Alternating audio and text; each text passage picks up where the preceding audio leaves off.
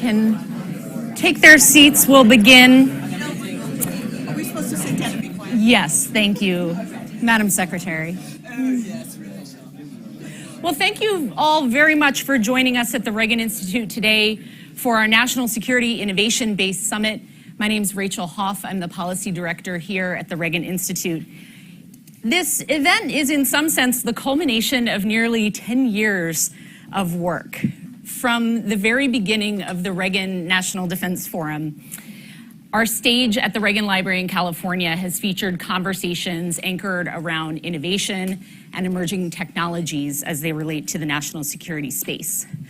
One of the very first RNDF panels was entitled, Rethinking the Industrial Base, How Can the Pentagon Capitalize on and Incentivize Innovation? That was, of course, long before the term National Security Innovation Base existed. But in my view, it was credit to the vision of our Reagan Institute director, Roger Zackheim, who started RNDF along with my colleague Bob Cochran, and had the foresight to focus on these important issues that remain central to the debate today from our earliest days. In more recent years, the Reagan National Defense Forum stage always features prominent conversations around technology and innovation. And the RNDF audience has evolved along with it to reflect the growing diversity of the ecosystem we focus on today. It was then about 5 years ago that Roger drummed up another idea to convene a task force to delve in more depth to explore this topic and develop a set of findings and recommendations. I was honored to manage that task force along with a great team of people, many of whom have joined us today, to lead the publication of that report in 2019. And those reports are available just outside the room and for our online audience on our website. While some of the recommendations from that report have found their way into law and achieved impact and been adopted, many remain as relevant today as they did 3 years ago when we published that report. And that's exactly why we're convening this summit. Today's event serves as the launch of the Institute's next major policy product, a report card, also available outside if you didn't grab one on the way in, and on our website at reaganfoundation.org/NSIB. Following on the work of the 2019 task force, we identified a critical gap in this conversation. There was really no tool or no mechanism to measure this ecosystem itself. To track the impact of policy reforms, interventions, resources that have been abundant in recent years, and to identify priority areas for future resources and reforms. So this first of its kind report card is designed to do just that. We'll hope it will serve for you all also as an innovative policy tool to measure the effectiveness, productivity, and resilience of our nation's innovation ecosystem as well, and also to provide some recommendations for improvement.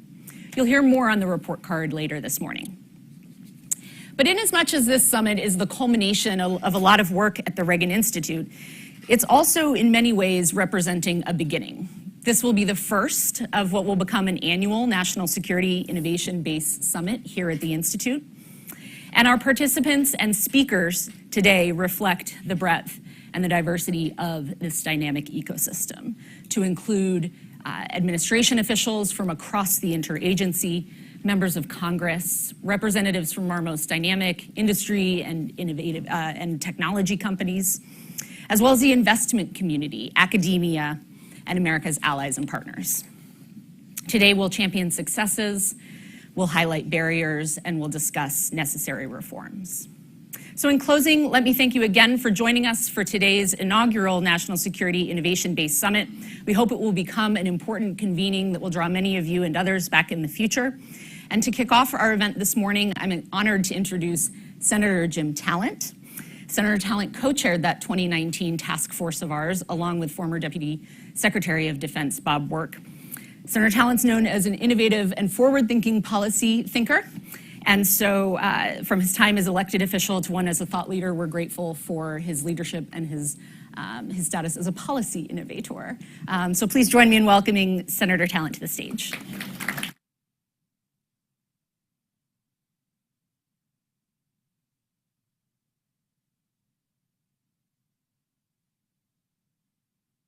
members here. I think we have that in common, do we not? And I'm just going to take a few minutes and give you a little more detail about how we got from there, the report card, which Bob Work and I are pretty proud of, not the report card, the task force report, which is right here, and you can pick up outside. It's deliberately small and thin because we wanted people not to be frightened away from attempting to read it, and I think it's very accessible. But I want to explain how we got from there to this report card.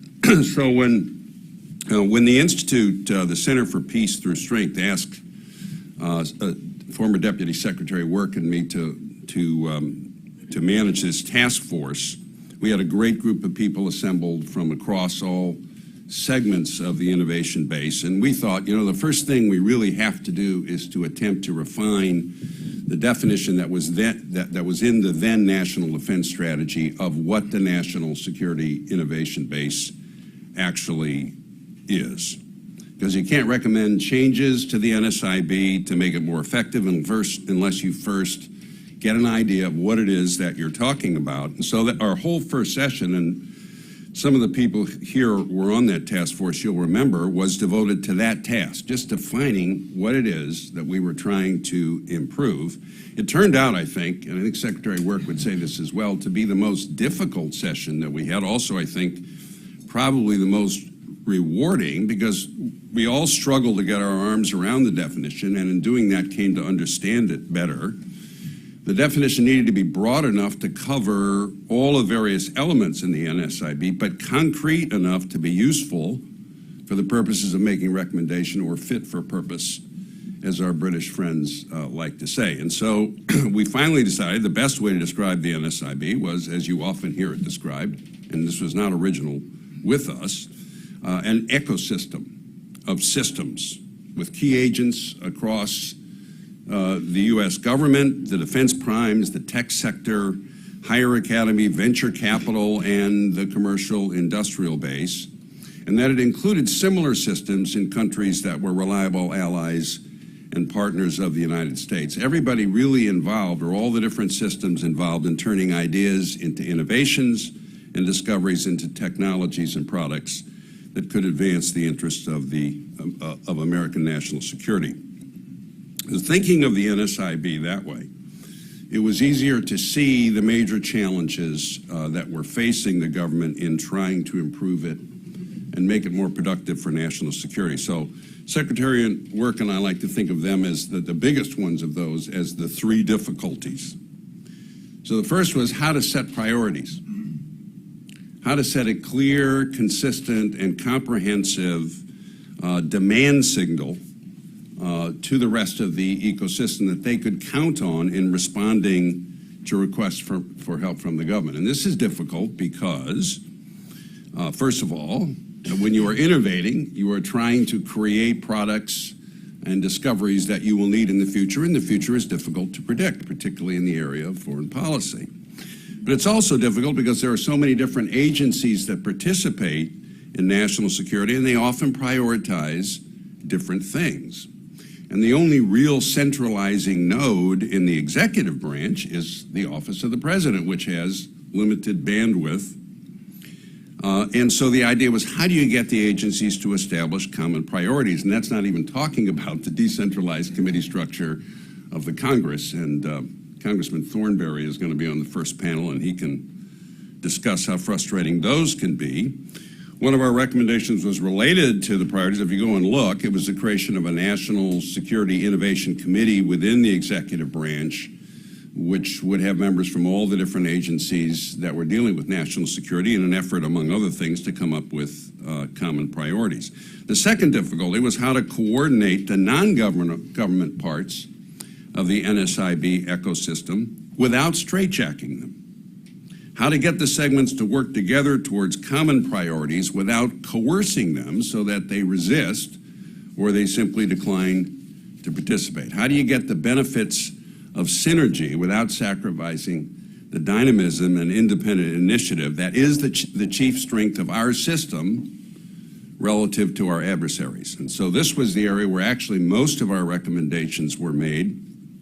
We wanted to try and help the government align incentives. You're going to hear a lot about aligning incentives today so that the various segments of the ecosystem would be drawn to work together towards common goals, would want to do that. And then the third difficulty is probably the most challenging. It's how to measure progress or lack of progress in dealing with the first two difficulties. In other words, once you know what the innovations are that you want to prioritize and you begin enacting policies designed to align incentives, how do you know whether the ecosystem is moving in the direction that you want? The difficulties, sure, you have to measure outputs, but you also have to measure inputs because each segment in the ecosystem is itself like a chain, and the chains are connected together.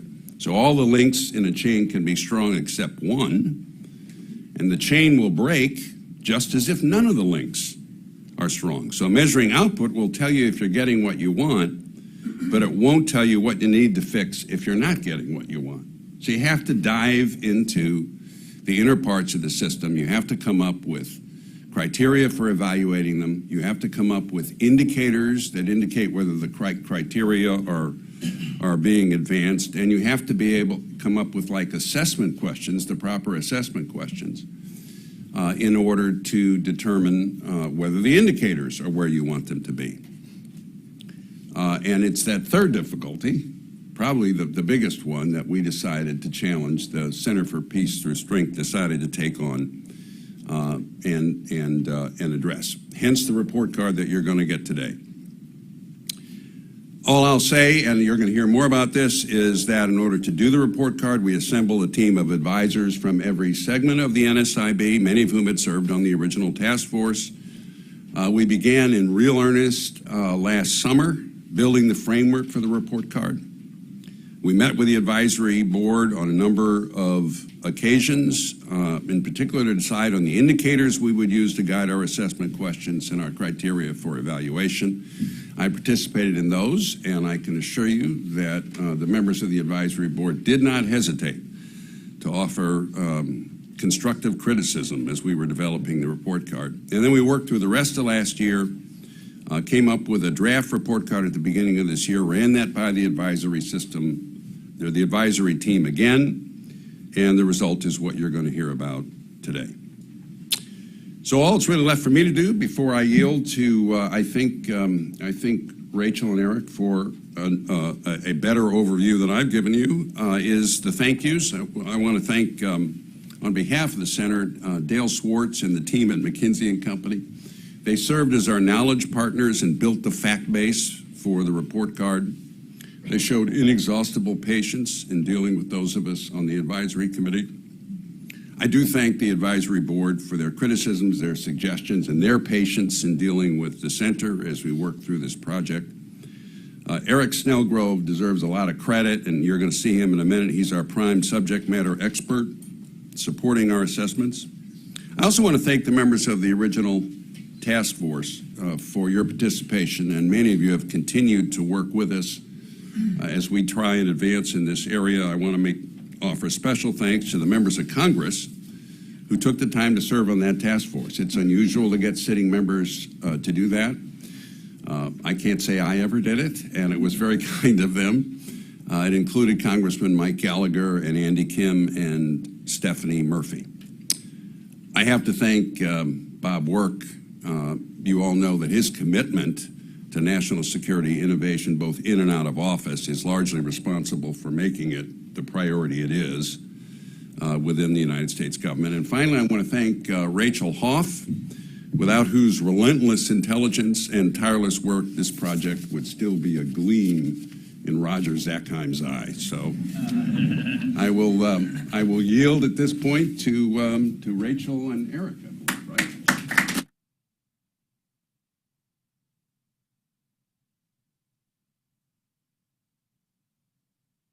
Members here as well. Eric and I are going to take a few minutes just to run through an overview of the report card with you now in a little bit more depth. The report cards are available in these white folders just outside in the lobby, spiral bound for all of you to take back to your desks.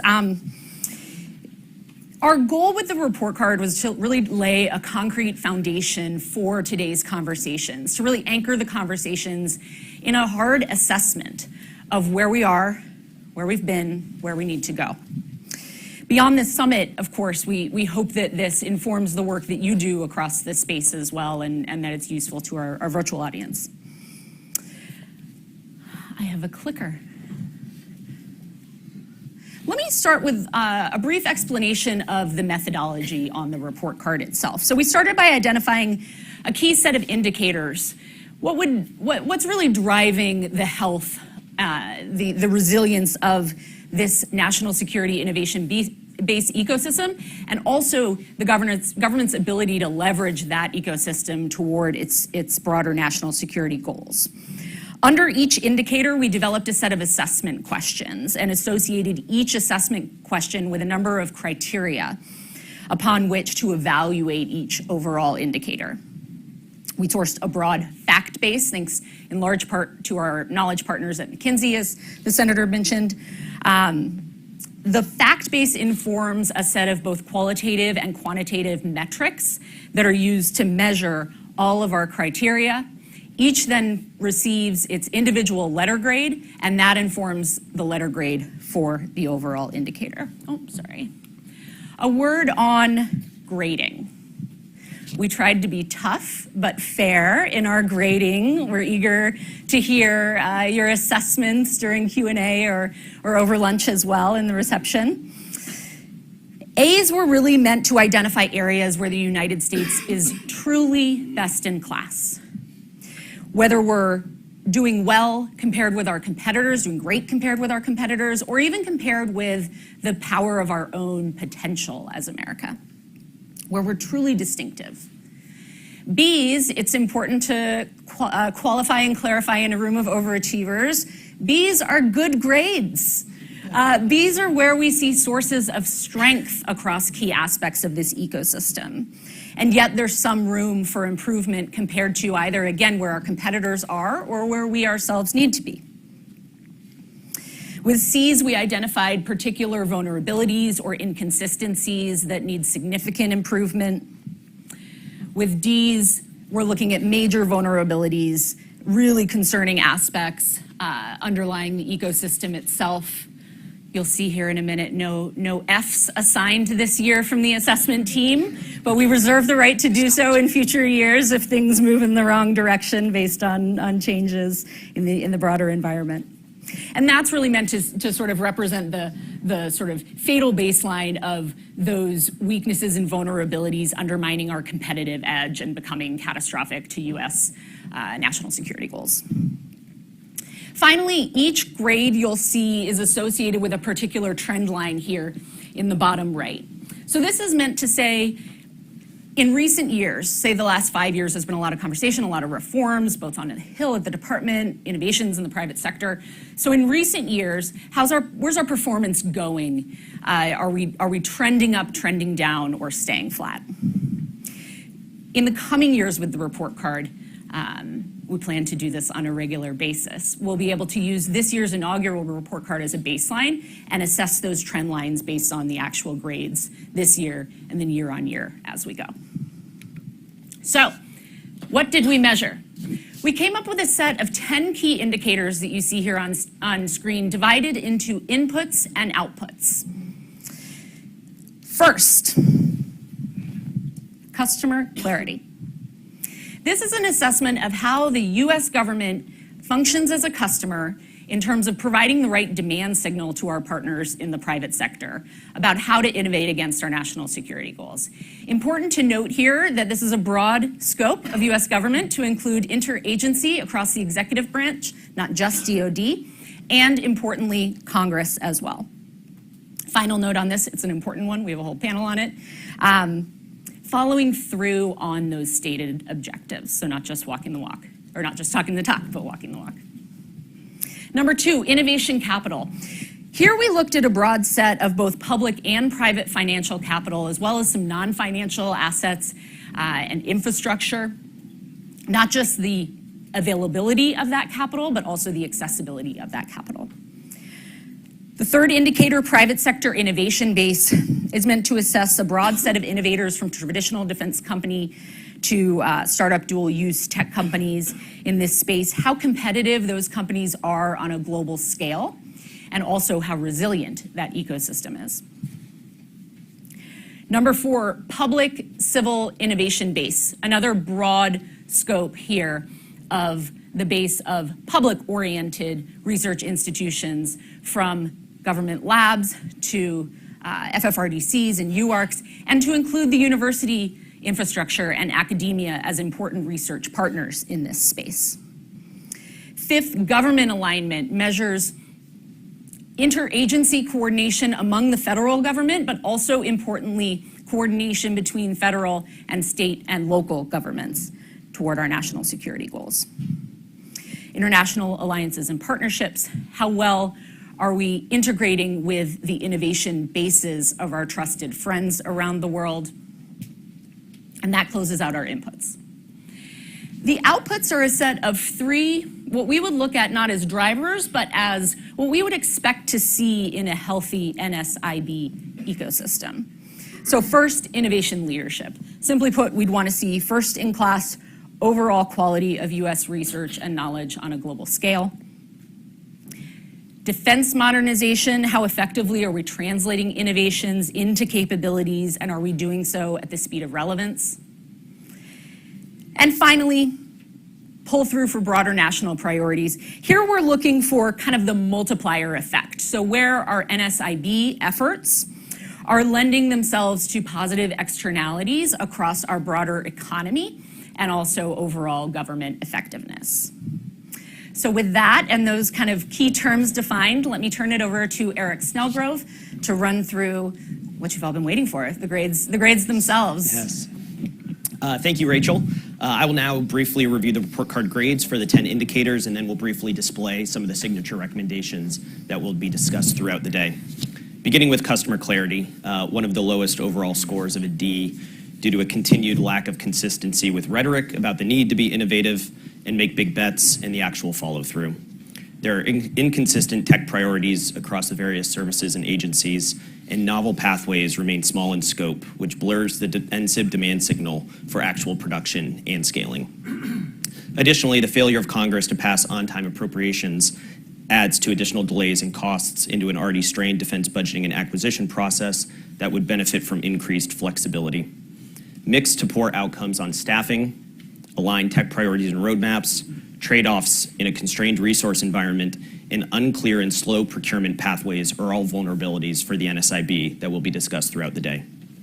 Number 2, innovation capital, which received a B-, is generally an area of strength. Significant public and private capital are available for NSIB innovation priorities.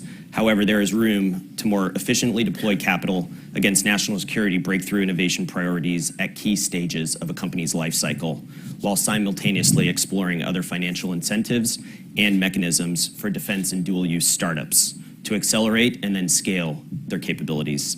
We will have a separate panel on this indicator discuss in greater detail later today, and obviously very timely given the events over the weekend. For private sector innovation base, which received a B, is also an area of strength. The report found that there exists sufficient breadth and depth in the NSIB to spur the innovative outcomes required, with the number of overall participants and new entrants increasing. However, some key defense technologies still have limited concentrations due to consolidation, supply chain limitations, and industrial-based policy and incentives. Overall, the NSIB has sufficient economic dynamism to respond to shocks and global competition, but low margins and supply chain constraints do drag on the NSIB. Number 4, public civil innovation base, received a B-. Overall, our constellation of public labs and research institutions remains a clear competitive advantage. There is sufficient funding for public sources of innovation, including government and defense laboratories, federally funded research and development centers, and our premier universities.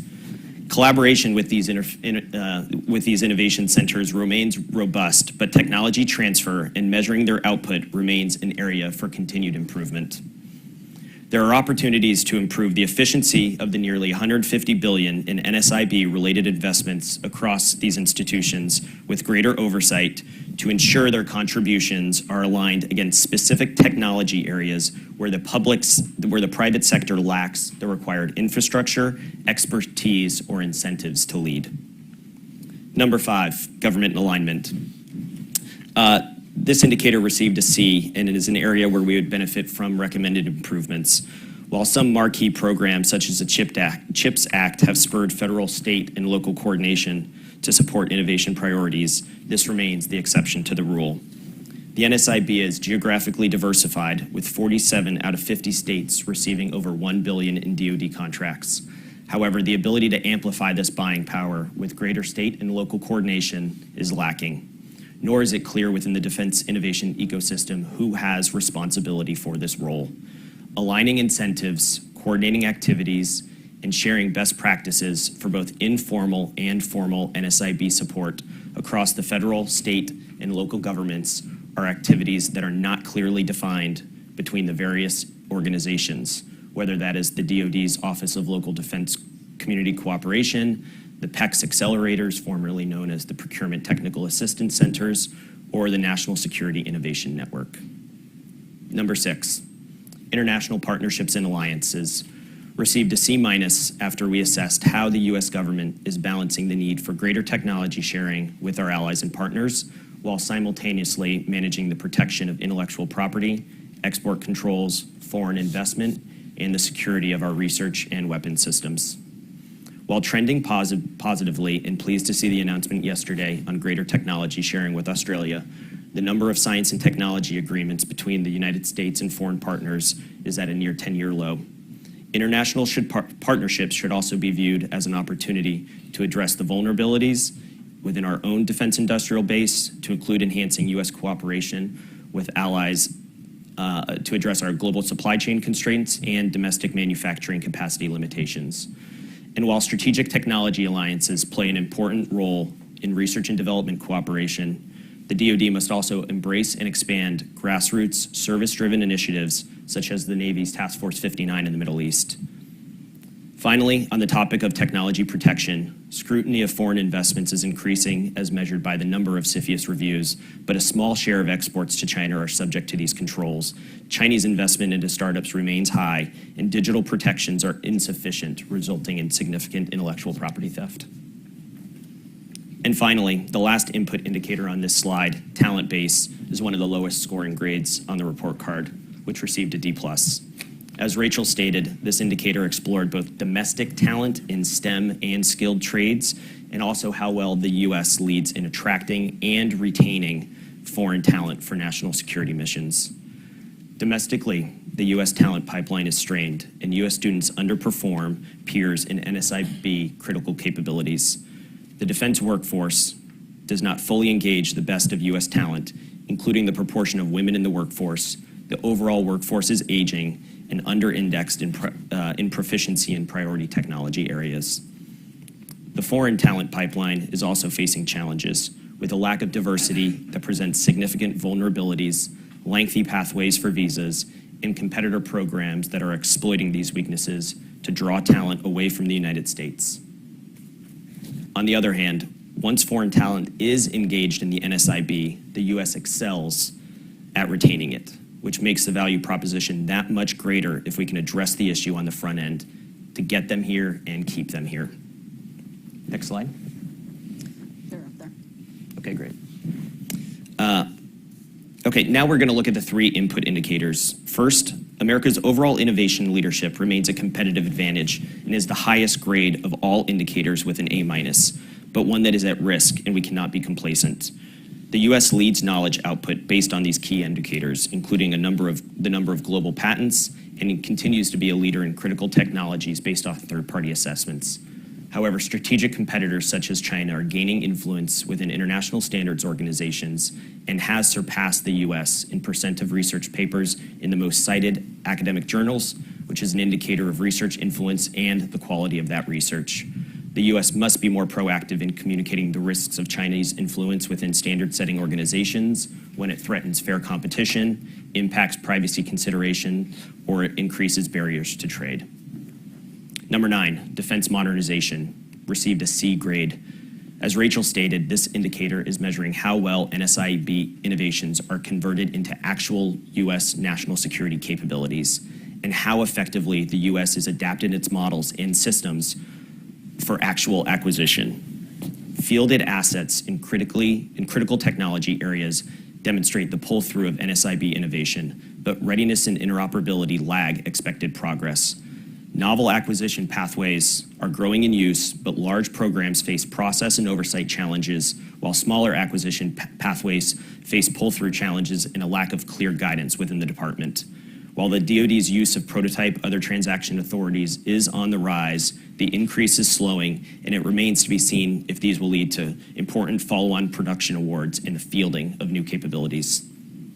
And finally, indicator number 10, pull-through for broader national priorities, received a B-. Overall, the U.S. remains the global leader in NSIB relevant services and defense capabilities. The economy receives spillover benefits from these investments, including economic growth, productivity, return on investment, and increased employment. The human capital impact of the NSIB across the United States is profound, with the aerospace and defense sector employing over 2 million people in all 50 states, with average salaries 40% above the national average. This is a clear competitive advantage that we must harness. And now I'll briefly display some of the signature recommendations. Many of these will be addressed throughout the day, but they specifically target those indicators that scored lower, had specific deficiencies that we feel warranted a clearer plan of action, or positive trends that presented opportunities for the United States to double down on. Thank you. Well, thank you so much, Eric. And our first panel session for the day will dive into kind of the broader themes from the report card itself. So please welcome to the stage Dale Schwartz from McKinsey & Company and our distinguished panelists.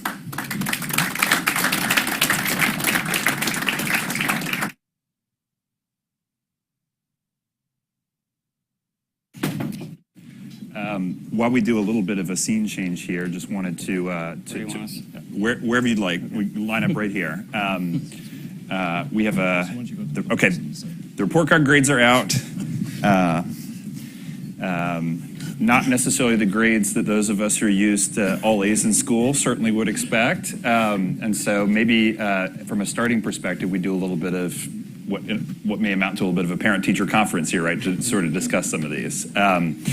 Action-packed day, of course, talking about some of the specific indicators going forward. And I couldn't be more pleased to have an amazing group of folks to kind of start the discussion on the specific grades, the indicators, and what some of it actually mean. Many of you all know sort of the esteemed panelists here. We've got the Honorable Doug Bush, who, of course, runs acquisition, logistics, and technology for the U.S. Army after a distinguished career on the legislative side, House Armed Services Committee and elsewhere. Former Congressman Mac Thornberry, who, of course, chaired the House Armed Services Committee for a number of years and is thinking about sort of driving many of these issues, and a member of the advisory board for this initiative. Raj Shah, who has worn many hats over the years, but of course is a technologist, a startup founder, investor, and used to run a little thing called Defense Innovation Unit Experimental, and is thinking, I think, a lot about Silicon Valley Bank and what that means these days, so we might ask him some of that. And then Sri Ramaswamy, who's actually a former colleague of mine, so great to see off doing amazing things, who's an architect of many of the growth and competitiveness initiatives of the Department of Commerce, right? And so as we think about this holistically from, what national security means in terms of sort of a broader set of outcomes, Sri brings sort of a great lens on that. So maybe we start a little bit with how should we think about a report card like this, what it means, and sort of how it how it can be sort of driven in a conversation. So maybe, Mac, just to start with you, Congressman Thornberry, if you think about, like we said, sort of the grades are out there, you've got sort of these 10 indicators. I mean, question one is almost, why is this particularly important to think about now? And as you think about sort of as a policymaker, guide us a little bit on like how you would think about, using grades like this and what it would mean from your perspective. Well, why is it important now? I think everybody agrees that innovation and technology is going to be the key driver between us and China, between democracy and authoritarian, and it's not just military, it's economic, it's societal. This innovation base is really going to help be a primary driver, I'd say, of our future. How does it help policymakers? I think it's incredibly valuable. First, just because of the categories it lists. I think it wasn't until I became chairman that I started to focus on outside investment and talk to investors. Well, we don't vote on that in the Defense Authorization Bill or appropriation, and yes, it's a key component of our national security innovation base, talent pipeline. So you can, just having those categories there, I think is a great tool. And secondly, what I'm really fond of is this differentiation between inputs and outputs. Because from my perspective, you see lots of churn, lots of new offices, lots of new spending, lots of new initiatives. But I don't think, in Congress at least, we were very good at monitoring, particularly measuring what came of all that stuff. And so just having that difference in, okay, these are the inputs, but this is what it means to the warfighter. That's what really counts. Last thing I'll just mention is I really like the cross-cutting initiatives that are part of this report, because there's a number of studies, a number of very helpful insights that are going on all around the country. I don't think there's a lot of disagreement about what our problems are, what we need to do better, but still we're not making the progress that we should. And this, one of those cross-cutting initiatives, it's the incentives, it's the culture.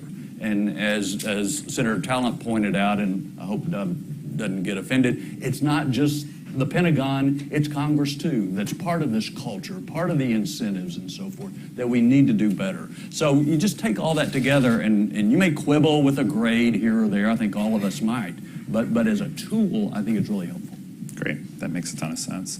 Maybe Sri, just to start with you a little bit, because we'll cover a couple different grades and we'll cover a couple of these different cross-cutting themes. Maybe start with the thing that's highest on the list, right, which is innovation leadership overall. So this idea that it's an A- or thereabouts. As you think about architecting sort of a broader set of sort of policies, because we'll talk defense modernization, all that, but just kind of the role of sort of innovation in terms of driving sort of national security innovation, driving a broader set of sort of economic outcomes in the U.S. from a productivity perspective and overall. How should we kind of think about why this is important for that overall, kind of multiplier effect from an economic perspective? I think, well, first of all, thank you guys for putting this thing out. I think it is helpful to build on the Congressman's point, partly because it helps some of us who are in the belly of the beast. Right? It sort of convinces us that we're not crazy.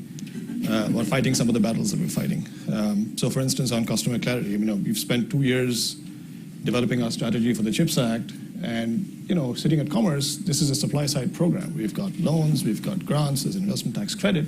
We don't have a demand signal, right? We cannot issue a demand signal, and so we need other agencies, including the Defense Department primarily, to issue that demand signal. And it's been a conversation, let's say, right? It's been an interesting conversation trying to figure out how you articulate the demand signal.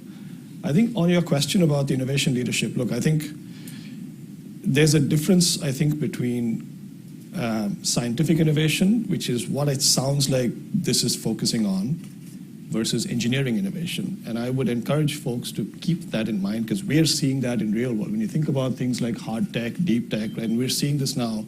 We saw it in semiconductors. We're seeing it in the bioeconomy. We're seeing it with quantum. We're seeing it with even things like energy, right? When stuff leaves the lab and starts to get commercialized, you run into this wall where we seem to have lost the ability to engineer things, right? Engineering means you need a lot of capital in the real world. You need a lot of patience, right? This is all trial by error, learning by doing constantly, right? Take a new semiconductor fab. It takes 5 years for that thing to get going to peak utilization and actually become commercially viable. Nobody's supporting that stuff in the meantime. And so you talk about quibbling with certain grades, that's the one that I would potentially quibble with, is I don't know that I would give our innovation leadership an A-. I would give our scientific leadership definitely an A-, maybe even an A+.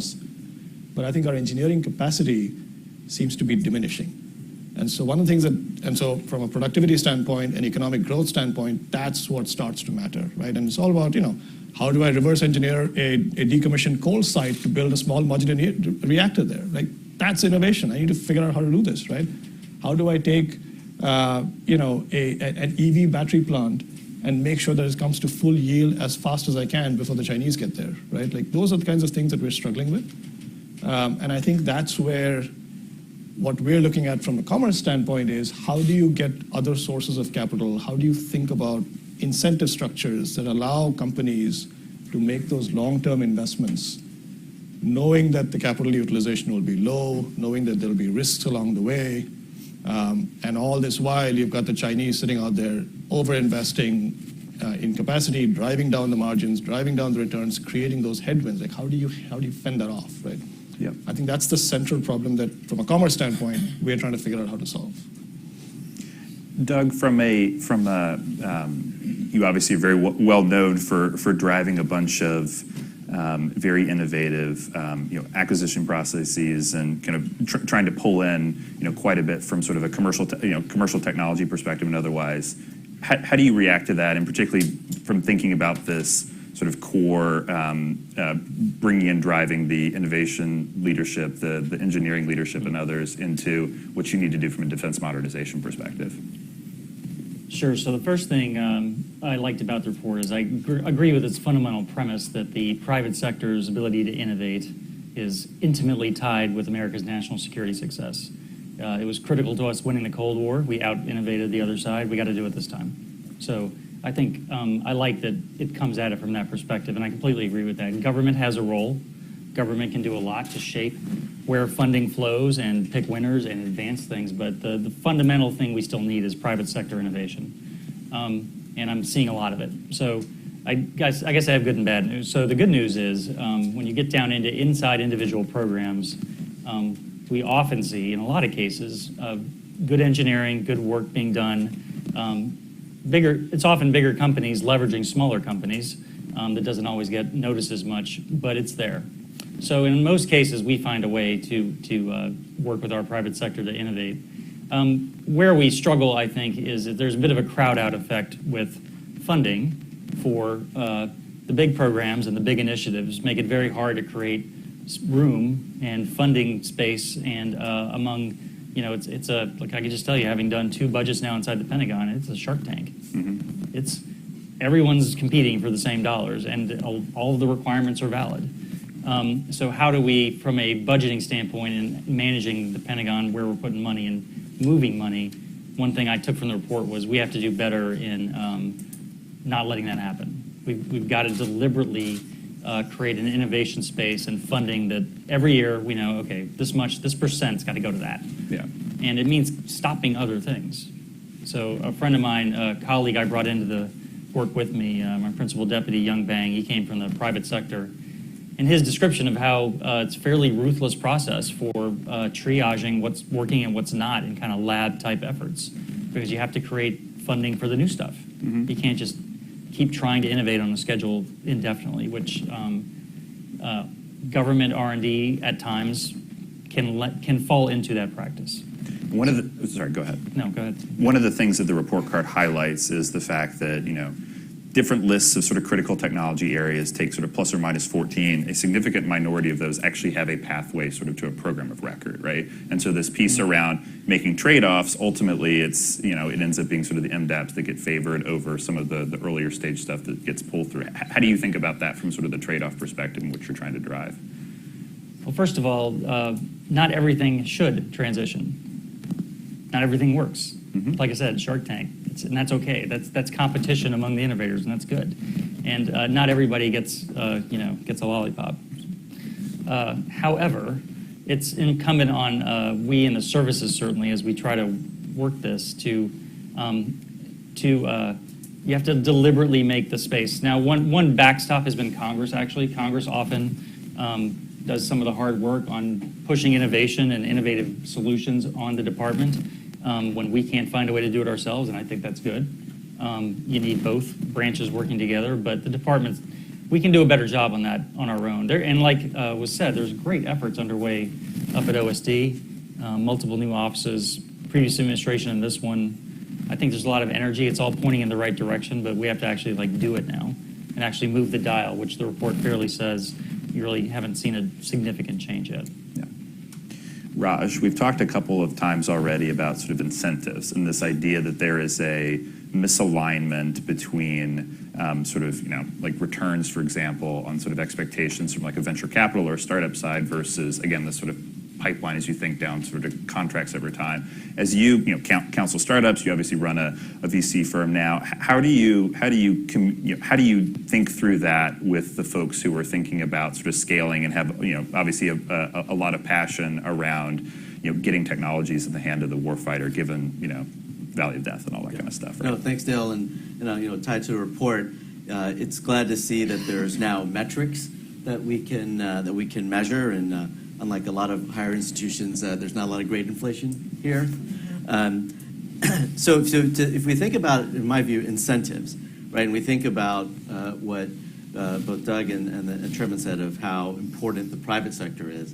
Economic security is national security, and the Pentagon and the DoD and the government are no longer the monopoly buyer, right? They're not the biggest fish. So how does both the first and second branches of our government incentivize the private sector and private capital to do what we want in terms of supporting national security? And so, my general view is that we're not going to buy ourselves out of this problem, given the fiscal constraints that we're going to have over the next decade. And so it's really going to be about efficiency and optimization of the budgets that we do have. So in the report, it talks about R&D spend by our traditional industrial base, which is very, very important. It's 3% currently R&D towards technology versus about 15% or more in the private sector.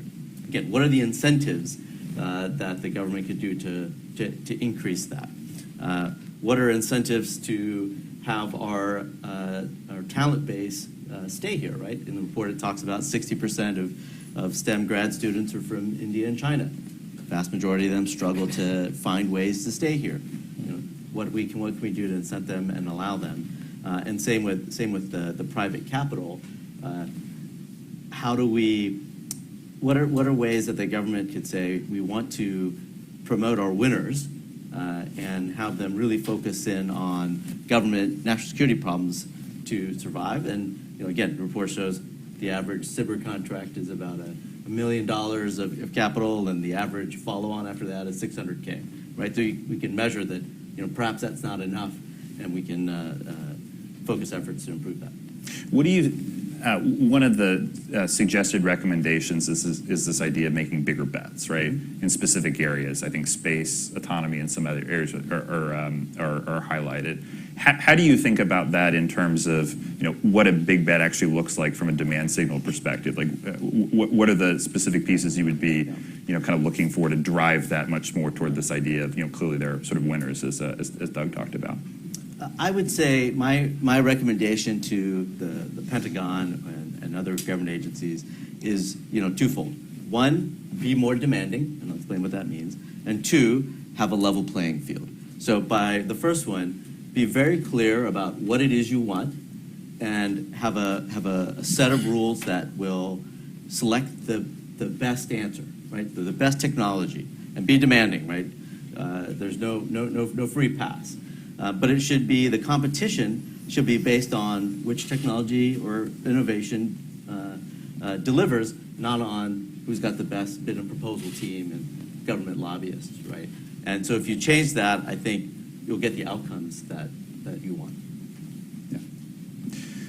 One of the other indicators that scored quite a bit on the lower side is obviously talent, right? And of course, structurally, there's a skills gap in the U.S. in terms of like key skilled labor areas. If you think about the driving need for sort of software talent, for example, in a lot of sort of the digitally oriented programs that Doug, you and others are driving quite a bit. This is a key area. I mean, maybe Doug, just for you as a starting point, as you think about filling sort of the key technical talent areas, some of the things that you all are trying to do, really just sort of get folks in the door, sort of drive this overall sort of STEM and otherwise talent base. In the absence of solving a bunch of broader demographic questions and things like that, what are the things that you all are doing in kind of the near term to try to address this? Sure. So one particular area of focus has been software talent. Mm-hmm. So just broadly speaking, since I arrived, major goals just over my time there, update the Army to roughly 2022, practices for acquiring software. And what we quickly run into there is not just changing policies. You have to have the people who know how to do it on the government side. So that's both hiring in talent. So we've been able to, for example, bring in some recent senior leadership from the private sector. So not your traditional government hires. And it makes a huge difference. They just bring a different frame of mind than how a government person thinks after doing it the government way for 20 years in software. The second thing is using new authorities from Congress, and this has been absolutely critical. The middle tier acquisition pathway gets a lot of discussion. Actually, the software pathway is in some ways more radical when you think about how the department acquires things. And when I got there, we had 6. I think we're up to 12, and it's rising now, programs using this new pathway. If you show you can do it in a modern way, you attract talent that wants to be in on the latest thing. I mean, the value of service is there for government folks. The mission matters. In my case, you're trying to equip, the best soldiers in the world with the very best stuff. I mean, that's a great mission. But if we ourselves modernize, I think we'll attract the talent. Subpoint to that is, though, our systems for bringing in talent, you still have to incentivize people to stay.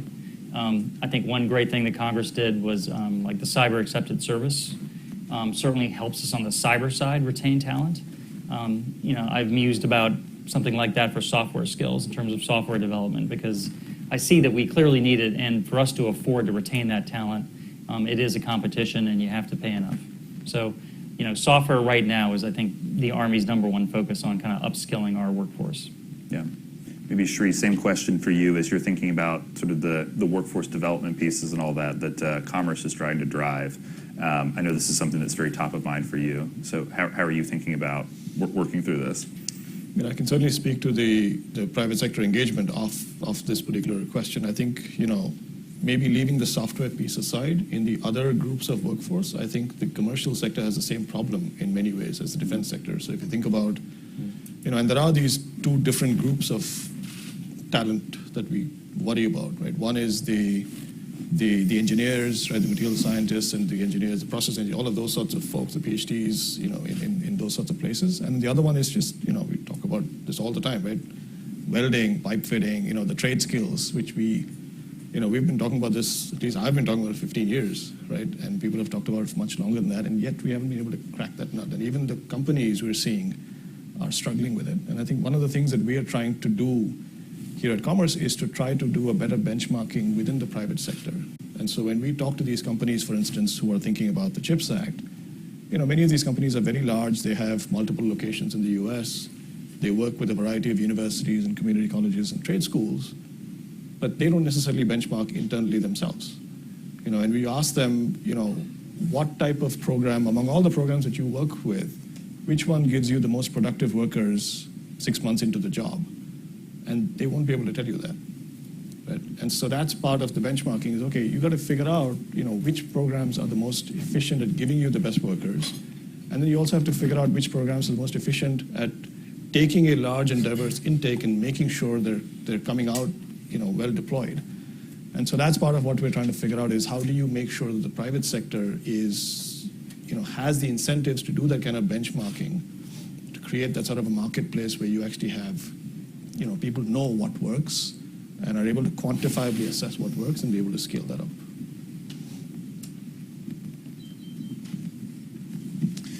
Mac, one of the things that came up repeatedly in the discussions in developing the report card was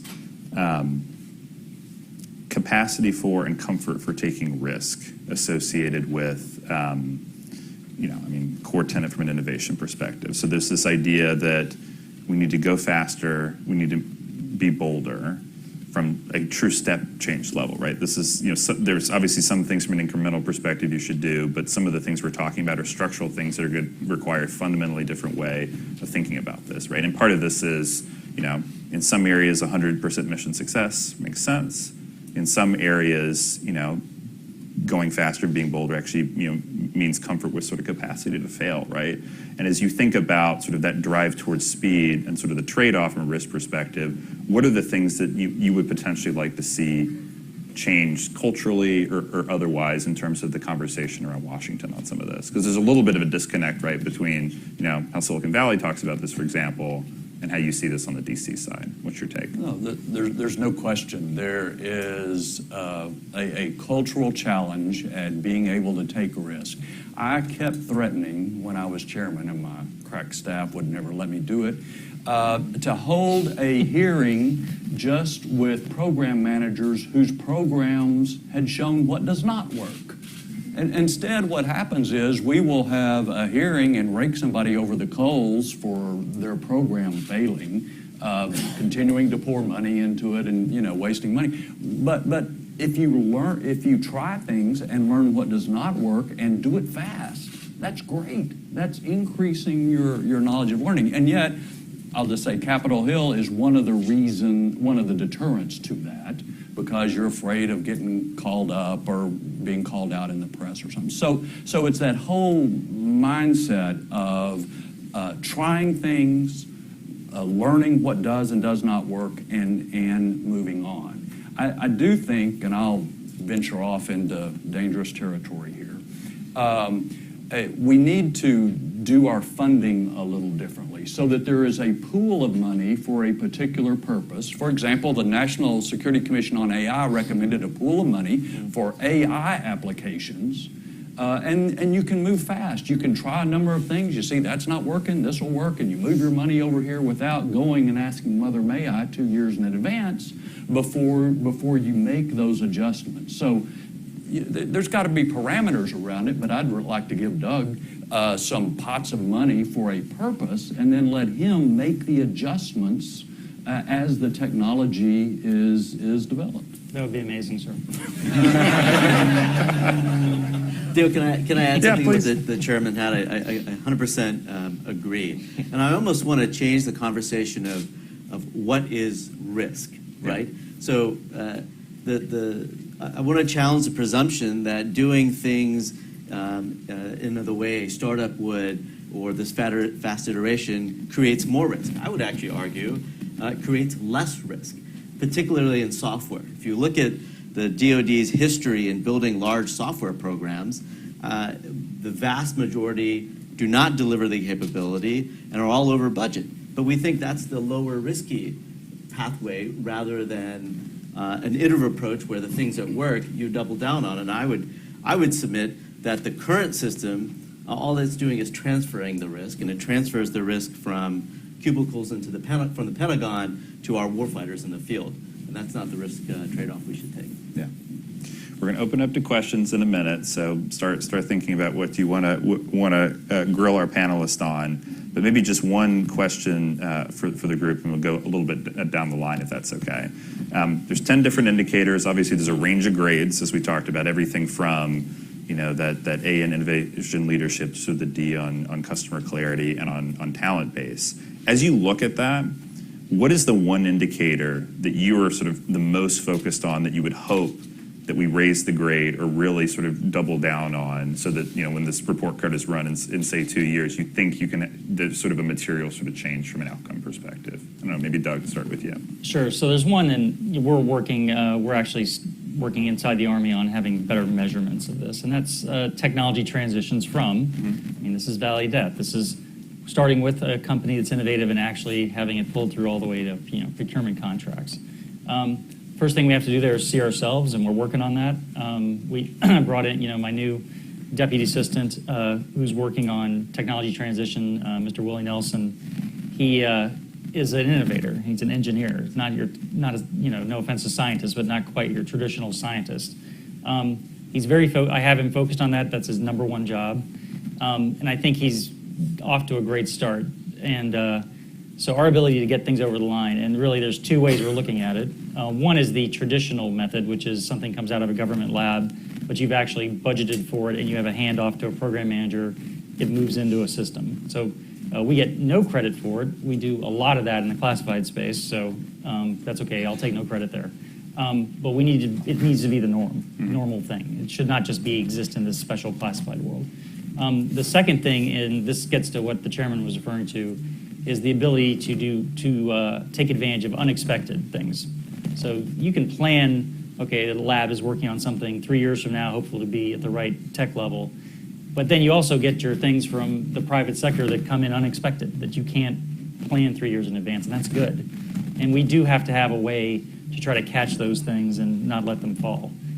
It does get back to some of what the chairman was saying about having more flexible accounts. That's a running conversation with the Hill. I'm going to have it again. Ultimately, the authorizing and appropriations committees have to be okay with that, and their members do. But they've done it before in certain areas. So I think the aperture is there. We just have to show we've got ways to track it and provide them with information on what we're doing.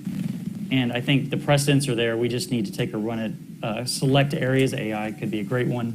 And then show some success, and then maybe that would open the door to it being a model, not just a one-off that happens every now and then.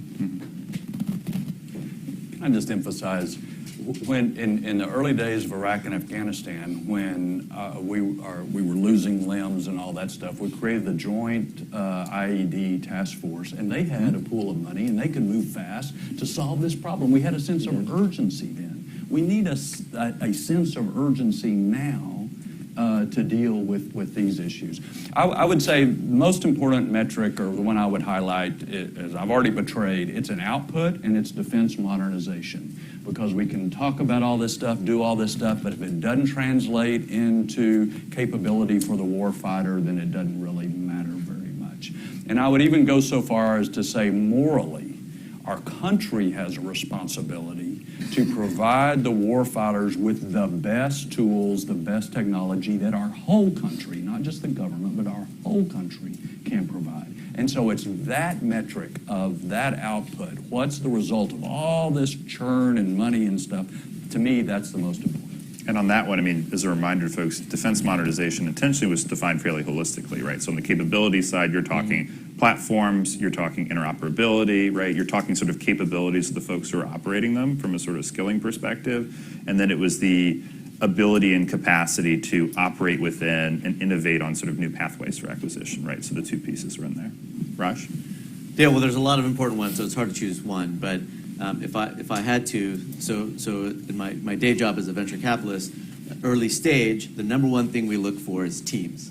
Who are the people behind the innovation and talent? So to me, talent's the largest one. How do we encourage the great engineers and scientists we have in this country to think about national security, come spend time in government, build companies focused on that, and then how do we continue to cull the best talent from around the world to solve these problems? So that'd be the top one. Just to follow up on that, because there's a perception often that,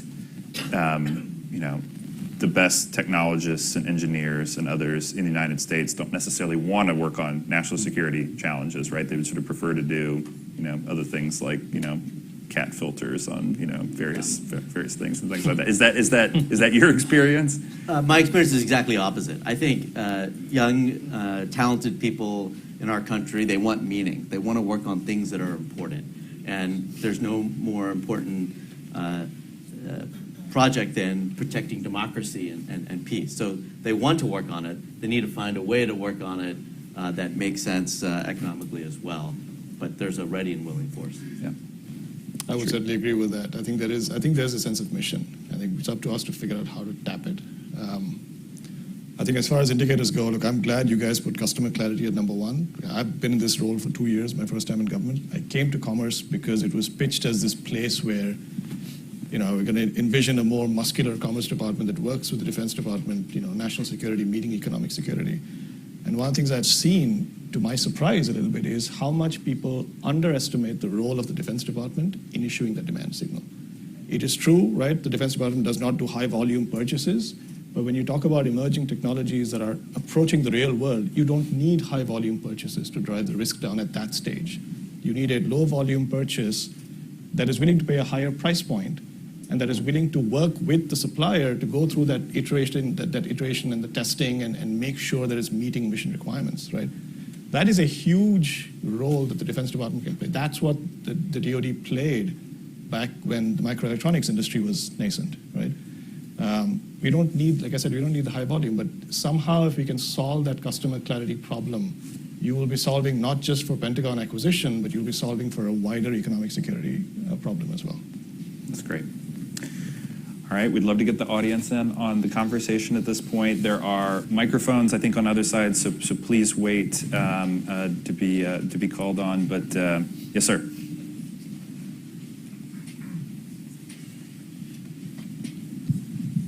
Good morning. My name is Brian McGrath, and I'd like to talk about that gaudy A- for a second. Was political innovation leadership and policy innovation leadership and bureaucratic innovation leadership taken out of that and put into the other grades to achieve that gaudy A-? Because I understand that engineers and the scientists may be up in the A-, A+, but those other areas probably wouldn't earn that grade.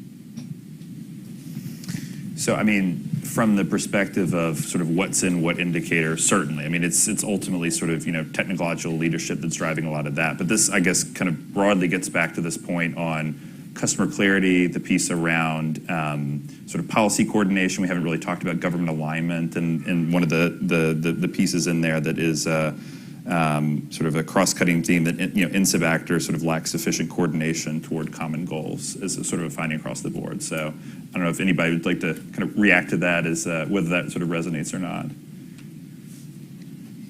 Well, just offer, the Army's a big place.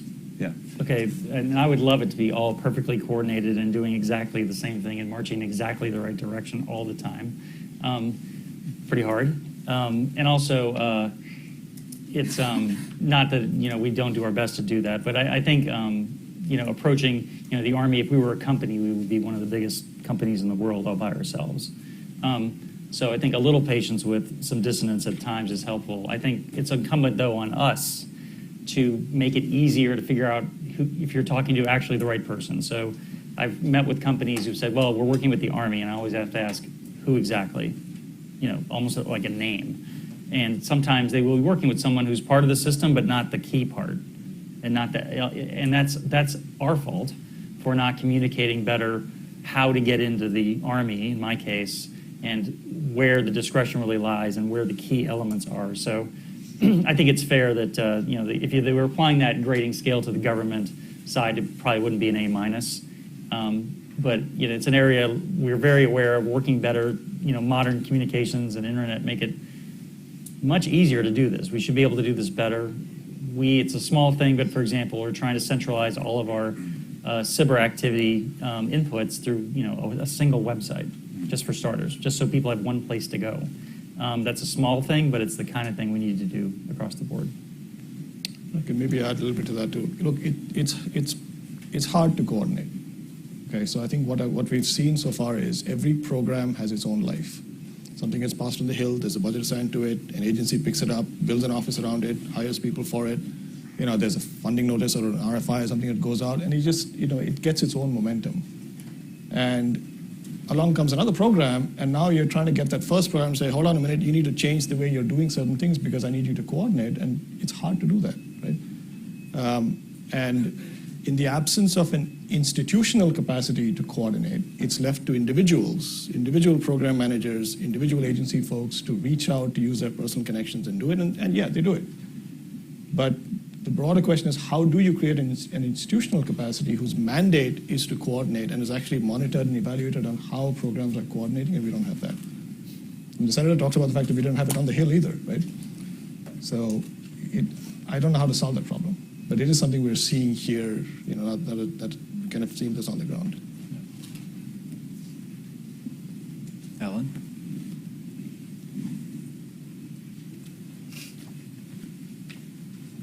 Thank you, everyone, for doing this panel. Doug, I was really energized to hear you talk about the software pathway.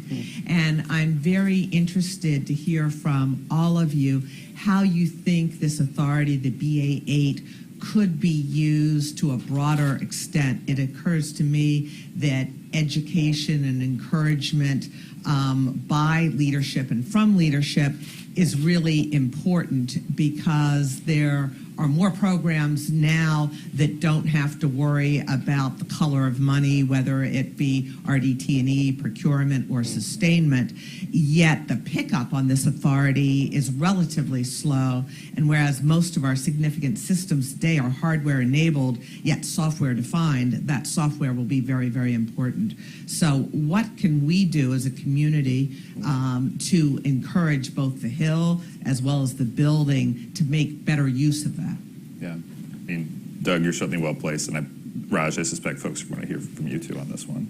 So I can start. I mean, VA8 is a subcolor of money inside R&D that was created by Congress's trial to just try to break down this barrier we have in the department.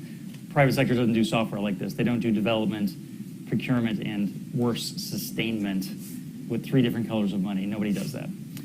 So it was an attempt at that. I think we've had some success there. I think the Hill is still waiting. The conversations I've had have been, okay, we need to see some success before we grow this too much more.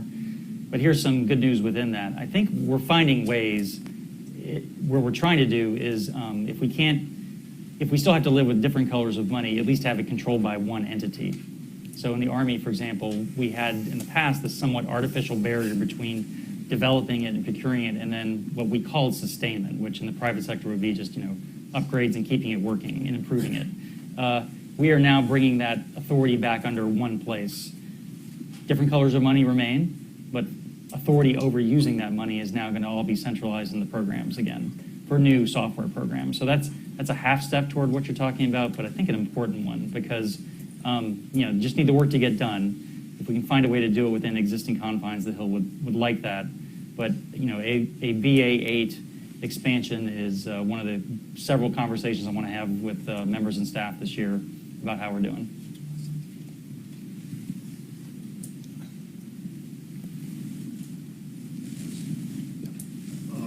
Sorry, just wait for the mic one second. Thank you. I'd like to comment. Can you hear me? Yeah. Yes, I'd like to comment on the foreign talent issue. The State Department and the consular sections in our embassies abroad are a shambles when it comes to processing, H-1B visas and other visas.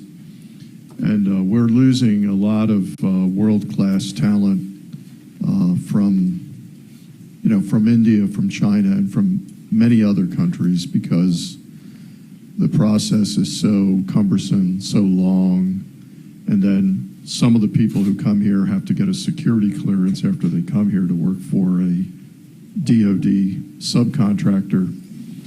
So what's happening is a lot of people that could be the next Albert Einstein, are not showing up in the United States. And the People's Republic of China has noticed this because I'm familiar with one country, and they give people who want to study STEM and artificial intelligence in China visas in less than a month. And I just wanted to say that this is a big pipeline problem that needs to be solved and solved quickly. Go ahead. I mean, the comment I would make is, as we think about our national security innovation base in America, we should play to our strengths. And this is a competition that we are well poised to win. America's just a better place to live in than China, right? Authoritarianisms versus democracy, there's not a lot of debate out there. So this is one of our inherent strengths, and we should take advantage of it. And I'd just add, it shouldn't be that hard politically to at least make incremental progress in this area. You're not going to solve all the immigration problems in a single bound, but we tried, if you'll remember, in NDAA a couple of years ago, just to allow a handful of people with very high skills and top degrees to come in under a kind of a special exception. And nobody really disagreed with the argument. It was more a jurisdictional thing that meant we couldn't get it into the defense authorization bill. But my point is, you get heads nodding when you say it's stupid for us to help educate people in PhDs in chemistry and computer science and then say you can't stay in the country. You've got to go back home. And so at least some incremental progress should be possible even with the difficulties surrounding the broader immigration debate. Yeah. Yeah.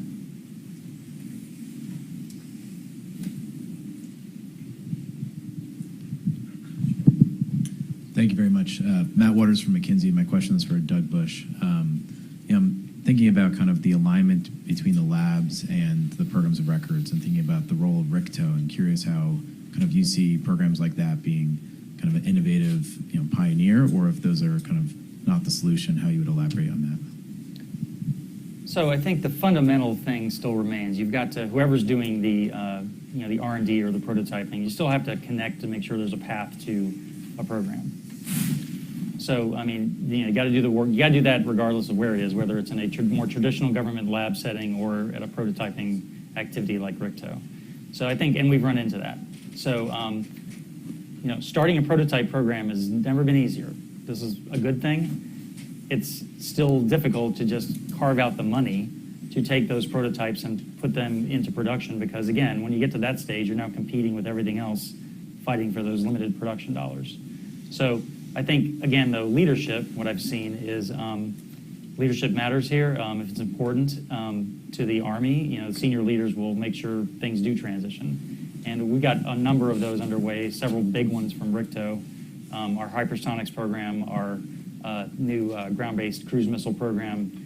I mean, those are templates to me, and hopefully behind them comes some directed energy work being done there. I think it's occasionally good, though, to create a new organization just when you need to just try doing things a new way, that's it's a healthy thing. So, but what you don't want over time is it to just become just like everybody else.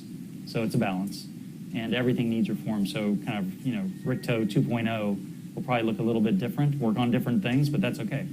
You want that. Work in progress. Not a good answer, sorry.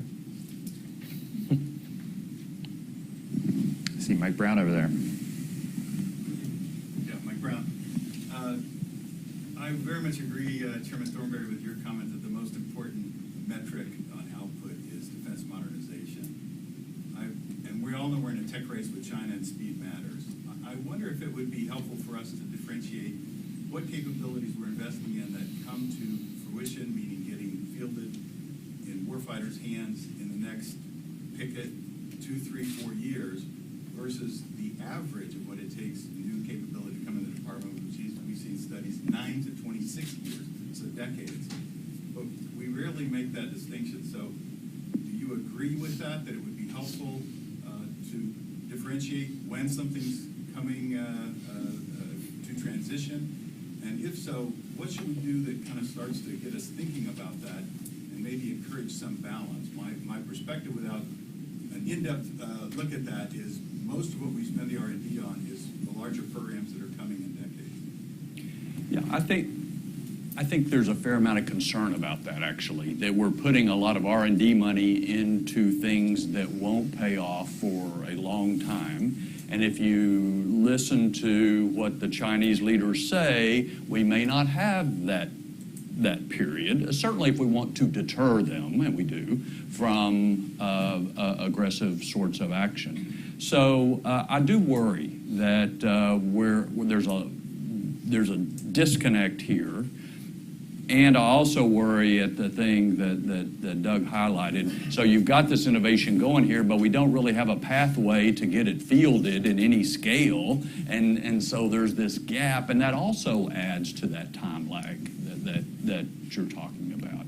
So I think both of those things we really have to do better on. Last thing I'll mention is I'm persuaded Bill Greenwald, I'll have to confess, used to work on the Senate side, but he's all right anyway.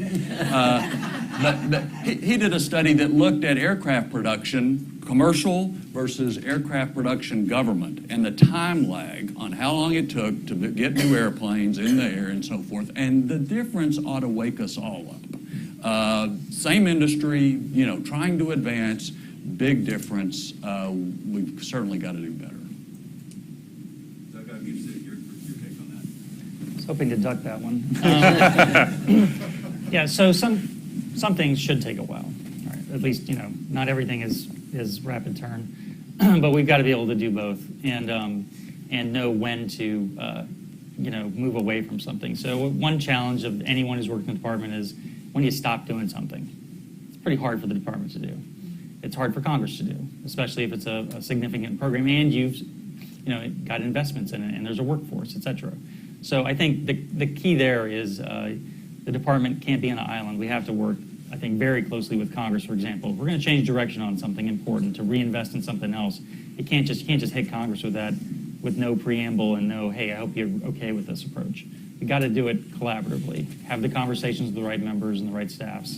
And I think often we get a lot of leeway, actually, when you make your case reasonably. So number one, that's important, because doing new stuff faster, sometimes you got to stop doing something else that's just not working out. The second part is, it's been talked about a million times. There's a whole commission on it, but yeah, I mean, the cycle of this is the way we do funding, of course, inhibits that to some degree. And I think there's openness to relooking how we do that in cycle. But some of the hardest words to the Department of Defense I've heard since in my brief time there have been, this is an in-cycle change. That means in between appropriations. There's tools, they're kind of hard. So we need to continue to work with Congress, make the case that we need that kind of flexibility, and then earn the right to keep it. There's probably time for one more question. If anybody's got, yeah.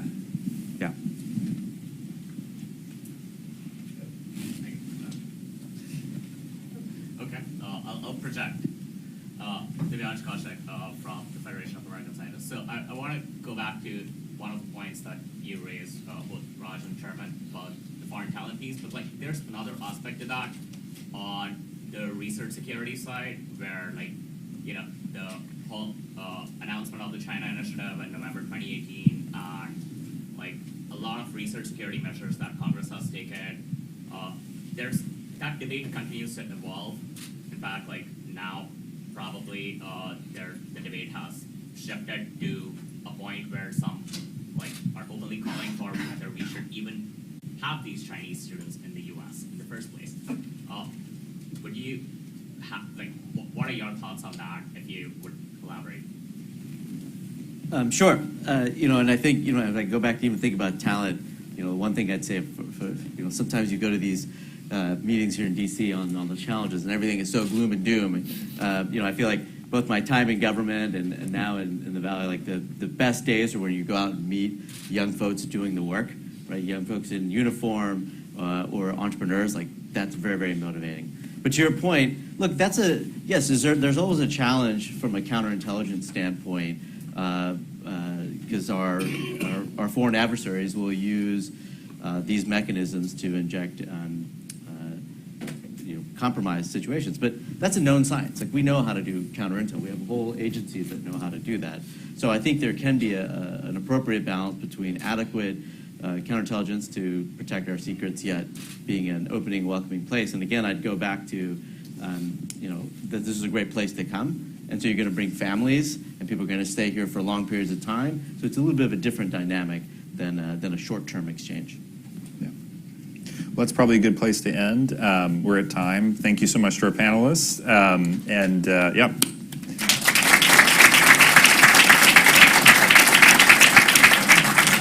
And Roger, keep me honest. I think we've got a short break now for about 15 minutes until 10:25, at which point we're going to come back and talk customer clarity a little bit more. Thank you all.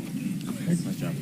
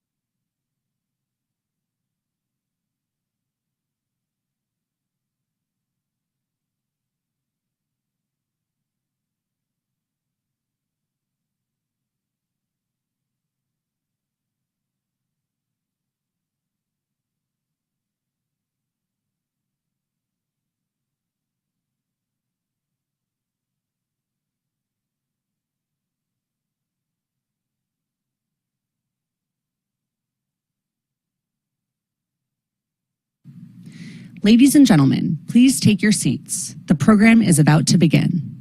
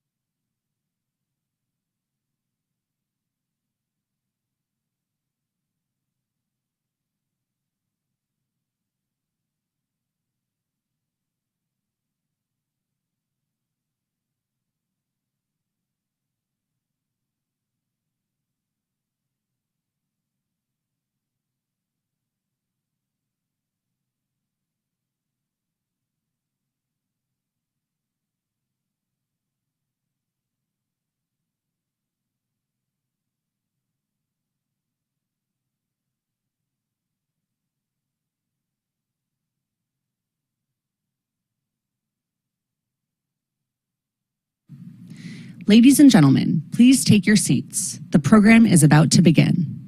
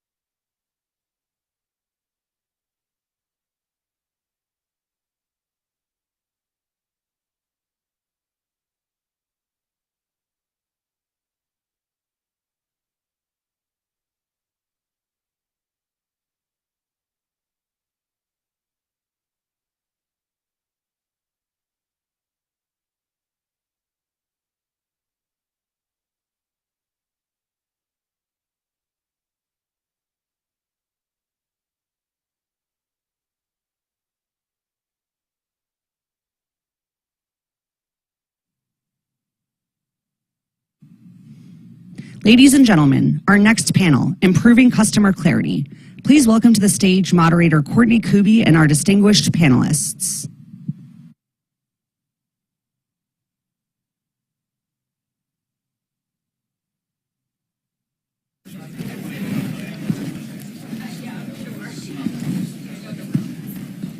Well, thank you. I'll let you grab your seats while we get started. So far this morning, the panels here have really delved into this report card, the National Security Innovation-Based Report Card. But this panel, we're going to look at what was the lowest scoring indicator, and that's customer clarity. It scored a D. What would have gotten you a signature from the parents back in school, but so we're going to talk a little bit more about it here. And we're lucky here today because we have a panel of people who can talk about it from both sides. We can get the perspective from the hallways of the Pentagon, the hallways of Congress, and then the customer side as well of this issue that clearly needs to be addressed. I want to start, Congressman Rob Wittman. You are the Vice Chairman of the House Armed Services Committee. You're also the Chair of the Tactical Land and Air Forces Subcommittee, which I'm sure our audience knows, focuses on systems and equipment, but also for all the services, and also it touches on the procurement issue for the services. So I just want to start with a broad question. Sure. Is the U.S. government a good customer? In some ways, yes. In some ways, no. Where it's not a good customer is sending a constant demand signal. And certainty is what business need. Businesses need that certainty because then when they plan to make investments, to put on a workforce, to be able to look in the long term, they need that certainty. Where the government is a bad customer, I think begins with Congress. You cannot be consistent in the things that we need to do for our nation's defense by year after year after year putting forth continuing resolutions.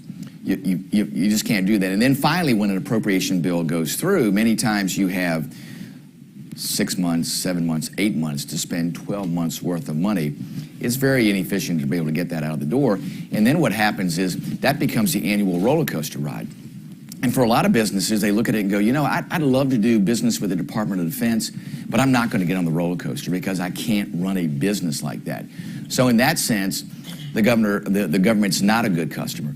In the other sense, on the scale of what the government does and the things the government needs, it could be a good customer because many of these companies, especially startups and emerging technologies, look at what they have and they say, hey, there's a place for what we produce in the government.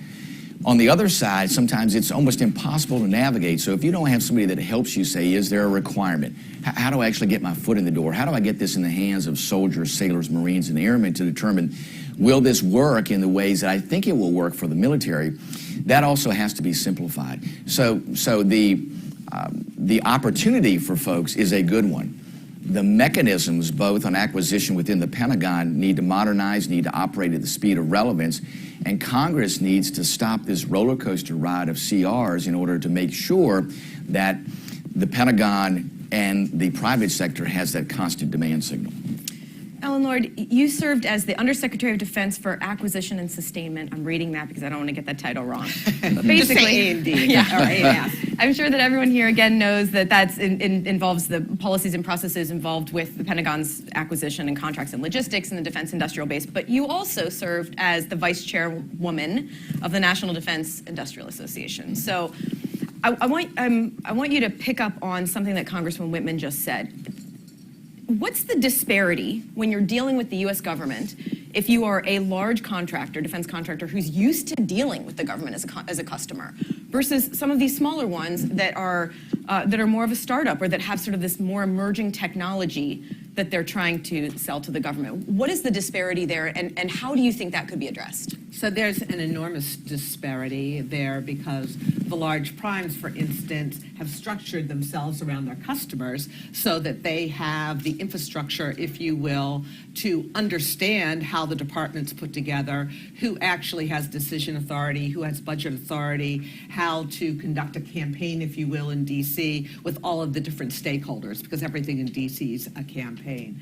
Whereas if you're a small company, it is very unclear how you approach. And I'll tell you, even having been in industry for 33 years before coming into government and being with a mid-tier, I knew when I came in very unexpectedly to government that I didn't know very well how it worked. Well, I got inside and I realized I knew next to nothing because we had wasted an incredible amount of time talking to people who did not have the decision authority. Now, on the flip side, the upside is much greater for smalls because even if you get just a modest contract with the department, you are then branded as being a DoD supplier, which is enormous if you're trying to raise capital, hire employees, and so forth. And again, the breadth and depth of what you can do is amazing. Now, typically people don't know what the easy lane is to get into the department, but there is actually an industrial policy team within the Undersecretary of Acquisition and Sustainment Group that can help with that. They actually have a placemat, if you will, that was developed several years ago as to all the steps you have to take. So there are ways to do it. But it's challenging, and often if you're a small, kind of my final comment is you can only afford so much overhead and G&A to go and pitch from a business development point of view, develop proposals, which can be rather onerous as well. So you have to make that critical decision, in my mind, of where do you go it alone so that you are the prime, and where do you do smart partnering with someone who has the contract vehicles who needs your technology. Because often it is more difficult to find a contract within DoD to move your application forward than it is to get the money. Eric Fanning, you are the Aerospace Industries Association President and CEO. You were also Secretary of the Army, Acting Secretary of the Air Force, other senior positions in the Navy, OSD, budgets, planning, personnel, weapon system acquisition. Couldn't get hired by Space Force? Is that what it was? You got everyone else. Okay. All right, we'll give you that. All right, still at Space Force. It's on his resume. You told a recent congressional hearing that there was an uneven or uncertain demand signal that was, and it impacted surging weapons and it impacted efforts at stockpiling weapons. Can you explain a little bit about what that means and any ideas that you have for addressing that? Sure. First, I'd start by saying that the defense industrial base, the national security innovation base, which is a term I like better, is not monolithic. And I think oftentimes people treat it as one entity. It's an ecosystem. Every part of it is important. It's like taking insects out of the natural ecosystem. Big companies, mid-tier companies, small companies, companies that don't consider themselves necessarily defense companies but can contribute to national security. They're all important. And what we're seeing though is for national security, there's a customer. And it sets the contours of the industrial base that supports it. And so we have never needed the weapons, munitions in particular, at such rates as we are needing them now, both to support Ukraine, to think about Taiwan, but to make sure our own stockpiles are sufficient. And it's a hard thing to crank up overnight when the customer has been buying a certain way, by necessity, really, because it's very expensive to have surge capacity or to have bulging warehouses, stockpiles. But when you've been buying a certain way for 20 years, the industrial base builds around that. It's infrastructure, it's workforce, it's supply chain, all the way down to original materials. And so to crank that up overnight is a difficult thing to do. And I think when the war started, everyone was sort of pointing fingers when in fact we got to where we are for a number of reasons. And part of it is, we talk about the top line for the Department of Defense, but I think you got to start with what you're asking the Department of Defense to do, and are we resourcing it properly? Because every year is a trade-off. The Congressman goes through it. Ellen Lord went through it when she was in government. I did when I was in government as well. And certain things are easier to trade off than other things. And that's where we find ourselves now. Is we start with what are we asking the department to do internationally, and how do we support that and make sure that we have some capacity, because we budget for, we posture for, we warehouse for peace in a way without thinking about what has to happen if we have a long duration conflict.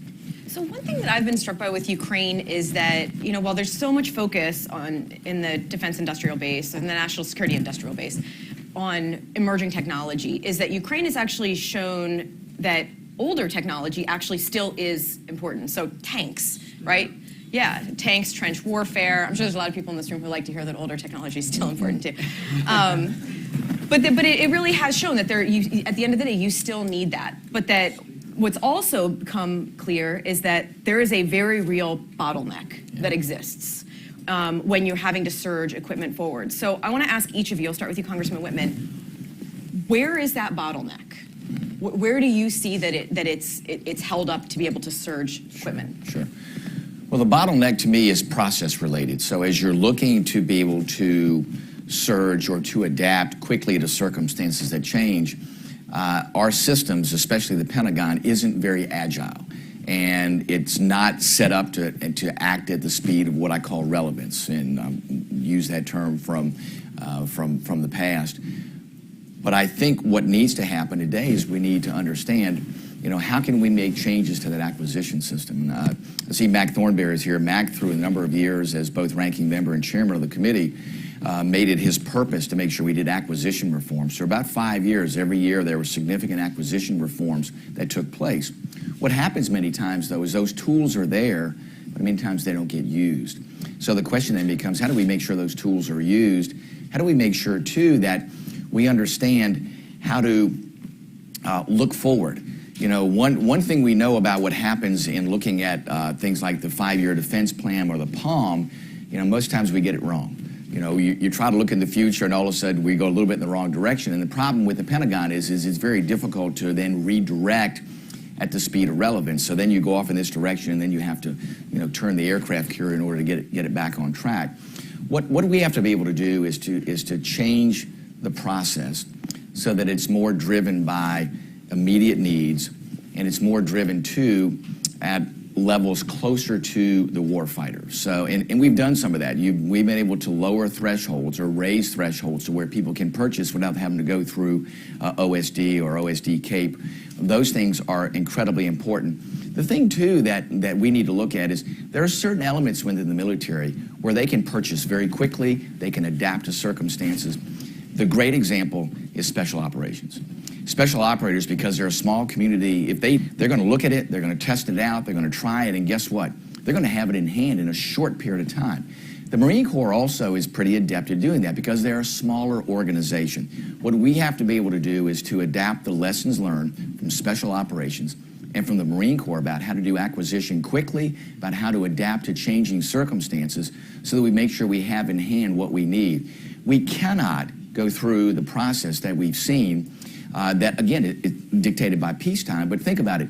In March was year 20. It was actually year 22. Year 20, from the time F-35 started on a piece of paper to now production. And we're not even in full-level production yet. So think about that. You cannot take that long to be able to modernize those systems. And that's just one example. But we have to be able to use models that are already there about doing acquisition quickly, being able to adapt to circumstances that are occurring now so that we can be ready for what occurs in the future. And we have to be better at predicting the future and not go all in one direction. So to say, listen, the future may hold a couple of different things. Let's span where we're going instead of very narrowly focusing where we're going. Do you agree? And is the government capable of being flexible in that way? Yes, I agree. However, I think it's larger than acquisition. Acquisition is a challenge, but in fact, our entire system of how the Department of Defense gets money, works with OMB, works with the executive branch, works with Congress, is a very complex system called the Planning, Programming, Budgeting, and Execution System. And it just so happens there's a congressional commission. Eric and I are one of 14 commissioners. Arun's here. I see Jonathan Burke is here as well. And we're tasked with looking at how you make those changes. And I think the root cause of our ability, Raj is also on the commission, still back there. Sorry, Raj. Trying to hide. Looking for you. A very important commissioner. So bottom line is the whole process was set up 60 years ago when we thought we could predict the future, when the Department of Defense did the most of the innovation. Now the commercial sector does most of the innovation. And so how do we scale and tailor the process from a requirements generation point of view, a planning, programming, budgeting point of view? So not only can we take the time to develop the requirements for the very exquisite platforms platforms, aircraft carriers, manned fighter jets. But how do we delegate down the decision authority? So if you want to buy, hundreds or thousands of attritable drones, or you want to purchase software as a service for satellite imagery on the battlefield in Ukraine, or to look up at what's going on in LEO as in low Earth orbit when you are going to launch a commercial or a military satellite to make sure you don't smash into space junk or another satellite, you've got to be able to move quickly. And right now, we have these small bastions of innovation, whether it be DIU, whether it be the Rapid Capabilities Offices, whether it be SOCOM, the Marine Corps. The challenge is the authorities are not there to scale that appropriately. So that's what we're looking at, and it's going to take some fundamental changes.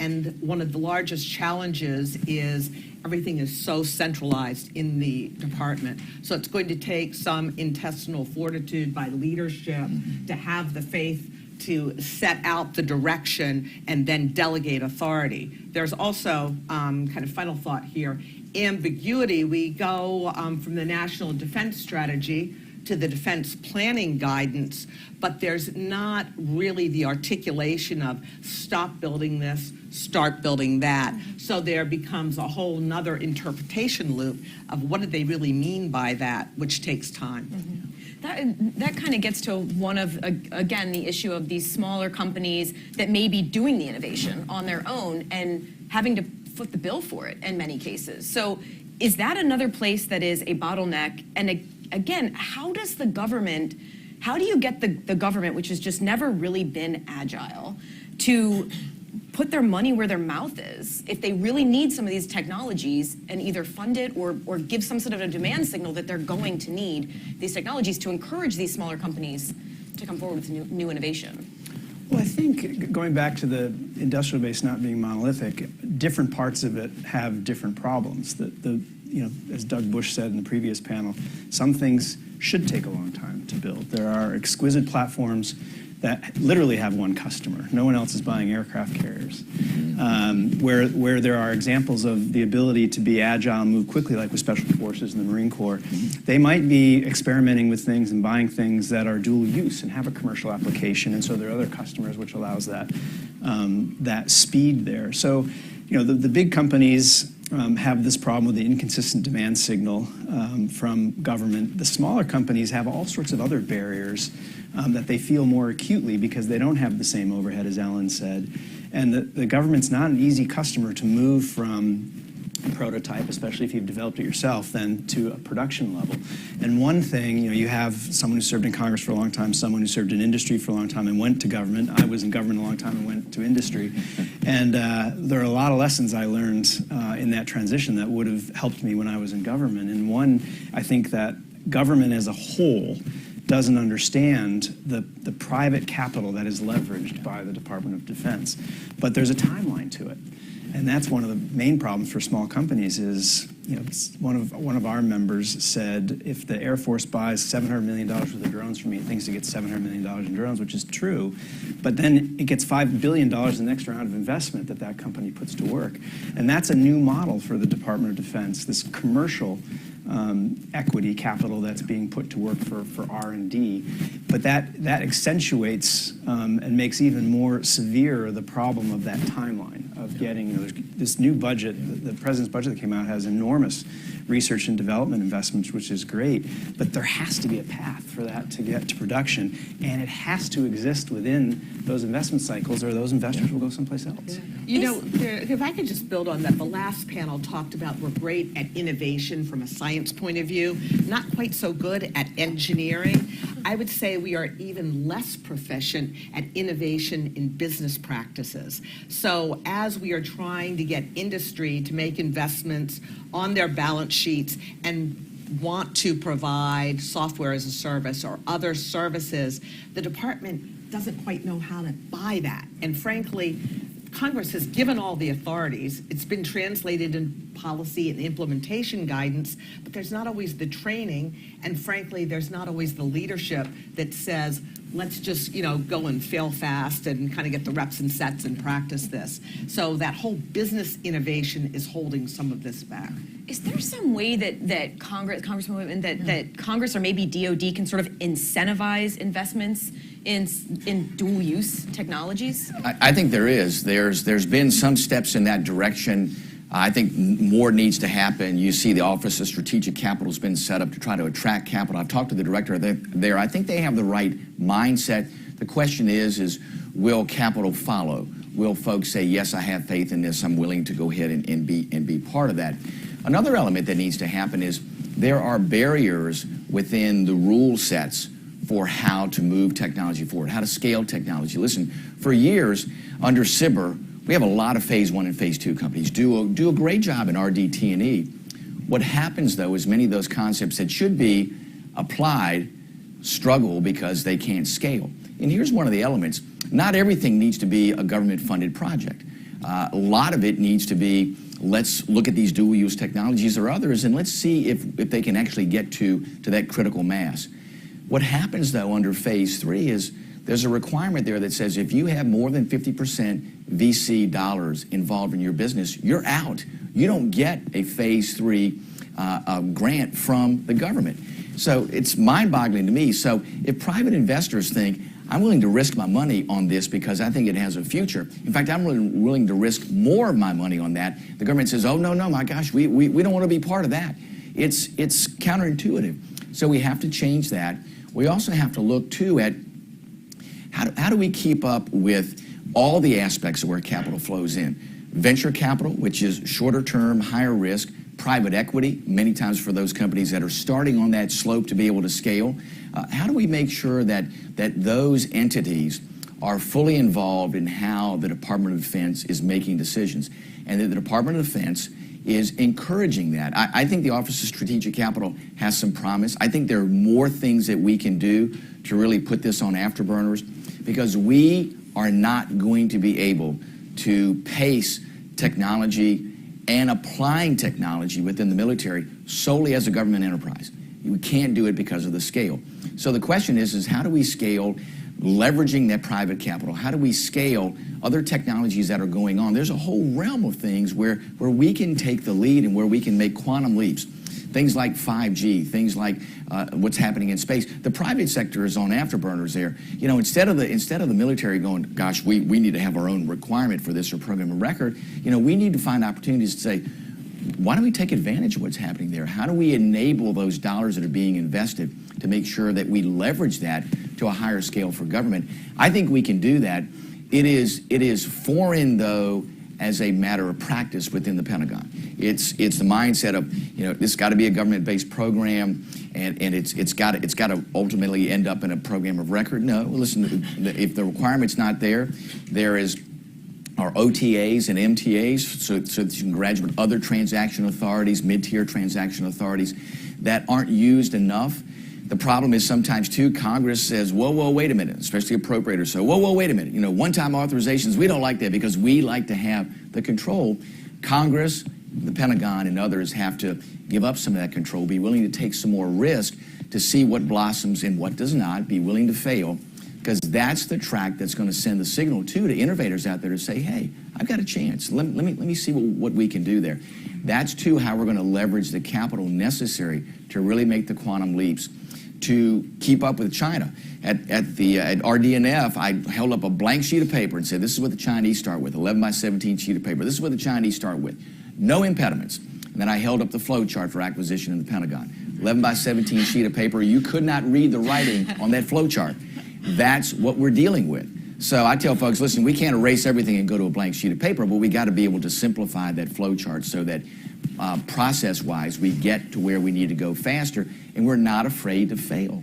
But the one big difference is that the U.S. government has oversight and they have scrutiny. Yes. So when you talk about a program, especially a very expensive program, failing, then everyone, oh, look at that was money wasted. Yeah. There was, you know, taxpayer dollars that were wasted on this. So how do you think, Ellen, you could get past that? I mean, oversight is a is a wonderful thing, right? You know, we don't want to get rid of the oversight, but how do you think you get past that fear of failing and look at it more as development? Is there a way for the Pentagon to do that and for the Hill? I think one of the challenges is the lenses people have. In the Pentagon, you want to execute, you want to get capability downrange quickly for the warfighter, so we have overmatch. On the Hill, they want that as well. However, they feel that it's, you know, their duty to make sure taxpayer dollars are appropriately spent, and it's hard to justify failure, if you will, back home. Yet, I think if we looked at things incrementally and did a higher cadence of communications between DOD and the Hill, because right now it is very constrained given the budget cycles, and explain what we're doing, and then ask for some room to maneuver there in terms of redeploying funds in the year of execution, so to speak, be able to say, oh, this great technology just bubbled up, but I'm stuck because I've got to wait for this requirement to come down from Joint Staff and blah, blah, blah, blah, blah, so I can't use it. If we allowed the building to have that decision authority and had Congress be a little bit more comfortable with undefined pools of money, and that's the dilemma. People on the Hill feel they are incredibly responsible for each one of those dollars, and the fact that you might not have dollar for dollar specified against a specific objective is a little bit worrisome. So one of the things that's been discussed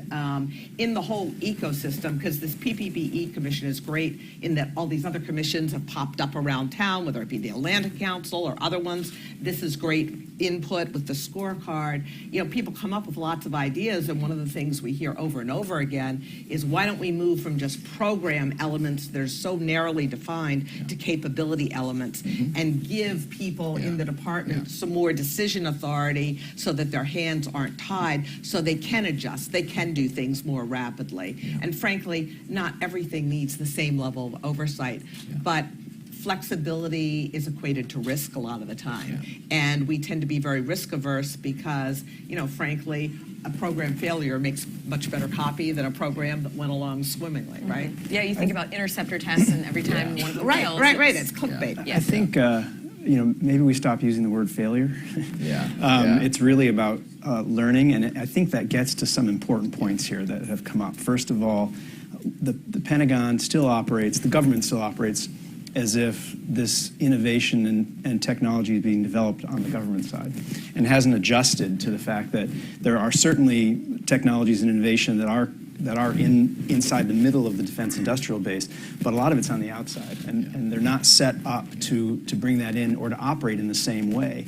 This failure loop, I think we should stop using that word. It's about learning. It's about learning faster. It's how, you know, technology is increasingly on the private sector side, it iterates differently than it did 50 years ago. I mean, we were the last institution in the world probably to have BlackBerries at scale, because Apple was like, you don't even know how to, you know, this updates at night. You think you're buying something for 5 years, when in fact it's just the platform for what you're buying.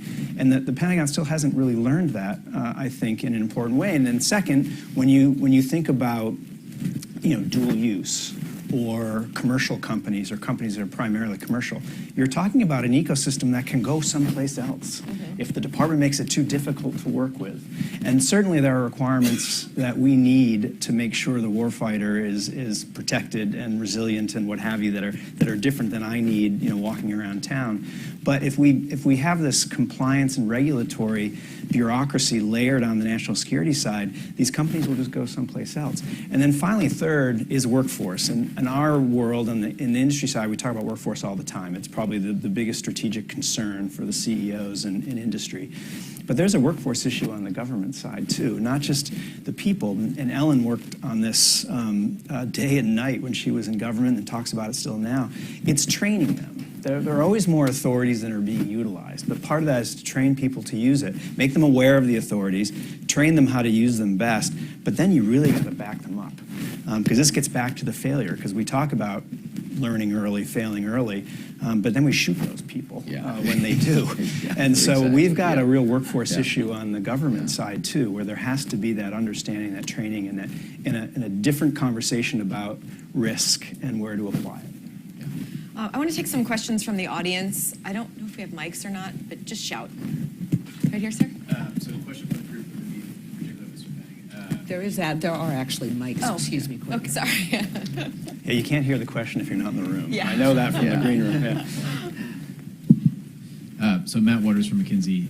Quick question for you, Mr. Fanning, and loved others' thoughts as well. But when you mentioned kind of the iPhone updating at night, there's constantly talks about kind of buying things as a service. And I'm curious how you think about kind of capabilities as a service for things in hardware. You see a lot of innovation on the private sector side. You don't see so much buying behavior from the government thinking about things as a service. Thank you.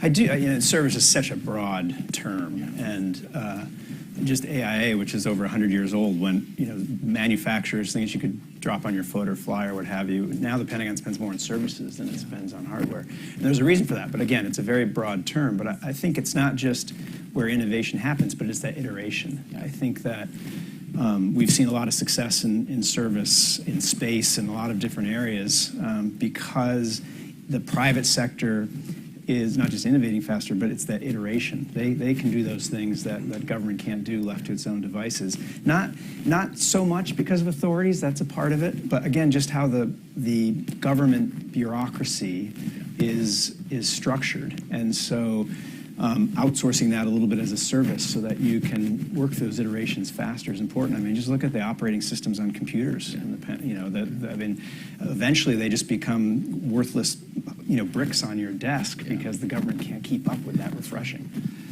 I think this goes back to the issue of the pace of innovation. And the pace of innovation is such that DOD cannot have as many subject matter experts as they need in all the different domains that they're working.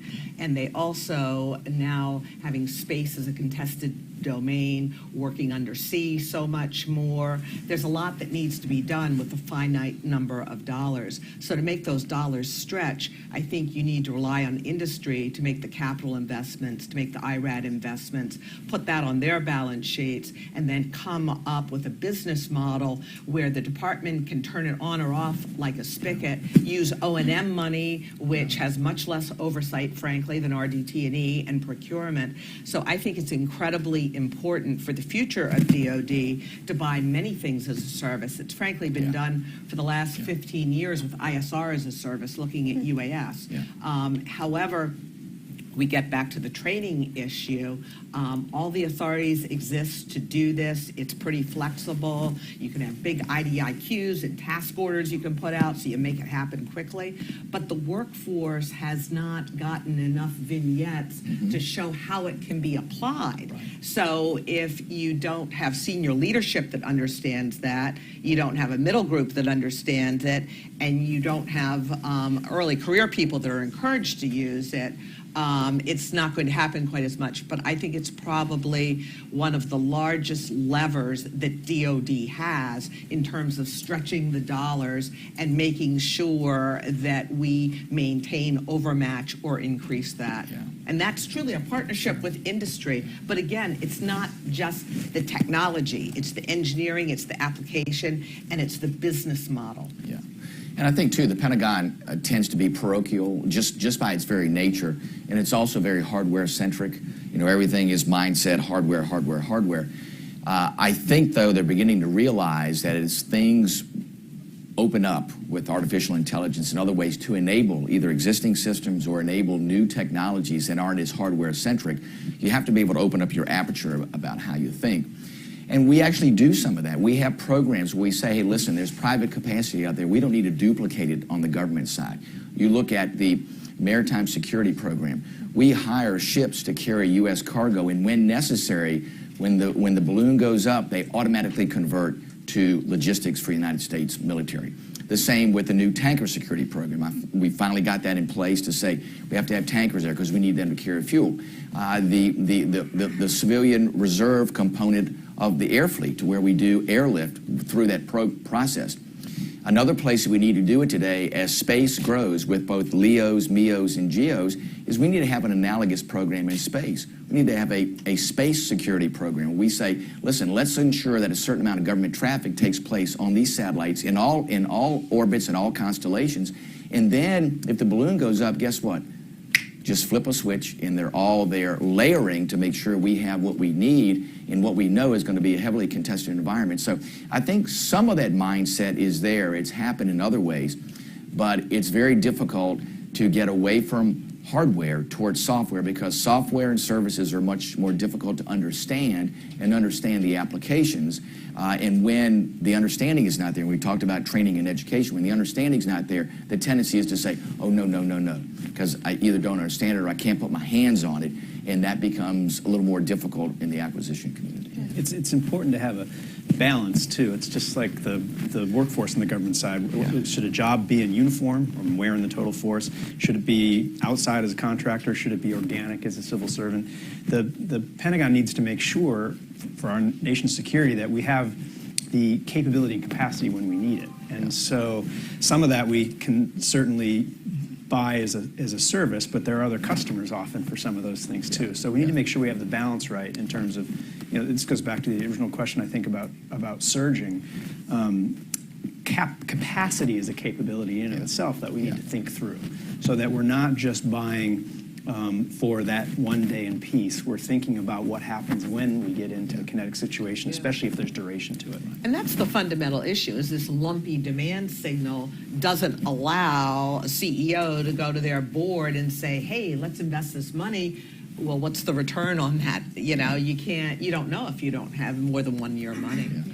And I think, too, strategy has to drive that. Strategy has to drive what needs to be our organic capability. What's the floor for organic capability within the military? And then, Eric, just as you said, what do we add on top of that so we have that surge capacity? That can be done, and it should be NDS-driven. It should be service-driven about things that happen there. The problem is that whether it's an O-plan or a COCOMS, they get to that tangentially, but they never get to the center of that and say, how do we build that capacity and capability issue? And yet you're buying a potential versus something you can actually park on a ramp or store in a warehouse. Exactly. Yeah. It's buying an option. Yeah. Yeah.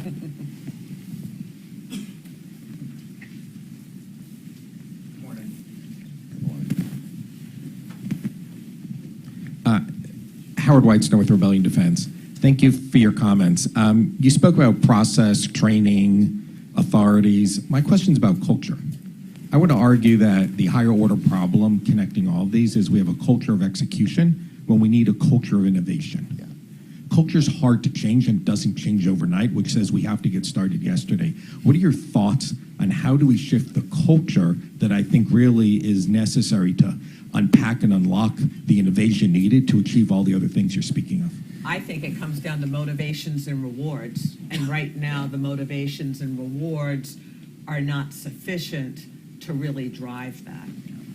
Yeah, I think, too, that there is that culture in the Pentagon that's sort of what's called the frozen middle. You have warfighters said, hey, give us this, that, and the other. They're pretty innovative in the way they think. You have folks in the upper echelons of the Pentagon that said, hey, let's change process to make these things happen faster. And the folks in the middle go, you know what, I've been here before Whitman was here, and I'm going to be here after Whitman leaves. So what we need to do is to change the motivating systems there. We actually got some language in last year's NDAA that said for program managers, if you find efficiencies, we're going to allow you to bring those resources back to your program. And then we're going to give the program manager the flexibility as to how to use those resources. So if they say, listen, we need to buy more software, hardware in order to become more efficient to do more of this, they can do that. Or if they say, hey, listen, we've got a group of people here that are just busting their fannies. They're here till 8 o'clock every night. They're the ones that drove the progress on this. We're going to make sure that they get bonuses. So it's on an annual basis. So it's not something that is continual. But when you find those efficiencies, there has to be a reward for that. Because if not, it becomes all process driven. It's like, check the box, collect my paycheck, go home, come back tomorrow, check the box, collect my paycheck, go home. It has to be more of a sense of urgency. And listen, I don't want to cast aspersions on everybody in the middle management Pentagon. There's some really creative and thoughtful thinkers there, but there are also others that are not.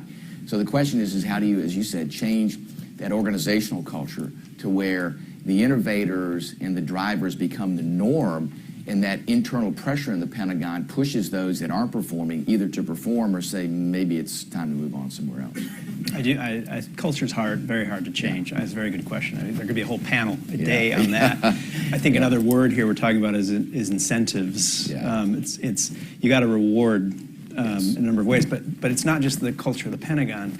And as the Congressman said, there are good people there. Secretary Gates had this great line in his farewell speech where he said that bureaucrats and bureaucracy are different. No one suffers a bureaucracy more than the bureaucrats who have to fight it every day. But there are external influencers too. You know, when you're a senior leader in the Department of Defense and you go to the Hill, especially if you're testifying, you're being asked for heads on plates. Who's responsible for this? Who did you shoot? Who did you fire? And I was always looking for a head to put on a plate, but you can never really point that out. Because often the program manager who's riding something into the mountain, you know, is living with decisions that were made 4 generations before him or her. And so it definitely has to be the incentives. We have to find lots of ways to reward people who are doing these things. Get away from talking about how someone failed, but how someone learned and got there faster. And we reward their program. We give them more flexibility and autonomy and authority. But then we reward those individuals, too. There got to be paths forward.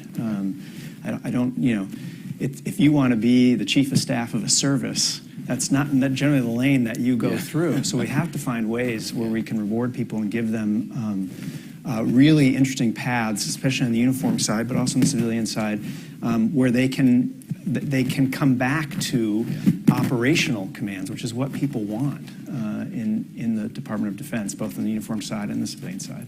So it's interesting. I thought that when we were talking about incentivizing innovation, we were talking as much about the private industry, private sector, but it sounds as if you all agree here that the incentives also need to be largely focused on the DoD itself and on the military. Absolutely. All right, I think we have time for one more question. Plus, as a reporter who gets called on, I love calling on people and it's like this weird sense of power that I get to call on people. They're in the back. These are retired folks now. Hi, everyone. Mike Holmes from Red Six and the Roosevelt Group. You know, one of the things that we haven't talked about is that from being a programmer for 3 years and helping build, you know, the Air Force budget for 3 years, anything that comes in, although the budget grows, you know, microscopically every year or maybe more inflation, anything that comes in has to displace something old that's in there. And often the constituencies that are lined up behind something old are bigger and more powerful than the one behind something new. My wife is a writer, you know, and she taught me that you have to be willing to murder your favorite children to get to a book, you know, that works right. You may have written it and loved it, but it doesn't fit the story anymore, and it's got to go, and you have to be willing to do that. That's really hard to do when you're the person that's trying to bring all these inputs together, sort through all of it, all the constituencies. The frozen middle often is just stuck trying to please too many customers, and you can't put anything new in unless something old goes. How do we get after that? How do we get willing to let the old things go so we can bring in something new? Thanks. Well, listen, I think it has to be done. I am fully in favor of retiring legacy systems. The problem with how the Pentagon goes about retiring legacy systems is the gap.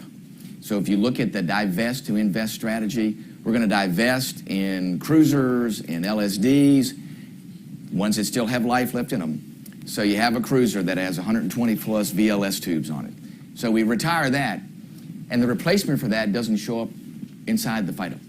So you're looking at go, well, how do we make up these multiple ships that have now hundreds of VLS tubes? And the question is, well, we'll build something in the future. Well, that's just starting the execution 5 years out. That doesn't mean that ship or capability is going to be there. Where the failure is to get those curves to intersect. So your divestment curve, your retirement curve that starts to take down assets like this, and your investment curve, bringing assets back, is here, and it's always separated by multiple years. And the service branch chief that says, let's divest in these legacy platforms, isn't even going to be around to try to put in place the investment in those new platforms. And I've talked to the CNO and all the chiefs about this. The way you will get Congress and others to agree on retiring these legacy platforms, which has to happen, is to get those curves to intersect. And there are ways that we can do that. Listen, you can provide those capabilities in different ways without having to worry about how do we bridge that gap. If you can't show where that gap is bridged, those things are almost impossible to achieve. And there is a parochial aspect to it. So if you're retiring aircraft, they're based in somebody's district. So the question is I think most members are reasonable. They say, listen, we understand if you're going to take these aircraft out, finally, great example, A-10s, finally starting to go out of the inventory. So you take those out.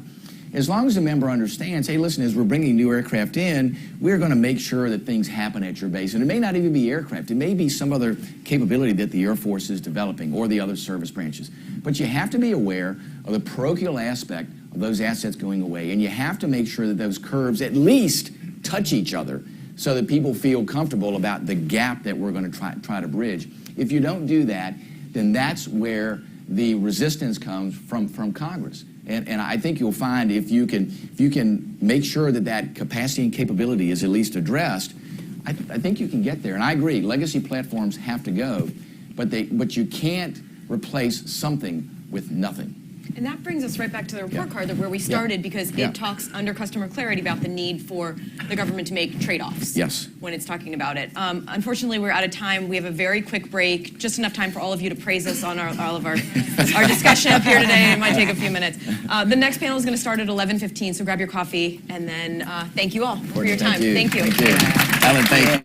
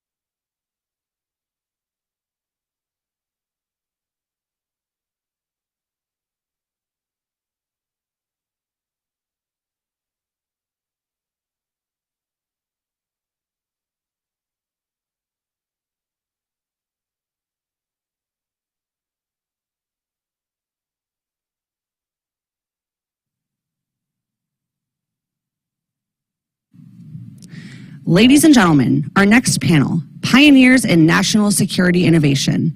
Please welcome to the stage moderator Sharon Weinberger and our distinguished panelists.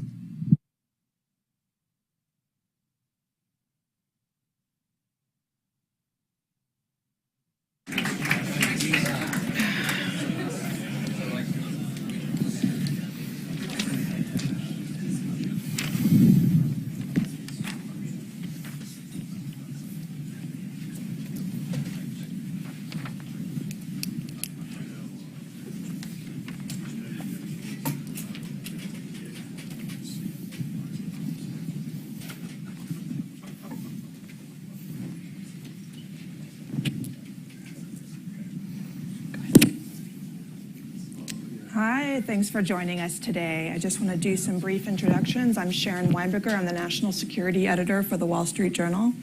And I'd like to welcome our panelists. We have Joe Laurenti of Ursa Major. We have Eric Levesque of Strider. And we have Jake Lusarian of Gecko Robotics. So I wanted to open the panel to sort of an overarching question. We've been hearing a lot these days about the Pentagon's interest in non-traditional defense contractors, companies that are coming into the defense contracting world from different routes, a lot of it through venture capital, private equity. The Pentagon has certainly been very encouraging of these efforts. There's the new Office of Strategic Capital. It's very interested in encouraging these. But I'm wondering if you all can provide, from the perspective of your companies, how the Pentagon has been doing in this respect. What more can they be doing? What do you think of their current efforts? Happy to start. So we came up through the very traditional, non-traditional route, which is you start with SBIRs, you show that you have a technology that the Defense Department is interested in, and then you go to investors and try to fund the kind of early prototype, early development, and eventual low-rate initial production. We had a lot of success there in the early years of our business, and this next wave, I think I'm much more excited about the transformation and defense acquisition over the last 2 years or so as we've gotten into production, because we start to see contract paths that aren't prototyping, and these aren't contract paths with no end signal. We're starting to see this path into programs of record, major production contracts. I think that the pain point that we've really felt is how can, without writing a program of record in those early years, how can the Department of Defense start to signal to our investor base this is the right technical path? It's very easy to go raise capital and develop just a commercial product, but unless you are developing a dual-use product, it's much harder to show that end state within the Department of Defense. So one of our products, Solid Rocket Motors, doesn't have a commercial market. It's just defense. So as we've gotten to, as we've grown into these larger and larger contracts, we've used that as our signal for end production. So what would, coming from the Pentagon, what would that signal look like? I really think it has to come in the form of open competition for some of these larger contracts. I think that we need to be able to show our investors, look, we don't qualify for this program of record today, but there's already indication of a next program or a follow-on to that where we can be a second supplier or an alternative supplier. And is it that competition isn't open today, or? In a lot of cases, those programs aren't competed.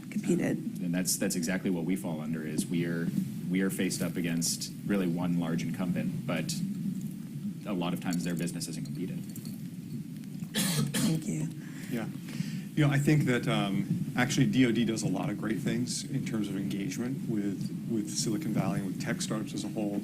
It definitely is another question about the procurement process. There's been a lot of discussions on that.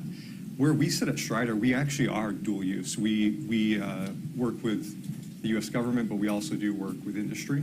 We are a data company. We deliver data solutions and analytical tools to both industry and government, particularly around strategic competition. So there's a lot coming out of DoD in regard to this in the NDAs, and we're getting a lot of signal. I will say, I think there's a lot of improvement that can be made, but I would actually like to point to some of the successes we've had, in particular with some of the innovation in the contracting vehicles. I think DIU did a great job years ago creating the CSO vehicle, which allows for firm fixed price procurement. You don't have to go through laborious multi-year bids and RFPs that you're trying to respond to.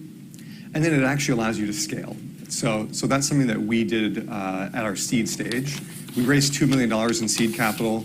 We got a number of contracts with industry, and then we did a very small contract with DoD. That allowed us to go out and raise a very compelling Series A, where we added another $10 million to the business and showed that this is a dual-use capability, and we have both markets that we could go in and tap. And I think that was a great signal for our investors, for industry, and for DoD, which actually I think something that we've learned at Strider over the last couple of years is that industry and VCs really like it when you have government contracts. DoD really likes it when you have contracts with industry. And so getting both of those and getting a mix allows for a little bit more flexibility and a little bit more scalability we've seen. Yeah, so Gecko Robotics, we make robotics and AI solutions to, we started in the commercial sector, actually, in the power industry, oil and gas manufacturing, with the main three. We started there, concerning ourselves mostly with being able to predict when the built environment would fail, when the power plant would have a shutdown, or refinery would have an explosion. And so the signal was, very much how do we get our tools as quickly as possible into the hands of users. Actually became profitable in 2017 after going through Y Combinator out of Silicon Valley in 2016 through that. And so we got good signal on building something that humans wanted, which was the mantra. Now, as we started to get into government, we had been developing this tech and it's very similar applications with the things that are built and being built into the future. How do you make better decisions? How do you reduce the amount of growth work that occurs in turnarounds for fleets, for example?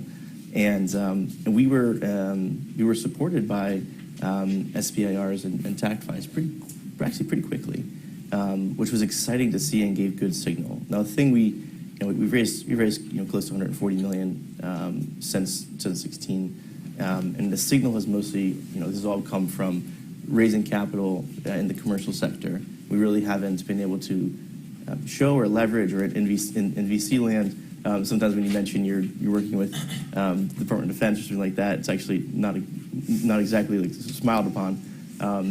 And so there's an old saying by our Series A investor Peter Thiel, which is sometimes you have to, in the government you have to raise $1 billion to make $1 million, which I don't think I found to be necessarily true. But when you look at the success stories of startups, it seems like the pattern, whether it be Palantir or SpaceX or companies like this.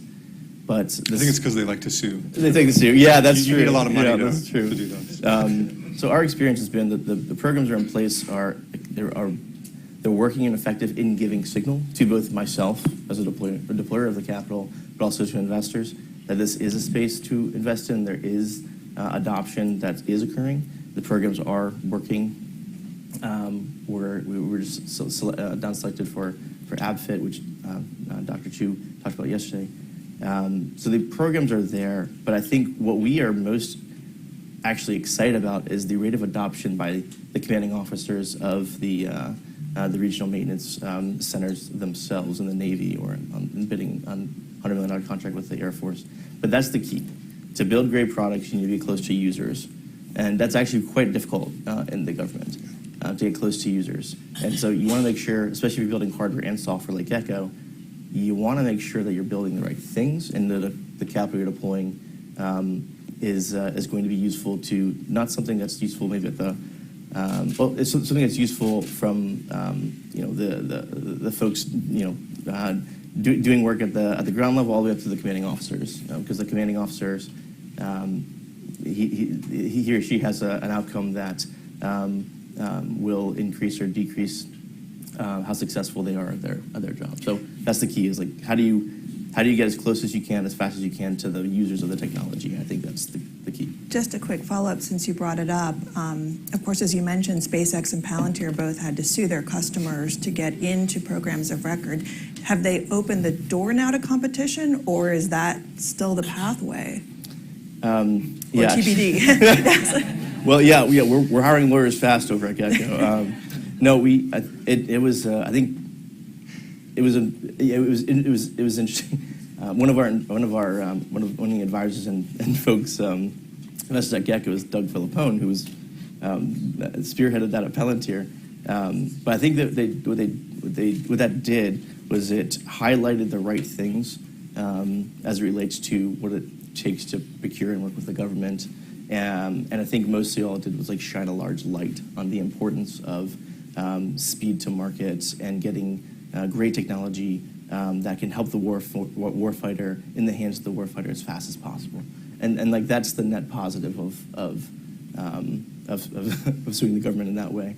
And I think that's like created actually for venture capital. I know this because Trey works closely with us from Founders Fund.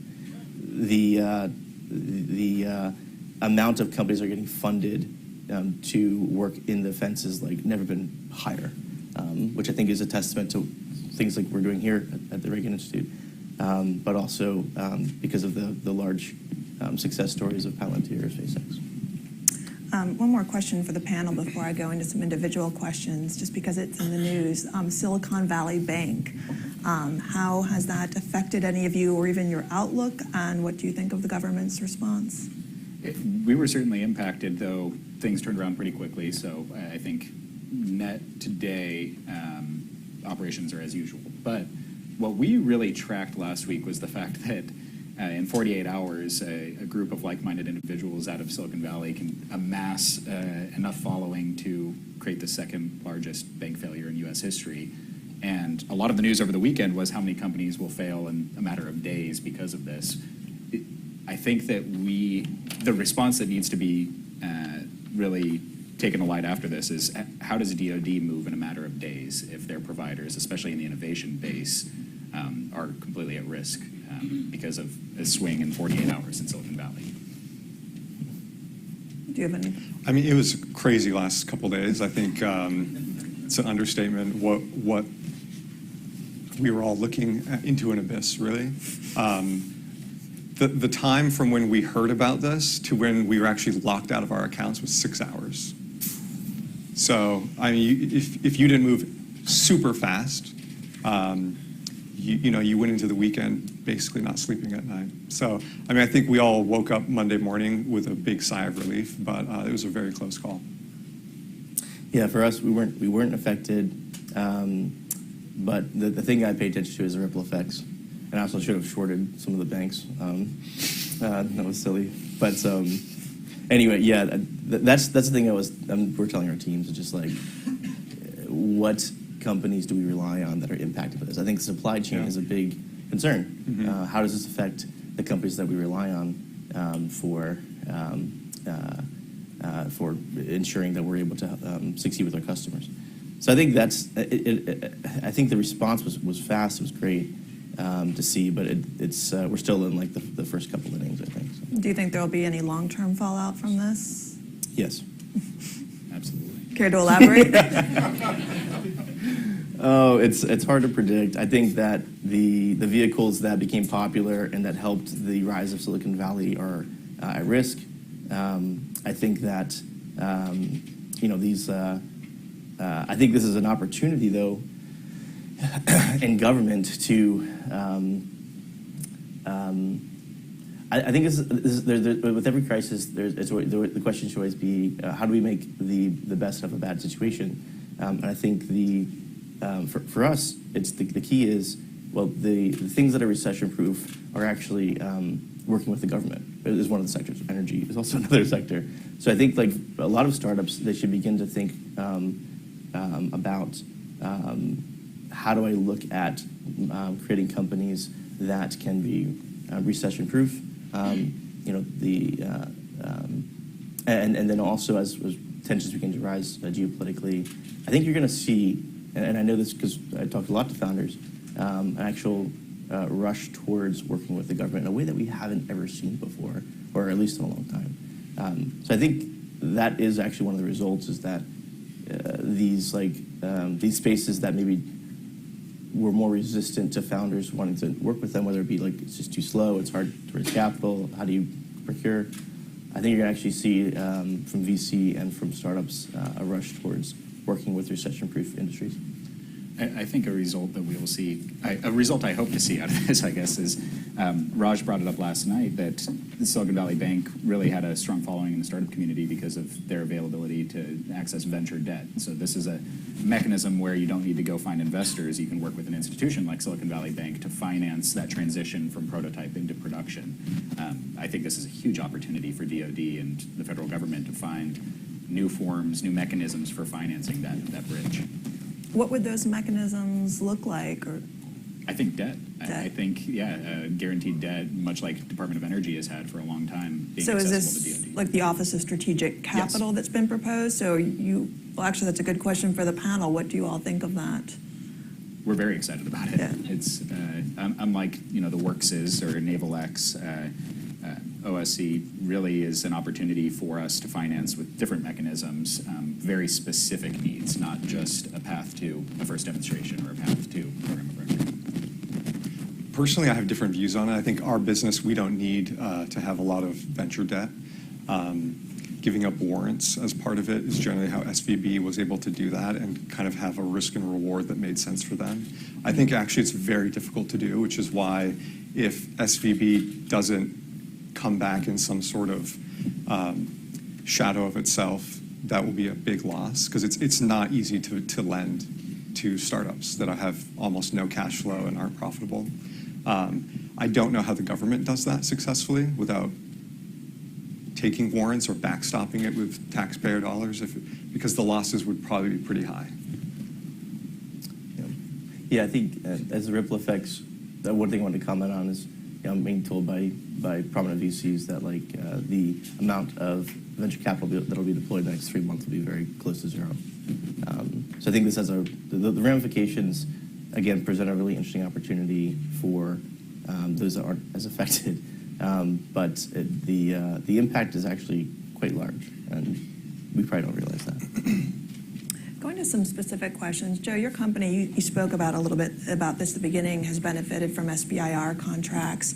There are a lot of companies out there that subsist totally off of SBIRs for their whole life, but yours obviously has gone to the next stage. Can you talk a little bit about your experience? What made a difference? Is there anything that you think should be changed about the SBIR system? Well, I think Eric touched on a really important point that our path from SBIR to larger programs was really aided by the fact that we had commercial customers and we had market signals outside of DoD that the technology path could be used in both cases. So as soon as we started to show that, it opened doors toward development programs that were offshoots of our current technology. We have an engine program that is a liquid-fueled engine for hypersonic applications specifically. So there's not a commercial market there, but we were able to fund the first phases of development with space contracts, commercial space contracts. So I think that was really the successful path for us, was showing that dual use capability. And then changes I would make, and this is maybe why venture debt comes to mind, is we're an extremely capital intensive business. And I think it's unreasonable for us to ask DoD to risk the entirety of our path to production on a contract that we might not be able to achieve.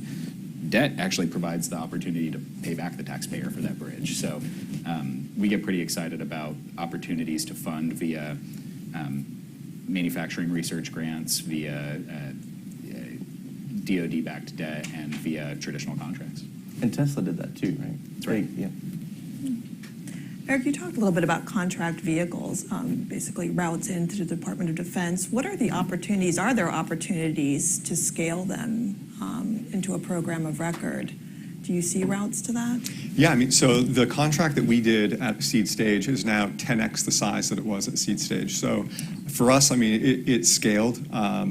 It allowed us to also engage other agencies, both within DoD and across the interagency, that could use the same contract vehicle.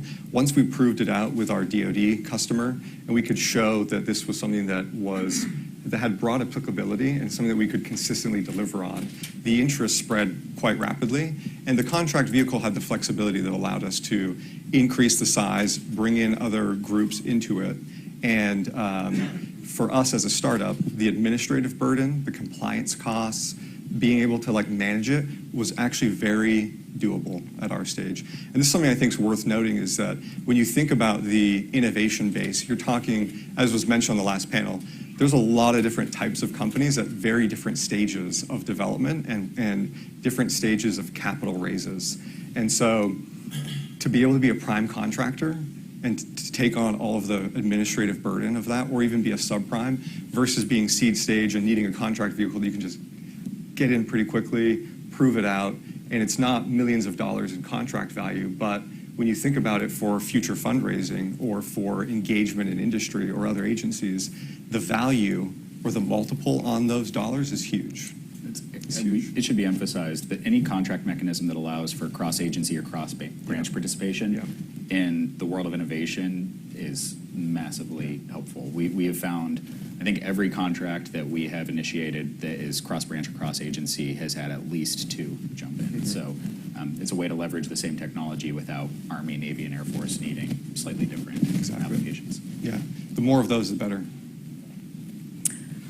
Jake, the Navy, the services, particularly the Navy, have been facing maintenance backlogs. I know this is an area you're particularly interested in. What is the department doing or should be doing to address those, to budget for those, and to contract for those? Yeah, great question, Sharon. Yeah, we were looking last year, and I mentioned this to the Secretary of the Navy, Del Toro, actually at the last Reagan conference we had in December. At the end of the year, I think 36% of vessels were turned around on time for the fleet. It's the Rear Admiral Bill Green calls it the largest a crisis for the Navy right now is fleet readiness. And so and it's even like heightened because of the lack of the labor shortages at the major centers, at the major regional maintenance centers. And so, I think there's like 1,000 people short right now. It's at like the top 4. And so the turnaround of vessels and the preparedness for getting out of dry dock and back into the waters is going to continue to, from what we can see, like continue to increase in terms of just like increase the amount of time and growth work that occurs. And so, the previous year, it was like 44% of ships were out on time. This past year was 36. It's not going in the right direction, and I think it will continue to go that direction. So the key is how do you first of all increase the speed of figuring out how to get your fleet out and ready to patrol seas, and be used as it relates to some of the calculus in preparing or avoiding conflict. But also, how do you predict and prevent things from happening before they happen? We're so reactive, and this is we're still using practices in turnaround, especially in the first 20% when we're evaluating what to fix. These are the same practices in the 70s and 80s that were popular. This is the 21st century. It's really important to adopt principles that we've been able to demonstrate at Gecko and other companies have been able to demonstrate in the commercial sector of being able to use digital twins, being able to use robotics and AI, tools that we solely are focused on building to predict where things are going to fail and how to ensure the turnarounds or the maintenance cycles are reduced. In the commercial sector, we've saved companies that were having outages in the power sector 40% of the year down to 0% of the year because of ability to use robotics and AI to predict when things will fail. This is the same kind of technology that needs to be used fleet-wide, and we've even gotten endorsements from commanding officers at these naval bases that we need this deployed at all seven of the regional maintenance centers. So from that to being able to get deployed and and looking at reprogramming, this is the thing that I'm here this week talking about to folks that I hope can help push the needle, because this is no joke. We need to be able to get our fleet ready way quicker than we have. We're going in the wrong direction, and technology is a way to combat the growing scope. Another question for the panel. For as long as I've been following defense industry and acquisition, I've heard about Pentagon interest in innovation, the valley of death and transition. And then the pushback I always hear is that without reform of the FAR, federal acquisition, there really isn't that much that can change. I'm just curious, companies actually working in this area, big picture, what you think needs to be done. Do we need fundamental reforms, or can you work within the contract vehicles and the different offices that are being set up to help innovation? I think this ties a little bit back to your question on do we need to go hire a team of lawyers and raise $1 billion and sue our customers? I think that we've seen more open doors there for innovation to enter programs under FAR. I don't know that massive reform is needed, but the piece that we haven't seen change since the SpaceX and Palantir successes is the level of requirements that are imposed on a company like us. It's pretty antithetical to run a startup that's supposed to move fast and break things, but meet government FAR requirements. So everything from, the things that I don't anticipate changing, and I don't think I would suggest change, are things like information security requirements. Those probably need to stay the same, but requirements to field a prototype that looks like a hypersonic missile that will be deployed in 10 years, pretty onerous. It's pretty hard for us to go demonstrate that. So I'm not sure if it's a FAR major reform that is needed, but I think that there are requirements that need to be reduced for that prototype into LRIP phase. Yeah, I think the scorecard shows like we have some work to do. It doesn't seem like we need major reforms, right? But I do think two things I wanted to note. One is the response from DoD and the government as a whole as it relates to innovation and bringing in innovation is similar to what you usually see, which is a lot of people at scale rushing to be a solution. And I will say it actually creates confusion for many startups because you don't know where to go or who to engage. There's so many different groups doing from the external perspective, somewhat of the same thing. You can't quite tell who overlaps where and where you should fit in. The second thing is, for us engaging with the government, what we see a lot of times is a requirement almost to work with a prime or an FFRDC or something like that. I'll tell you, like, that relationship is high friction because it's usually we get boxed out. We don't have transparency into the demands of the end customer. We don't get to talk to the end customer a lot of times. And we're then asked to give our data, give our technology, give our IP for the mission, for the contract that we're involved in. I'll tell you, like, it's a very difficult dynamic to play. To date, we've avoided it. We haven't had to actually go that route. But it has been we've been brought into those multiple times. Even in cases where we did have direct engagement with the end users, we went through a year of validation. They absolutely loved it. They wanted to procure it. And then at the 11th hour, the prime stepped in, said, "This is going to go through us. Thank you very much." And then a week later, we just got a letter saying we weren't selected. And we never got to engage with the end user again. It was a very interesting dynamic. That's the type of reform I could see being very impactful for startups to just, as was mentioned, work with the direct user. Yeah, I've heard again. So is that the solution from here to be the prime? Is that kind of the route? I mean, I don't think anybody aspires to be a prime, but well, a challenge it's tough. The challenge we've faced, should we even want to become that prime, is in the world of classified work. You have to be on a program in order for us to stand up a facility clearance, but you have to have the facility clearance to be read into the program. So there's a big wall between us and the work to be done. It's complex. I totally understand that. There's a lot of different dynamics at play. I do think, though, again, I'll just go back. It depends on what stage you're at and how engaged you are in terms of like your technology and applicability to DoD. Obviously, like for what you're doing, becoming a prime and the scalability that offers makes a lot of sense. There's a lot of tech companies that can deliver their very unique technology and capability. I think about like NLP, for example, without having to become a prime. Yeah, I'm going to talk about something I don't know much about, so it's always a good start. I think, look, I mean, I'm coming from, scrappy, like before I raised capital, I was bootstrapping this company, like down to $100 on my bank account. So like the only way to like climb from that trough of despair was to build something that a customer needed and wanted and would pay a lot for. And so it's like boggling my mind. It's so hard for me in government because I can't be as close as I want to our end users. And if we don't get signal And I think, the amount of companies I know that have died from SBIRs is like a very long list, like 20, 30 like companies that I personally know that have died from trying to live off of SBIRs.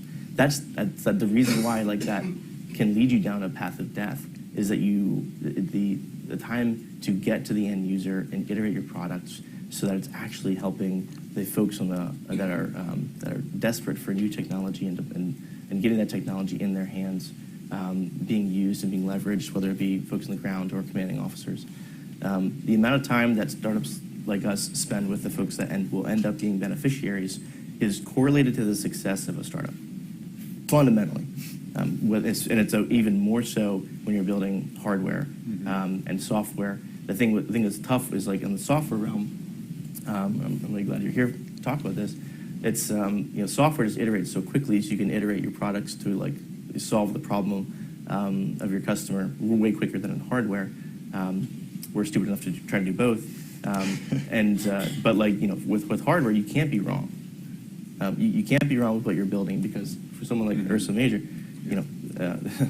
can't be wrong with what you're building and what the outcomes are. For us, same kind of idea, just because the cycles of designing, robotics is really long.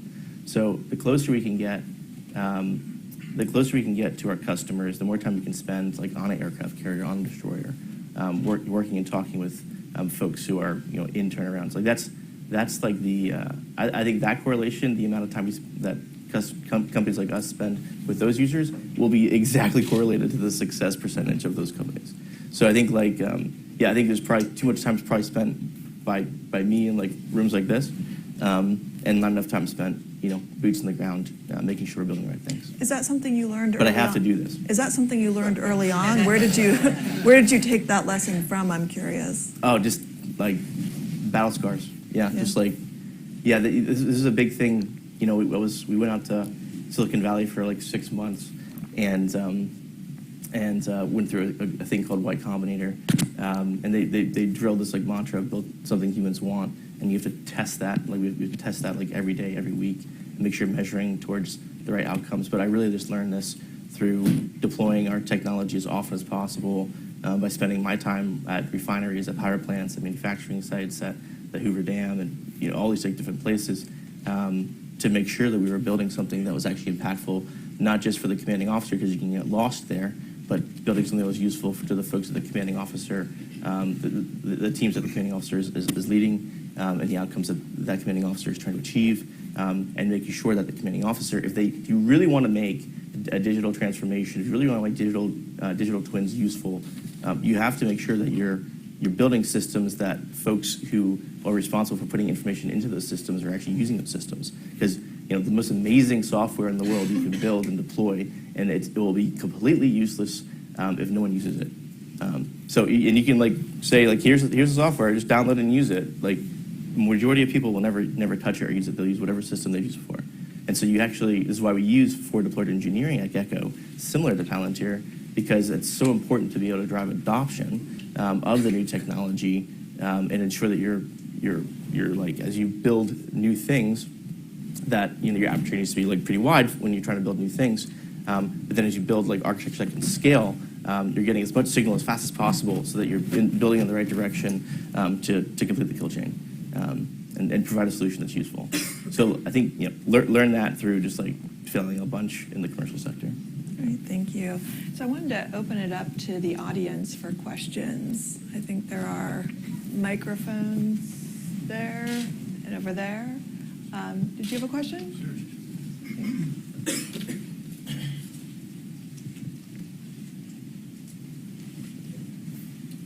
Around. Maybe a question for Eric. So Strider is really selling a subscription service, and you are able to provide for anyone across DoD or the IC information about the threat and supply chain of what parts are coming from China. That's such a fundamental problem that affects so many different folks at DoD, every service, industrial policy that Ellen mentioned earlier. So what kind of a barrier is it that no one coordinates that across DoD, and how do you address that? People don't even know who you are, that capability exists, and there's no coordinating mechanism to say, we could use that across all of DoD. We should buy something for across all of DoD. Yeah. I mean, when you launch a startup, obviously you want to think big and you want to be audacious. And I think like what we've built in terms of the data asset and the underlying tech stack could transform the sanctions regime and how we do diligence within the defense industrial base. I think that's like our grand vision and something that we want to drive forward. And it goes back to those two reform recommendations that I mentioned, which were basically around engaging with the end users. We have to spend a lot of time talking about who we are and what we do. Naturally, because we're a 4-year-old tech company, we've raised about $60 million, but we don't have the same cachet and weight as a lot of the big primes. So we have to do that work. That's on us, I think, to do that, and we're definitely fine going across the interagency and different departments to do that. The other part, though, is now adoption. Like you said, each group, let's hypothetically say they all have a due diligence use case for supply chain. Everyone's doing the screening. Every agency has the mandate and budget to do it. But to your point, there isn't, from what we can see, a lot of coordination around a single point solution that everybody can feed into, leverage, that creates a lot of efficiency. Everyone's kind of using the same data, looking at the same things, and obviously is more cost effective. So it is a bit siloed, and that's for our go-to-market effort. That's something that we've just had to work around. Great. I have a question about, can you hear me? Yeah. I have a question about classification and classified information, and I don't want to make an assumption about how it impacts you. I want to get your feedback on, from either cleared personnel standpoint, or you were talking about previous work experience, history, or just access to classified information, how it may or may not impact your ability to provide some of the cutting edge technologies that you want to bring to bear. I'm happy to start. We really cut our teeth just by having previously cleared personnel that we could quickly get under sponsorship, or actually reservists. So that's something we haven't talked about that might be an interesting discussion for a later day.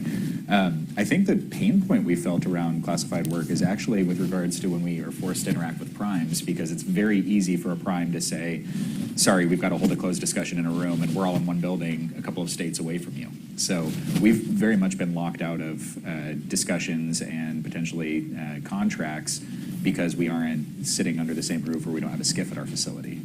But I think we're seeing more and more availability. DARPA's been really useful there, getting a handful of our team or a select program that we are working on under classified work, but it's not a smooth path at all. And it took us 7 or 8 years before we were able to have any discussions at that level. I think similarly, like we have some employees who are cleared and they have access, and but as a business, I mean, to date it has not really impacted us because we're not working on a lot of the cleared programs. No impact yet. Any other questions?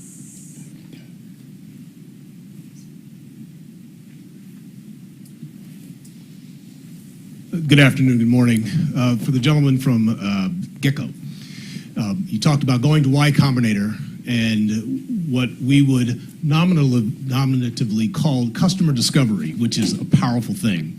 And I think that's what you talked about. You spent 6 months talking to people. And this goes to the entire panel, the difference between customer discovery, getting in, understanding, building things that customers want and need with speed and urgency, versus fighting the requirements process of why would you go and talk to them? We already have all the requirements. Do you have any thoughts about the difference between actually sitting with customers and just getting a requirements document and wanting to? I have friends who want to go back in and talk to customers that are working on the DoD side of like the culture is you don't need to. We already know what they want. And then they spend that cycle of 5 years trying to build something that nobody wants. Yeah, nothing infuriates me more than that. Yeah, it's really impossible to build the right thing when those who are a level in between you and the users are trying to tell you what to build. Now, they might, it's well-intentioned, they probably do a great job at like figuring it out, but it will rarely / never produce the right results as it relates to the questions that I'm interested in or my engineering teams are interested in asking. And And I think many of the times, especially when we're working with industry, the energy industry is like super old too. They haven't, I think there's a quote from our partner at Siemens Energy, which is the energy sector collects more data than any other industry, I think you said combined, but they only are able to utilize 1% of that data. And it's like, there's a lot of similarities, I'd say, to the energy sector and the government sector in these ways. And I think the big thing is, you have these, you have customers and SMEs that believe they understand the things that they need, but those opinions change when you ask very pointed and targeted questions. And that's when you really be able to build the right requirements. And so the distance between the innovator, the engineer, and the user, and also the individuals that ultimately the outcome is trying to build towards. So the business outcome is very important here. So not only do I have to talk to the CEO of Duke Energy, I also have to talk to the asset manager at Duke Energy. And I need to be able to connect those dots because those dots are impossible to connect inside of a large organization. And so you have to be able to build the right stack by being able to dive in. So yeah, I get furious whenever someone's trying to tell me like, no, you don't need to go figure out what to build. I'm going to tell you what the requirements to build are. This is like counterintuitive to anything useful to build. So it's like very frustrating when I hear this. We face a slightly different problem in that we get two very opposing signals. We have, we're a propulsion company, focus on advanced propulsion. So we get the signal that boots on the ground today need more Javelins, more Stingers, more next-gen Prism for HIMARS. And at the same time, we've been focused on standoff, long-distance hypersonics. So it's less about requirements, more about where's the customer base and which one can we go gather investor dollars to bring to production.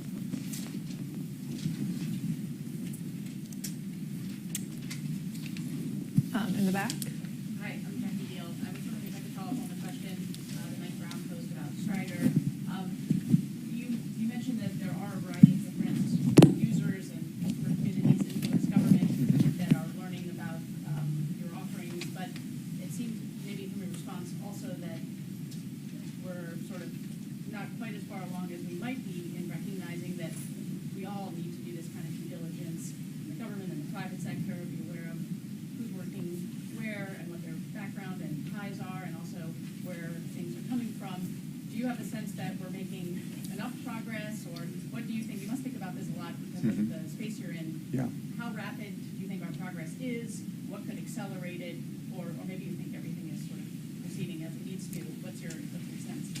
It's hard to answer that as a whole because I don't have visibility into what all of the different agencies are doing. I will say in terms of the conversations that we've had and also the contracts that we have, I think folks are moving in the right direction. I think that everyone has very high awareness of this issue, whether it's risks in supply chains within the defense industrial base or concentration, right? Risk meaning like foci risk, concentration meaning you have one vendor, and if you lose that vendor, you lose access to a major input.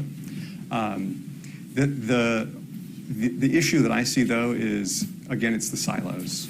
If you have a scalable solution, you're gonna want to achieve the efficiencies that come with it. But if every group has a different budget, different procurement process, different relationship sets that they already have nurtured over the years, they're generally speaking going to go with the path of least resistance and do that. So you're going to end up with a lot of different systems, a lot of different data sets, and a lot of different due diligence processes. So the standardization and the inputs that feed into it, I think the risk as we all move forward to quickly fill this gap and to figure it out is going to be that like you're not going to have a coherent approach to it.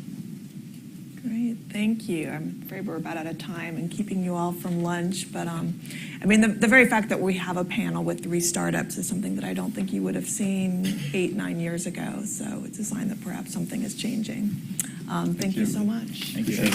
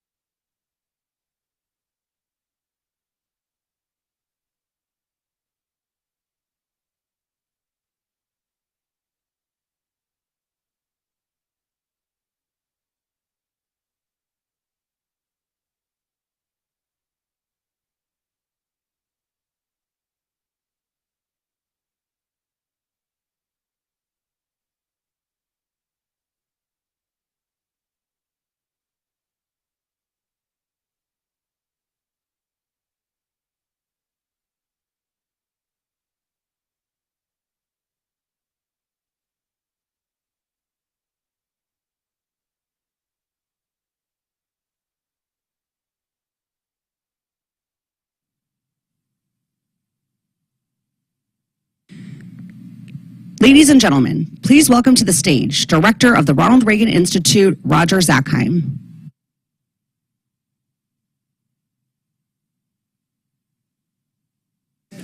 Well, good afternoon, everybody. I hope you enjoyed your lunch and some fresh air. For those of you who work in the Pentagon, I don't know if you're familiar with what fresh air feels like.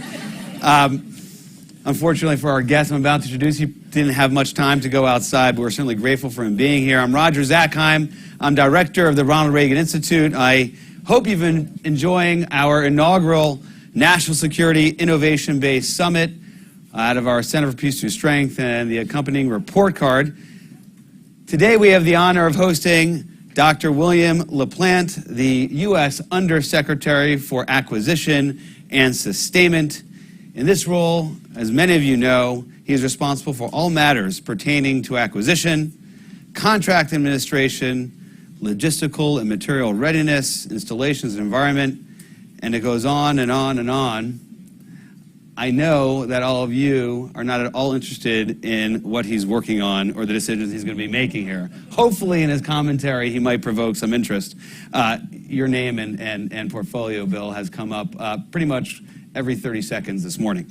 To the point, he comes to this role with a wealth of experience in defense acquisition, previously served as the Assistant Secretary of the Air Force for Acquisition, Technology, and Logistics, and was a great success in that role, which, of course, is not always the rule for those who serve in that position. And then between that role and the role he's in today, he worked in the private sector, Draper Laboratory, and MITRE National Security, really a respected leader in the field, and we're honored that, Bill, you're here today to share your thoughts with us, particularly at this busy moment inside the Pentagon with the budget release. Don't worry, we'll be hitting on that in our conversation too. So following Bill's remarks, we'll come back on the stage, we'll engage in conversation. Of course, at the end, give everybody in the room an opportunity, or some of you an opportunity, to ask a question of our U.S. Undersecretary of Defense for Acquisition and Sustainment, Dr. Bill LaPlante.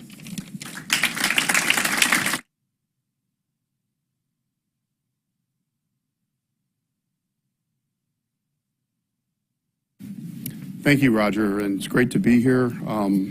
I've always felt, and I know many of you believe this, that the Reagan event out in December, which is the first week of December every year, is such a great event. The fact that it's in December and on a Saturday, and yet we all come, tells you something about it. And of course, as you're describing the job I have, nobody could imagine it. Oh, wait, one person can imagine it, Ellen Lord. So anyway, it's great to be here. Thank you.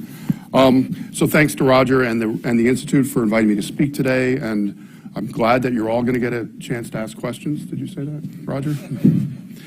As we're seeing in today's security environment, we need to put meaningful capabilities in the warfighter's hands quickly and at scale, and that's really the imperative we have right now. Can we do that at scale with speed? There's been a great lineup of speakers throughout the day to dive into different aspects of this mission. I hope we leave today, all of us, with all the speakers and discussion, motivated and better postured to deliver to our warfighters.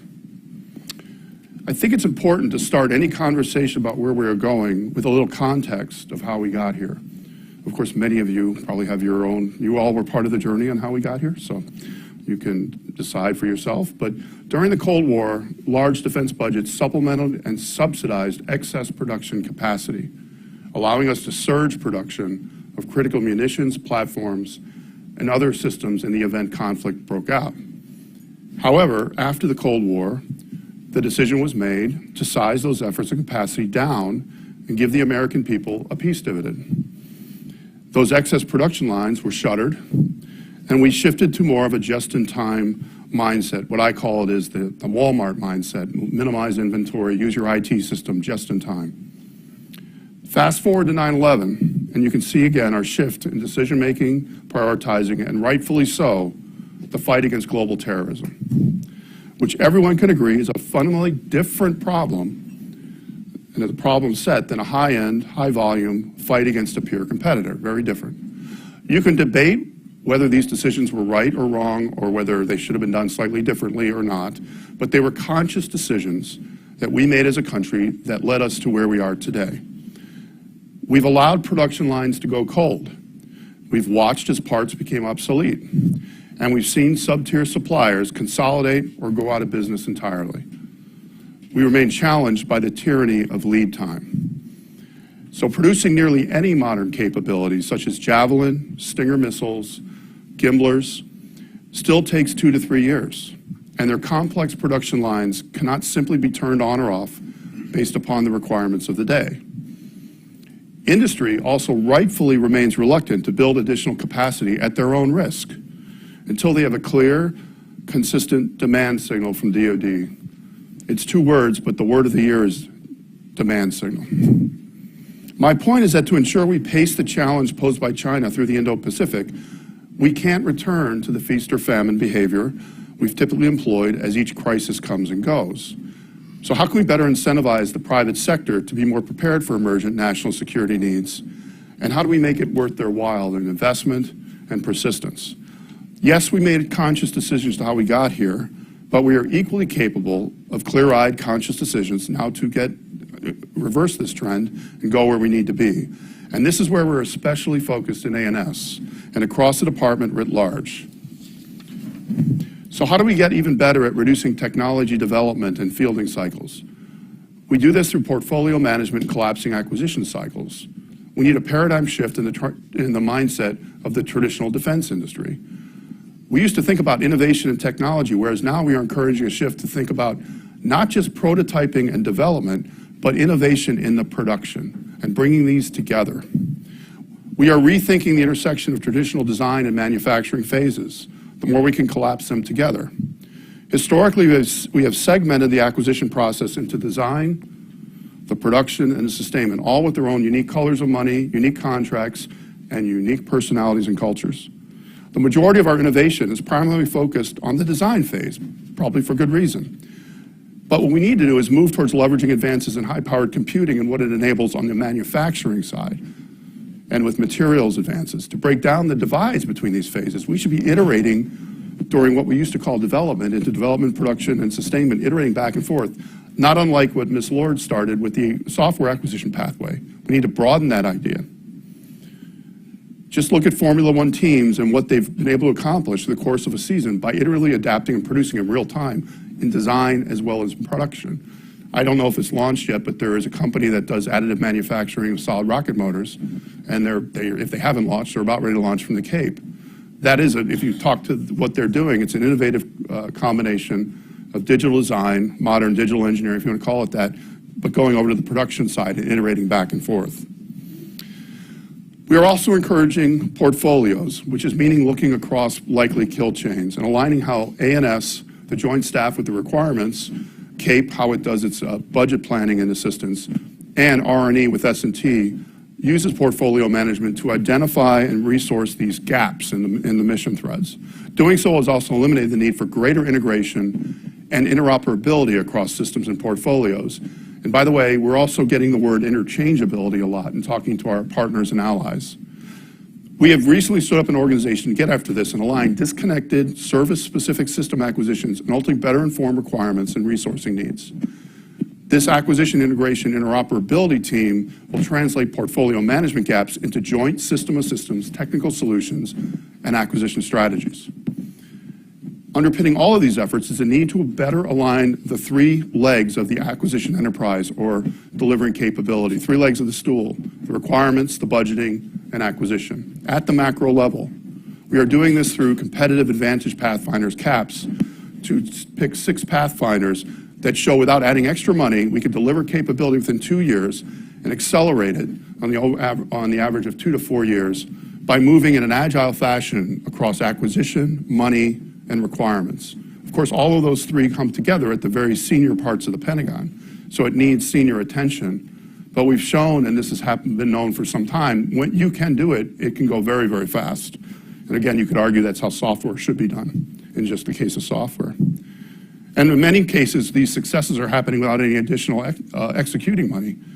And we're making better use of the open system so we can translate by taking cross-platform, something from the Navy, and put it to the Army, vice versa, in the open systems. We're now on our 2nd sprint for 7 new pathfinders, again, going across the 3-legged stool. So the ones we're going to take next are going to be on cyber survivability, transition, capability as a service. We're taking a hard look at things like, could you do counter UAS as a service? What type of novel ways you can do acquisition where you buy a service? The last piece I'll touch is, of course, industrial-based resiliency. The production lines, of course, can't be, the importance of them can't be understated. They allow us to deliver modernized capabilities to the warfighter at speed and scale. And Ukraine has been a wake-up call. We're seeing the importance of production and speed for a high-volume fight. If you probably have seen it, we have provided, through our production, our stockpiles, and allies and partners, over 1,155,000 rounds for the last year. I don't know that anybody would have predicted that. And you know the rest of the story. Accordingly, the department is mobilizing the defense industrial base in a way we have not done in a long time. And fortunately, we've got the financial support of the Congress to do so. We are continuing widespread investment. In this year's budget request, which just dropped yesterday, we have roughly $6 billion into foundational sectors such as microelectronics and castings and forgings. In munitions alone, we're investing $30.6 billion in FY24, a nearly 12% increase above 23 enacted. Our partners in Congress have been extremely helpful in granting us the authority to execute multi-year procurements for our most critical munitions. We buy munitions 1 year at a time, and as the late, great Ash Carter said when I spoke with him about this last summer, is the money gets taken because of their granularity. It's there to take. It's there to take by the Pentagon, it's there to take by the Hill. And we've allowed it to happen. And so multi-years won't be a magic bullet, but it'll put a large impedance against that, which is I think what we need, and also sends a demand signal to industry and suppliers. But I will tell you, that's a culture change. At the leadership level, we're getting very good response to it, but people who are used to traditionally having that fidelity year to year in munitions and using it for budget purposes, this is hard for them. So it means we're probably onto something good because it's hard for some people. At the broader level, we must account for increasing requests from allies and partners, and without exportable inventory laid in, we'll continue to be drawn down from U.S. stocks without quickly replenishing ourselves and also getting things to allies and partner. And given again that munitions are often the first bill payers each budget cycle, we have to find a solution to augment service procurements. Within ANS, I am institutionalizing processes and analytical capabilities we established at the start of the conflict. Our aim is to stand up an accelerator to accelerate and expand production capacity. It's an analytic cell that's going to proactively look at different production lines, work with industry, and see the what-ifs. What can we do to double, triple, quadruple that production line? What can new technologies bring? What would it cost? Not because we're going to do all of it, but so we at least have the information for the leaders to be able to make decisions on this. For example, can we use advanced manufacturing to produce metal casings in smaller batches when we need them? Can we find a way to cheaply print ball bearings, which are a critical limiting factor for munitions? In other words, can we make the industrial base more flexible and agile while bringing down fixed cost? This new team, which can be led by Dr. Erin Simpson, who's back there, I don't know why she's not at the Pentagon. This new team, it's an old joke. This new team will also begin exploring new innovative approaches to production and work new innovative suppliers to the industrial base. And so we're working this very hard. We're contracting fast. We have a lot more work to do. So if you take one thing away from today, I want to emphasize that production matters when we talk about innovation. The Valley of Death, so-called, is not a natural phenomenon. It's not the Shenandoah Valley. It's a man-made valley. And people made the valley not just by refusing to transition technology across it, but frankly, not funding production. It sounds so simple, but if you're not doing production, you don't have anything to transition to. And furthermore, if you're an investor, why should I invest? What's my return on investment? Where typically that's production and sustainment. So we need to help the Congress. We need help of all of you in passing regular defense budgets as well.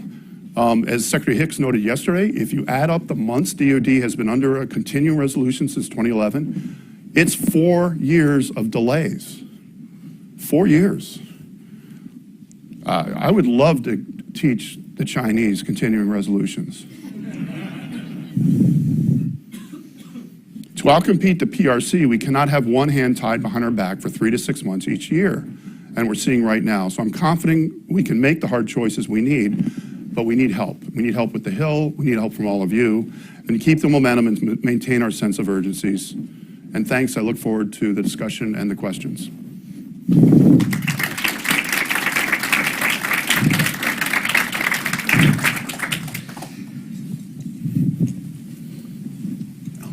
Thank you. Well, Bill, thank you for those remarks, and we'll take about 30 minutes here in conversation. I'll ask a few questions, and then we'll open up to this great group before you. First of all, I love the emphasis on production, build stuff. A builder's mindset is kind of the way I think of it. Let's start with the news and the budget, and from where you sit and the emphasis on production, how are we doing this fiscal year in terms of this budget to actually produce in the way you set? And maybe then give a view in the out years, which I notice kind of works out so evenly. It's entirely flat during those out years in terms of the budget. Can we continue to produce in the out years in the way that you aspire to? Yeah, so I guess I'd answer the budget question by both in even 23, but certainly 24, which was rolled out yesterday. As I said in my remarks, there's a lot of money that's been put into production and productions of munitions. That is an increase over before. When you add to it that we still have supplemental funds, that's mostly in replenishment, that we have another year to spend, that we have money with a lot of work to do to get the money on contract for right now. However, we tend to have short memories in Washington, D.C. And so I think when all of us look at what's going to happen beyond 23 into 24 with the CR, if we decide as a country to not continue to invest in these areas, it could be we could do some help, but it may not stick. I believe this is going to have to be something that sticks for 4 years, 5 years. Continue year over year building it out. At least keep it, building it up, considering building it up, because we have to go almost in a triage sense through the different munitions and capabilities. What the ones that are being funded for Ukraine are not. Many of them don't apply necessarily to Taiwan and NOPACOM. So we have a bunch of work to be done there too. I want to hit on that, and then I want to talk about the report card, because I think that's exactly where I wanted to go. Ukraine, and I know your leadership and your office is focused so much on the munitions that are required there, but of course, the pacing threat, the adversary is China. Munitions are highly relevant there, but it's not necessarily the same ones. Talk a little bit about the focus on production, either munitions, precision fires, or anything else that this budget and future budgets need to emphasize as we think about a Taiwan scenario. Yeah, so I guess I'd start with the NDAA that was just passed. It was at the end of December, and the appropriation. If you saw when that came out, there was 17 munitions identified specifically that we were given multi-year authorities for, and waivers for things like TINA, which is the certified costing data. And that came about from direct engagement between us and the Hill. And those 17 munitions, I can't remember, I have them up on my wall, so I have to do this by my memory, they're a mixture of things that are relevant for the Ukraine, 155, Gimblers, I think HIMARS is in there. But also I have more of a Pacific, Indo-Pacific, Taiwan bent, and those tend to be more of the Standard Missile family. You could argue Patriot might have a little bit of both. LRASM, which is an anti-ship missile. Even Tomahawk and torpedoes.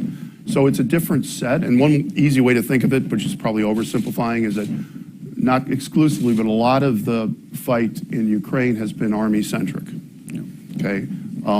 For the capabilities for the Pacific, there is Army, of course, but there's also very much Air Force and Navy. Advocacy moment. Clearly, use the Ukraine opportunity to get after some of these other items. There is a mindset in Washington. I think it's not the majority, but certainly a vocal minority that thinks the emphasis on Ukraine will take away from the types of focus we need to deal with China and specifically Taiwan. The more you're talking about this sort of thing, it strikes me you can make an argument that Ukraine is opening the door to get serious about a Taiwan scenario. Yeah, I mean, we could make that choice to say, we're tired of munitions and let's get tired of doing it for Taiwan. That's not a very wise choice. I would say the way to think about it is, let's take the lessons learned from Ukraine and let's make sure it doesn't happen with Taiwan and China. Final point.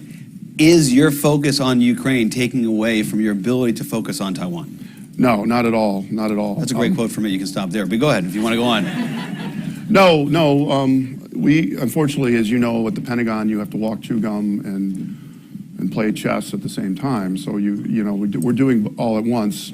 We've got working groups dedicated to both conflicts. The working group with Ukraine is a follow-up to what which Ms. Lord, and goes back to Secretary Carter, called the Senior Integration Group, the SIG, which meets nominally every week, and I chair that, and that's basically just moving things for Ukraine. We're taking a broader look at the Taiwan Pacific scenario and identifying where should the focus be and what should we get set up so we don't have a situation where if something bad happens, we have to reactively. So we're doing both at the same time.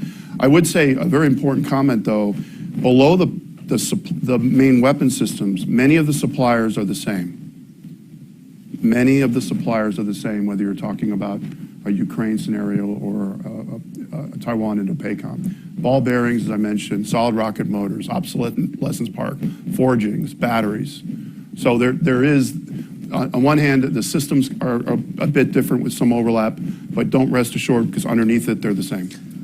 This is an innovation summit, and you're talking about ball bearings and 155 rounds, and I understand it. That kind of set you up for it because I was talking about Ukraine. But one of the most interesting things I've seen come out of Ukraine are the industry leaders who visit President Zelensky in Ukraine, and those have been almost exclusively, but definitely primarily, tech, innovative, dual-use companies, and they view Ukraine, for reasons that everybody in this room understands, as actually the center of gravity for the future of warfare. Not just the battles of today, but tomorrow. Think about the way software is being used by the Ukrainians, or space is being used by Ukrainians. How do you view that from your seat on A&S? Of course, you got to deal with everything you've described, but you also, I know from our conversations, how do we transition our current platforms and future platforms to take the innovation that pretty much everyone in this room thinks about, cares about, and wants to see you and your office and the department at large placing bigger bets on? Yeah, I think the places where new tech are playing, I don't want to call it new tech, but we're traditionally what we think of as technical innovation. That's a contradiction. I'm hoping to get you to say tech bros at some point, but okay, we'll avoid that. I never even used that term. Okay. I never used that term before that talk, and I'll never use it again. I would say the things that there is pretty cool. There's incredible innovation happening right now in Ukraine, not the least of which because of the Ukrainians themselves. They are very, very sharp. Well, many of their countries at stake, and many of them, they may have been professors, they may have been engineers, computer scientists in their last life, and they're doing here. They're writing code right now all over the place, particularly even using whether it's iPads or equivalent on apps that any citizen, if they see something, say something. If you see something flying over you that looks like an Iranian UAS, report it. They've got apps where this data is all pulled together, and they're constantly rewriting the software and updating it. And the warfighters are saying, I have no idea what this software is going to look like when we're done. I go, well, it's probably going to be spaghetti code. We'll help you with that afterward. They're also printing, 3D printing parts all over the place. We're translating manuals for them, and then we're getting them the designs as best as we can. I would say the other piece of it, what's remarkable, I use the harpoon story because there's other classified stories like it. I unfortunately can't tell you, but it was a matter of they call it MacGyvering, where the Ukrainians, along with us and a NATO partner and the contractor, within about 3 weeks, took sea-based, naval-based harpoons from another country, converted them to be on a flatbed truck, connected a power source on another truck, trained the Ukrainians, and they were shooting and sinking Russian ships within 2 weeks. There is all types of technology being used. The other piece of it, of course, is things like Starlink and other comms. And so I think, and the other piece of it, in some sense, that cyber situation in Ukraine is sort of the dog that didn't bark. It's not that there isn't cyber. I'm sure there is. But if it's occurred to you, it's occurred to me just reading the news. What about this huge cyber thing that was going to happen? It's not that it's not going on, but there's really remarkable things being done in the cyber world.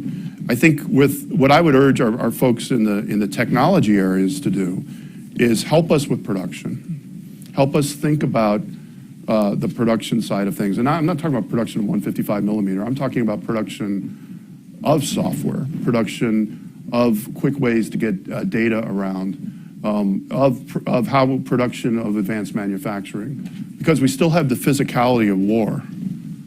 We have the non-kinetic, we still have the kinetic, and we have to bring those two together. Well, certainly Ukraine has demonstrated that conventional platforms are relevant as well. I think we need to also get out of the false choice of having one argue against the other.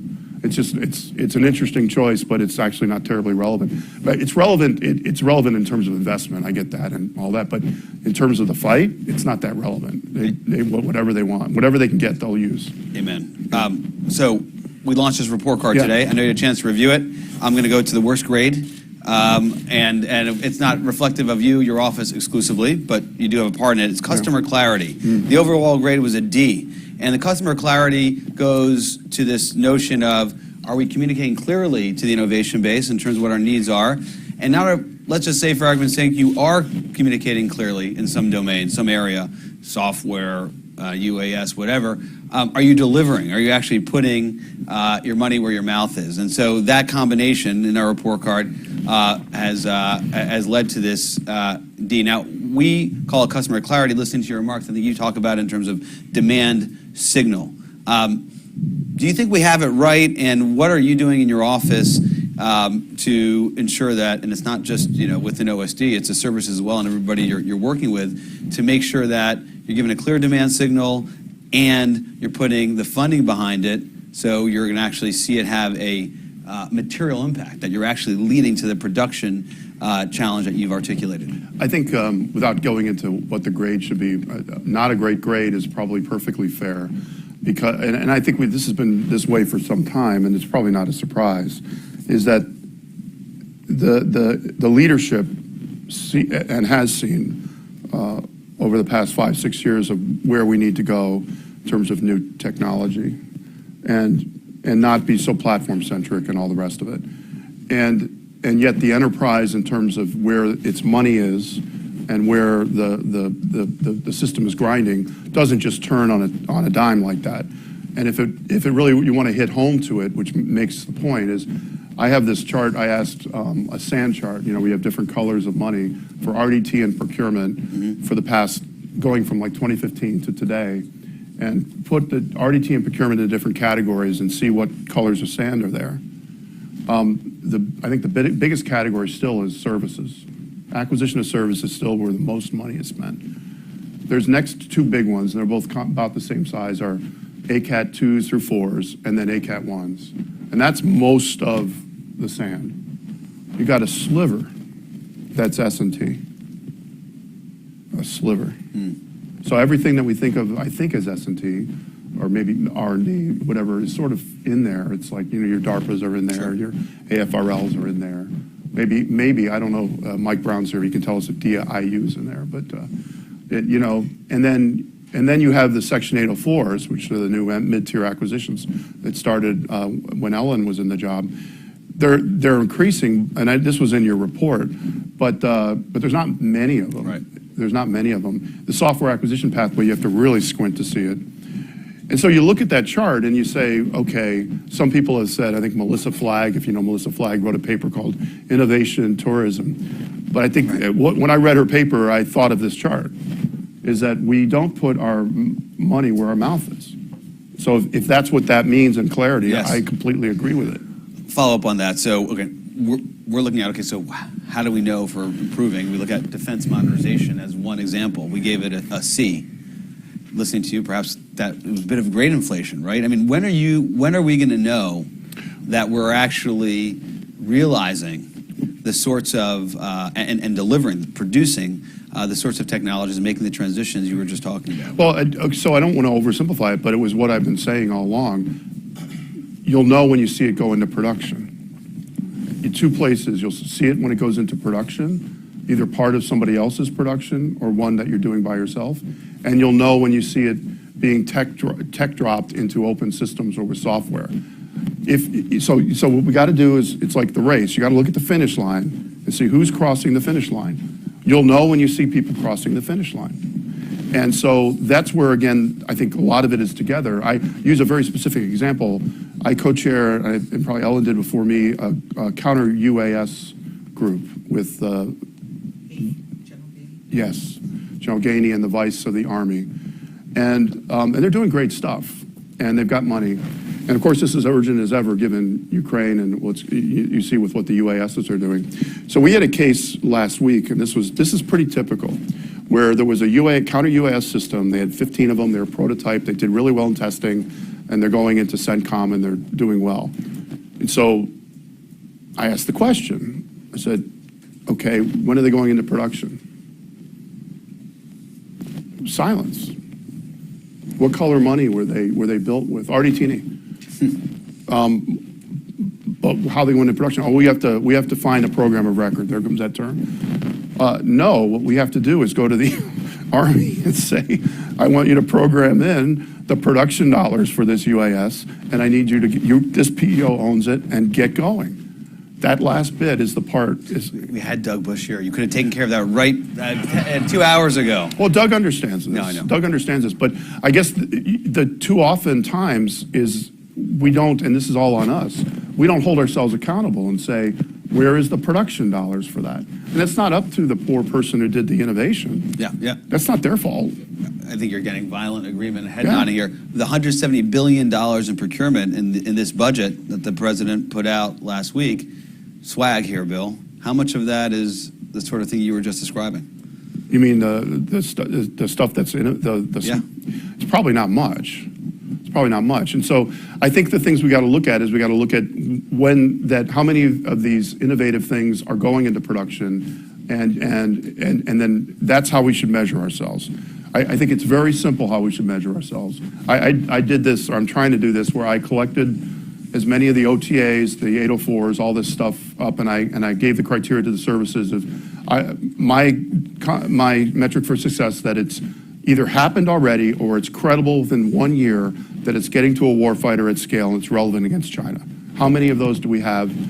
And we have some, but not enough.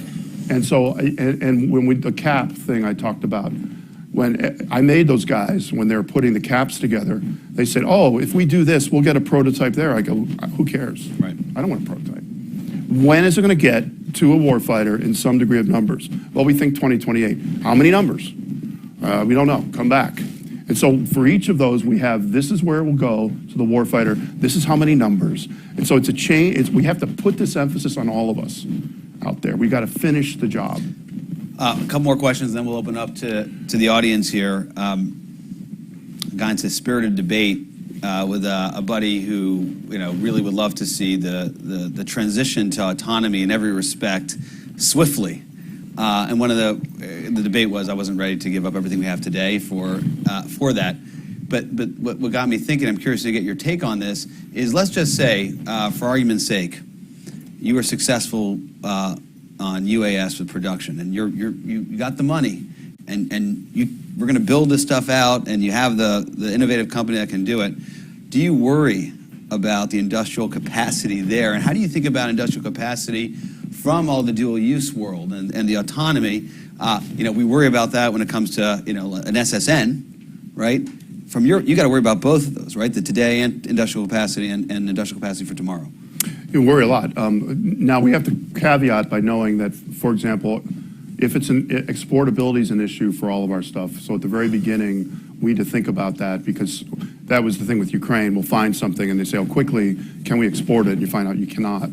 But let me give you an example of, and this is not meant to be a negative, it's just a real world example.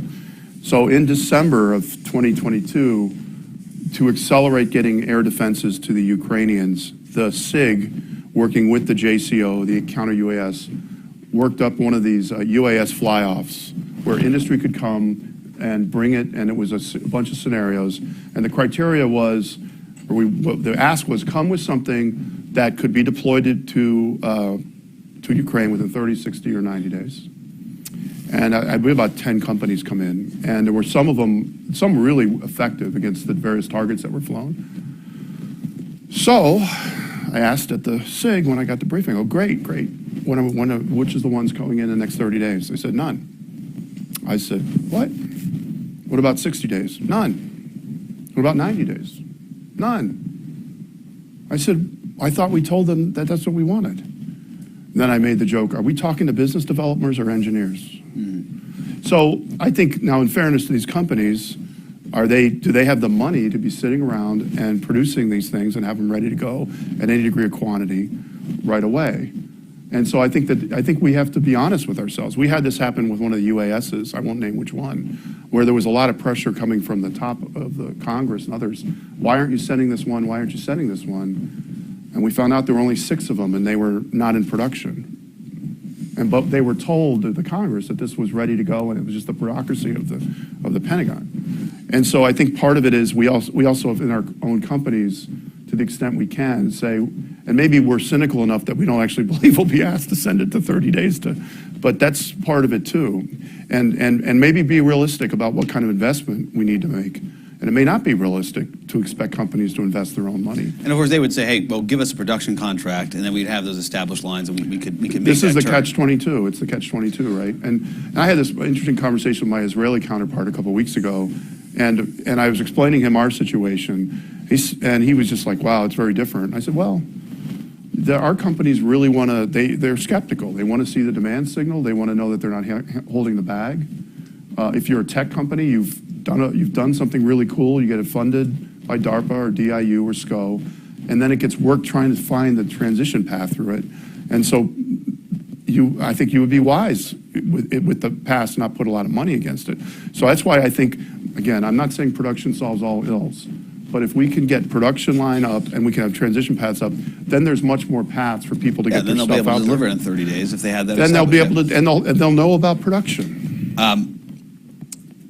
AUKUS, different side of the innovation, but it's pretty innovative in terms of and groundbreaking in terms of what we're doing with allies and partners. Take us through how you view this agreement in terms of building industrial capacity for one of the key capabilities that's a really a comparative advantage for the United States in a Taiwan scenario, an undersea capability. Can you articulate for us how working with the Australians and UK, addresses what is clearly a challenge in terms of industrial capacity for SSNs? Yeah, I think that the boldness of doing this type of concept of across the 3 countries, of building up an industrial base across the 3 countries, to not just do port repair or sustainment or even dry dock activities, but even to get to ultimately production of new submarines, is very extraordinarily bold, and I'm sure any of you who know what it takes to build a submarine would know that, and not the least of which the workforce implications. It's a huge, bold step, and it's going to take a lot of work. And I think it's probably the most prominent example of something that we're also going to need to do. I believe we're going to have to take much more bold steps in other areas. Maybe that's the wrong term, but lack of a better term, co-production.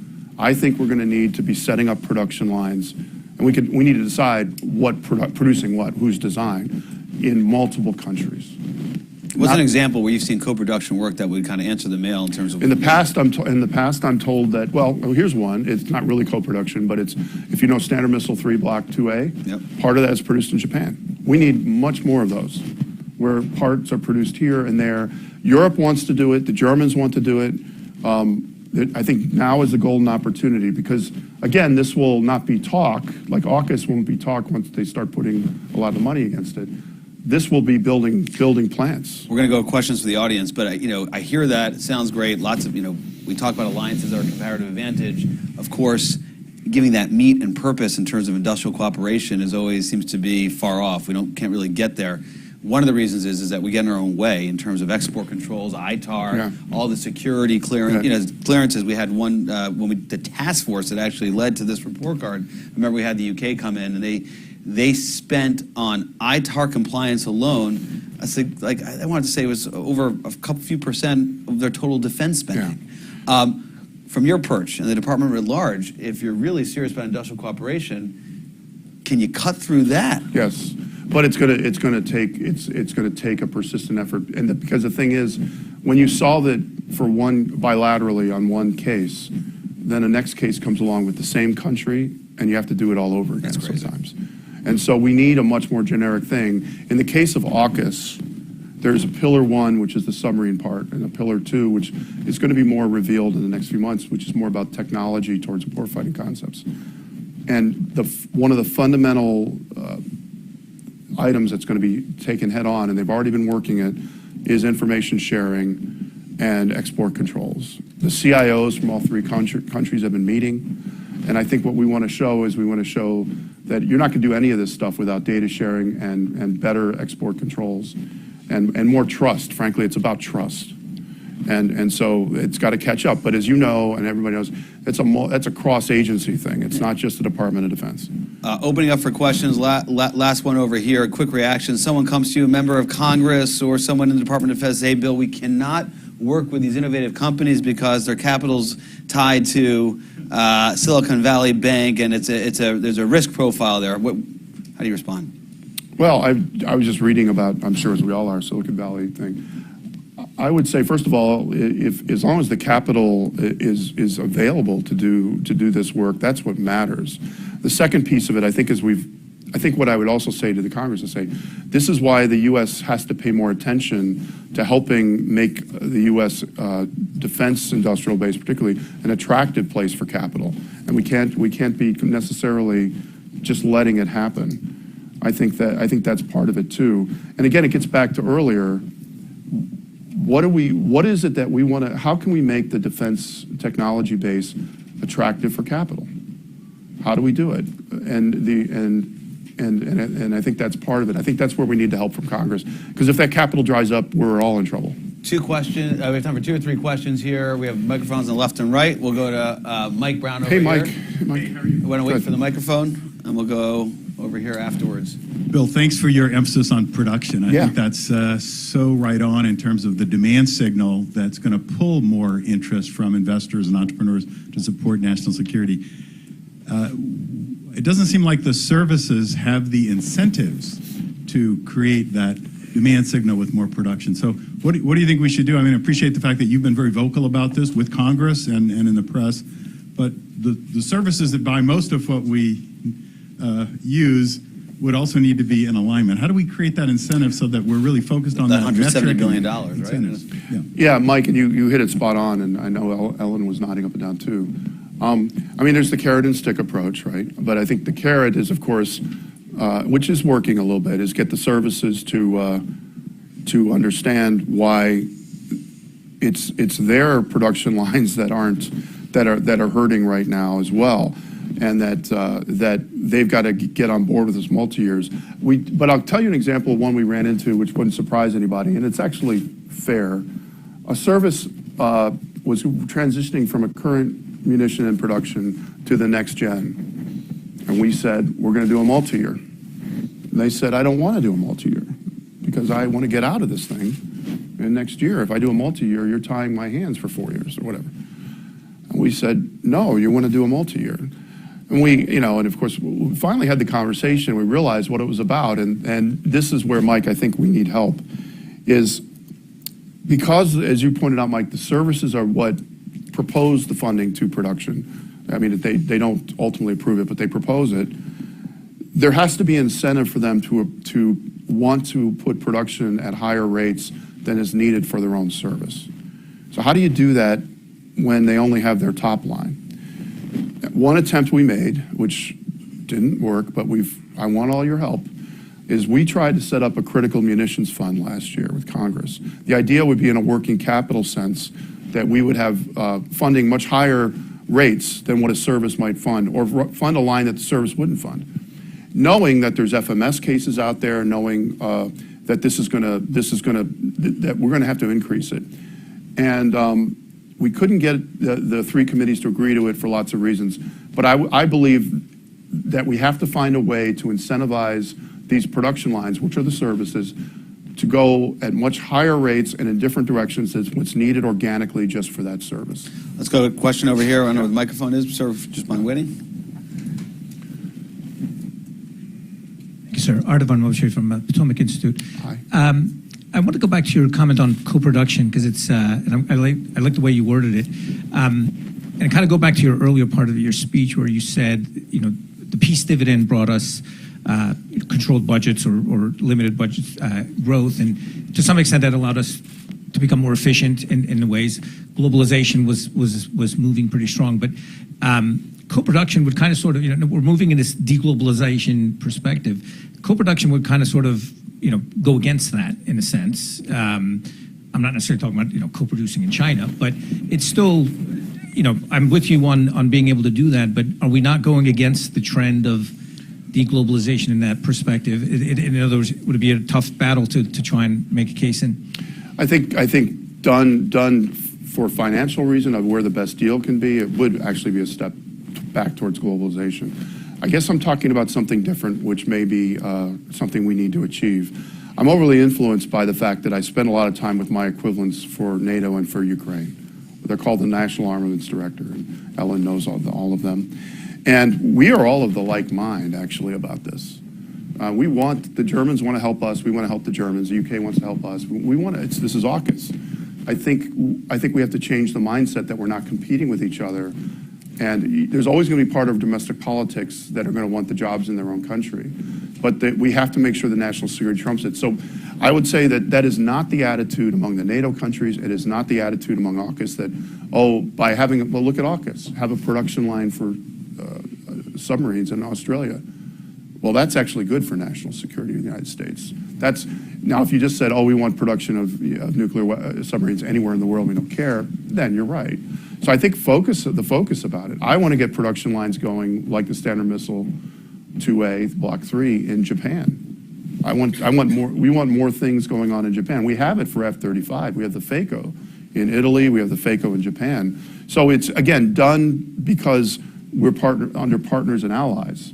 And we are really working well together right now.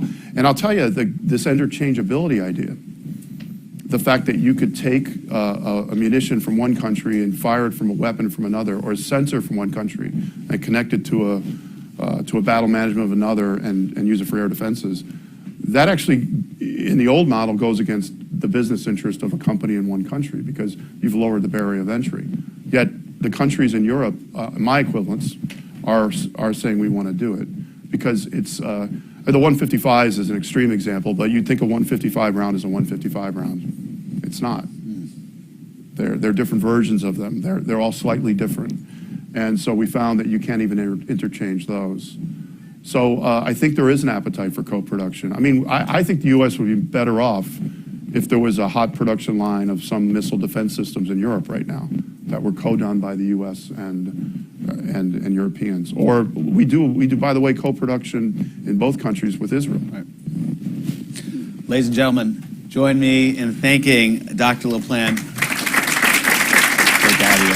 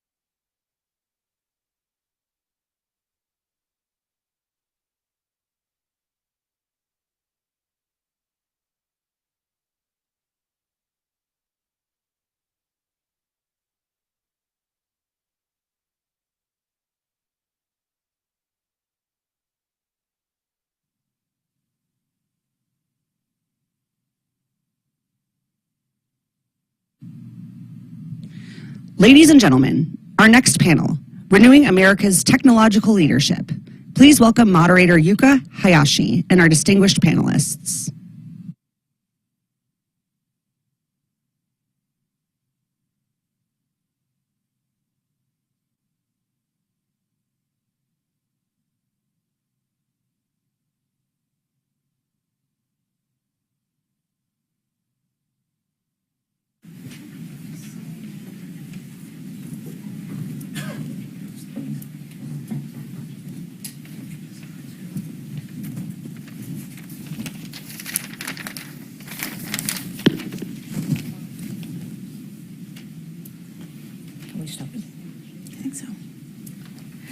Hello, my name is Yuka Hayashi. I'm a journalist for the Wall Street Journal. I write about trade policy and international economy.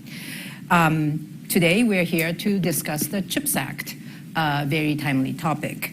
U.S. Congress passed the CHIPS and Science Act last August to strengthen the domestic semiconductor industry and also to renew America's leadership in this critical technology that we rely on pretty much everything these days, our cell phones, our cars, and military equipment.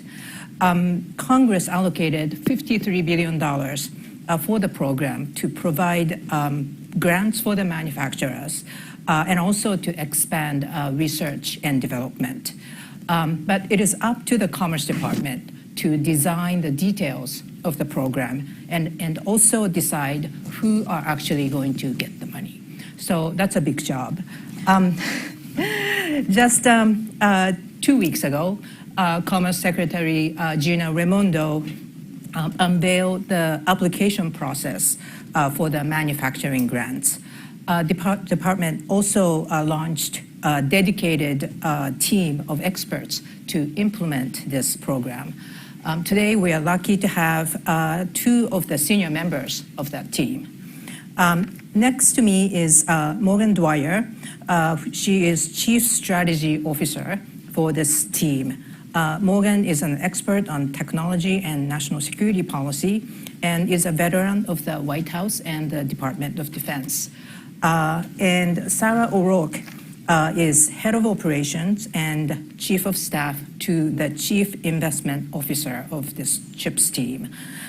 She comes from a private sector background, having worked at McKinsey for a number of years. There, she co-founded the company's Reinvesting in America initiative, where she helped governments and businesses drive transformative change in areas like infrastructure, clean energy, and technology. So my first question, Morgan, could you give us an overview of the CHIPS Act? What are the main goals? What image do you have for the semiconductor industry 5 years, 10 years down the road because of this program? Yeah, thank you. And thanks to everyone for joining us here, especially great to see so many friends and colleagues from the Department of Defense in particular, which is why I'm happy to say, the number one goal of the CHIPS Act is national security and is strengthening national and economic security. And how we're going to do that, we are making an investment of a scale and ambition that is really unprecedented in our recent history as a nation. And so to guide us in our activities in the next couple of years, Secretary Raimondo really laid out an ambitious set of objectives of where we want to be in the next 10 years. If you haven't checked out her speech, she gave it a couple weeks ago about what that vision for success is for the CHIPS Act. I'll give a couple of sort of highlights here. But what does our vision for success look like in the next 10 years? So in the next 10 years, we aim to have 2 new large-scale clusters of leading-edge logic fabs. We want to develop multiple high-volume packaging facilities and to become a global leader in packaging technologies. We also want U.S.-based fabs to produce advanced memory chips on economically competitive terms. And we're also going to strategically increase our production capacity for current generation and mature node chips that are really critical to our national and economic security. So those are the chips that go into things like cars, medical devices, and many of our defense systems. And when I think about, in particular, our partnership with the Department of Defense, I see the Department of Defense is really providing a key demand signal for many of the investments in chips that we're going to make at the Commerce Department. So this is a question for Sarah. How will the program's $53 billion be distributed? And how do you make sure that the taxpayers' money is going to be spent wisely and not spent on maybe facilities that will have been built anyway, or simply to help the companies just increase their profits?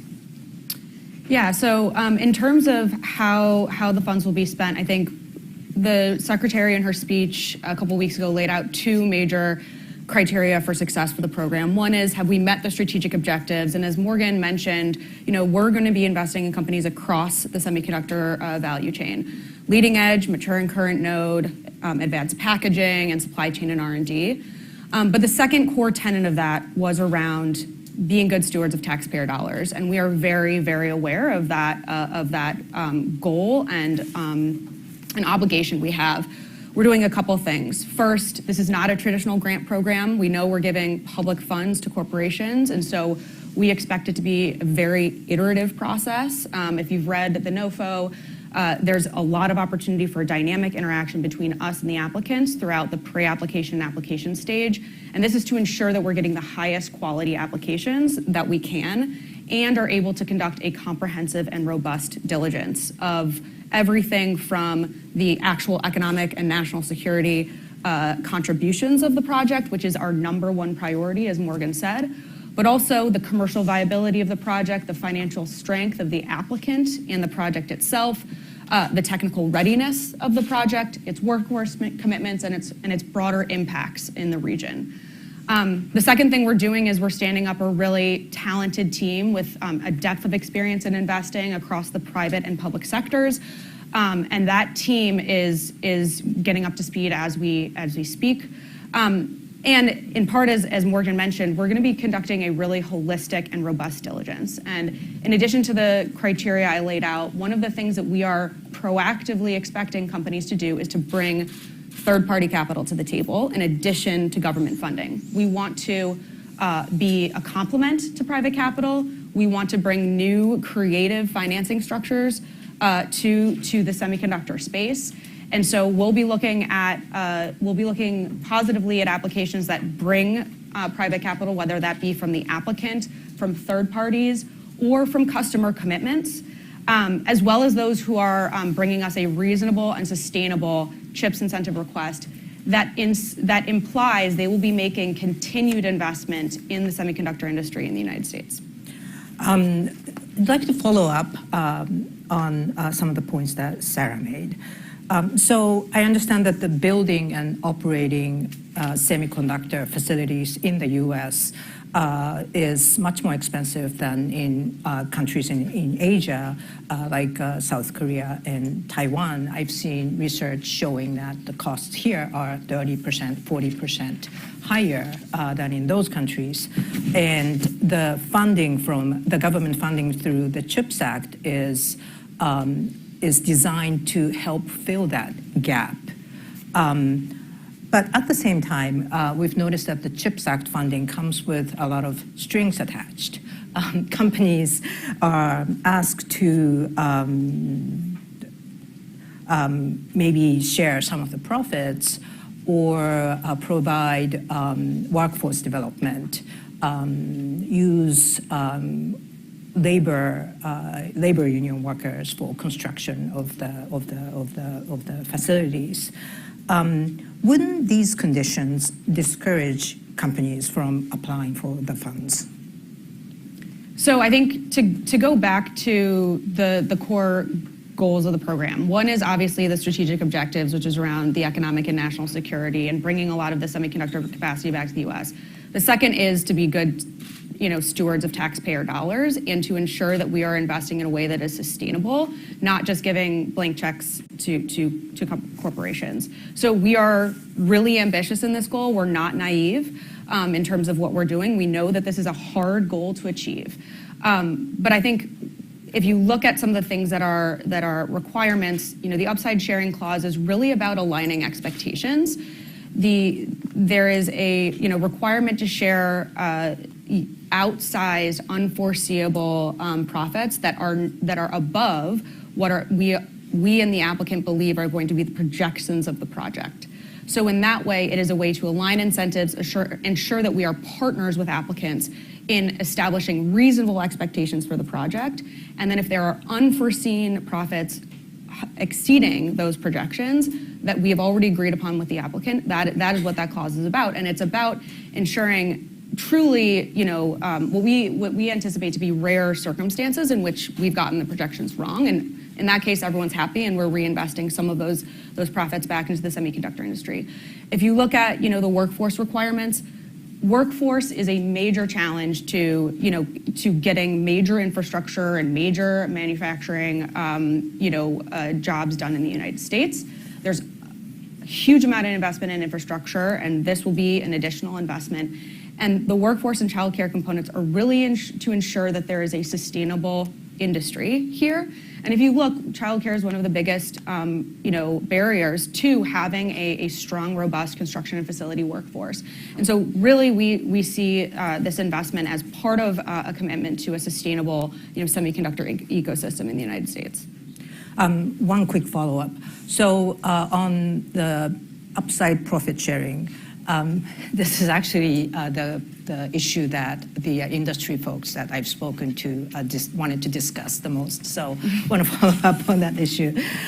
So you mentioned that this is only for the case where companies ended up with unforeseen levels of profits. How do you define that? If they go above their projections by, say, only $1, would that be subject to sharing with the government?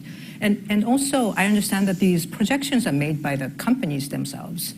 Can the companies just come up with some huge number so that they won't go over that target? So one is that these will be done on a case-by-case basis, and our expectation, as I mentioned at the beginning, is to have a very robust application diligence process, and we'll be looking at the financial projections. We will be looking very closely and diligencing all of those assumptions, and that's partly why we, put together the team that we've put together, and we will have our investors partner closely with our strategy and policy experts to evaluate every application. So it is about the understanding is that we would align on what we believe reasonable projections for the project are, and then in that alignment on a case-by-case basis would determine what at which point the upside sharing would be triggered. Okay. I want to go back to the issue of national security. You discussed some of that angle, but could you discuss a little bit more how this semiconductor program is going to help the U.S.'s national security? And also, how would the U.S. military and the national security communication could benefit from this? Sure. Like I said, the number one objective of this program is to strengthen national security. And I really see that the investments that we're going to make strengthening national security in a couple of different dimensions.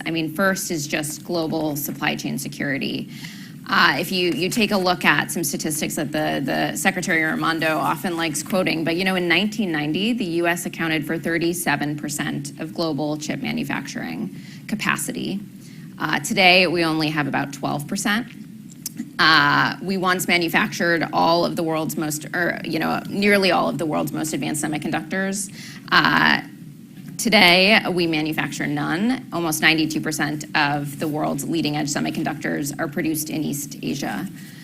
So that's a huge global supply chain challenge. And so one of the things that Chips for America is going to do is strengthen global supply chain security.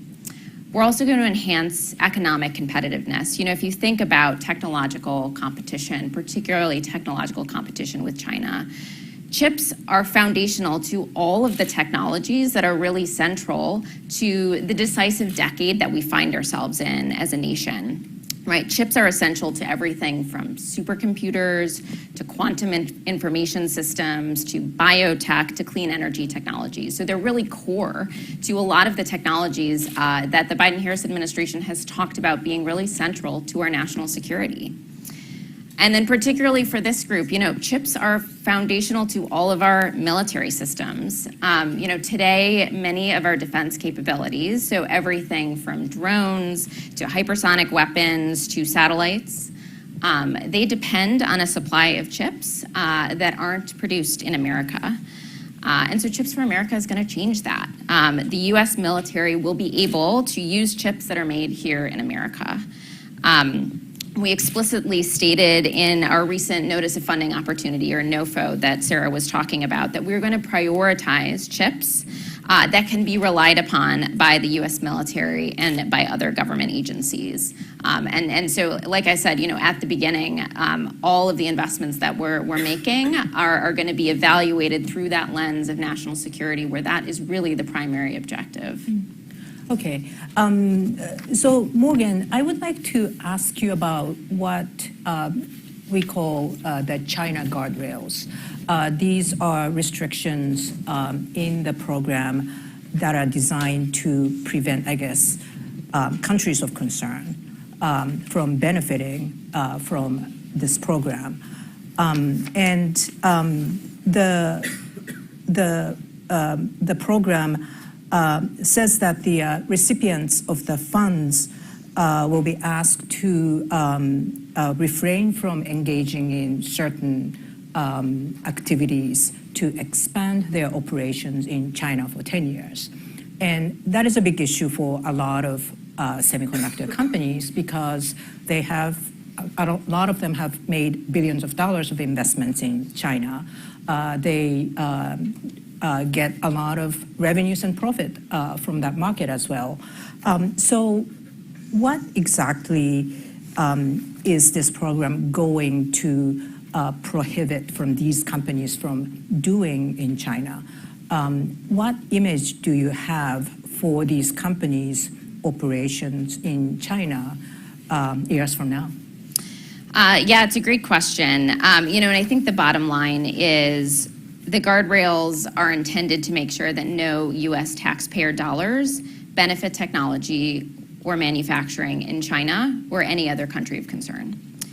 We're going to be releasing a notice of proposed rulemaking later this month, where we will be laying out more of the specific details of what the national security guardrails actually are. I can give you a sort of a high level of what are the contours that we expect to be in those guardrails today. So first and foremost, you know, the statute actually states that funds may not be provided to any foreign entity of concern.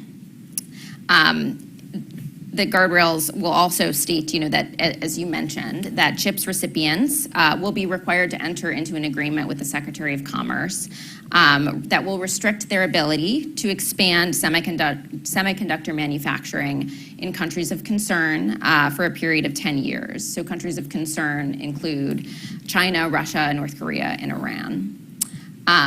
In addition, CHIPS incentives recipients may not knowingly engage in joint research or technology licensing efforts of advanced technologies or technologies that threaten national security. So again, we're going to be releasing the notice of proposed rulemaking later this month, which will go into the specifics, and then look forward to getting feedback, particularly from companies and from our allies and partners that you referenced in your question. Okay. So the CHIPS Act comes with more than $10 billion to fund research and development. And that is going to focus on creating what is called the National Semiconductor Technology Center. What is this center? What is it going to look like? What is it going to do? Yeah, so just taking a step back, Chips for America is, as you pointed out, is composed of actually two different programs at the Department of Commerce, and then there's related programs at the Department of Defense, at the National Science Foundation, and at the State Department as well. So at Commerce, Sarah and I are actually part of the CHIPS program office, so we're responsible for this $37 billion in manufacturing incentives. There's also an R&D program, which is responsible for that $11 billion. And they're also responsible for setting up multiple interrelated projects. One of those projects is the National Semiconductor Technology Center, or the NSTC.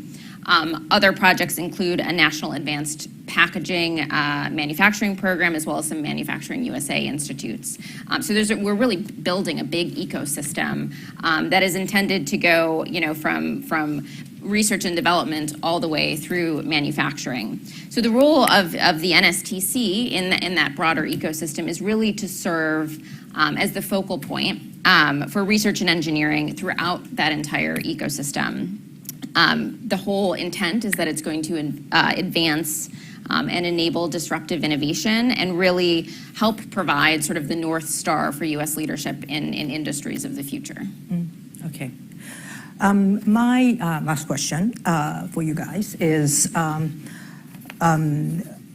are you going to work with other countries, friendly countries, allies, that also have similar incentive or subsidy programs to beef up their own semiconductor industries? The EU, South Korea, Japan, I believe Singapore, they all have their own programs. Do you worry that it could lead to a global oversupply of chips many years down the road? Yeah, it's a great question. And I think at the CHIPS office, we really see international coordination and cooperation as being essential to our mission. Secretary Raimondo has also made really clear that the U.S. does not seek to become self-sufficient in semiconductor manufacturing. And so for that reason, cooperation and coordination with our allies and partners is really essential. And it's for that reason, actually, on my team at the CHIPS program office, we've actually set up an international engagement team that is specifically going to be focused on these issues of coordination and cooperation. One of the things I could see them working on is exactly the point that you make of there is a need really to coordinate our incentive programs to avoid the risk of oversupply that you pointed out. So it's a huge priority, and it's something that we're staffing up to tackle. Have you started talking to other officials from other governments? We have been doing lots of engagements with other governments, and that is exactly the work that we're going to continue in the coming weeks and months as we move forward with the program. What kind of responses have you gotten from them on the U.S. program? I think there is a lot. What I have sensed is a lot of interest in engagement and understanding sort of what our perspective is on the investments we're making. I mean, we have had to make it really clear, which is why I'm glad that the Secretary made it clear that we're not seeking to become self-sufficient, that the conversations we're having with these allies and partners are really critical to the success of the program, which really aims to bolster global supply chain security.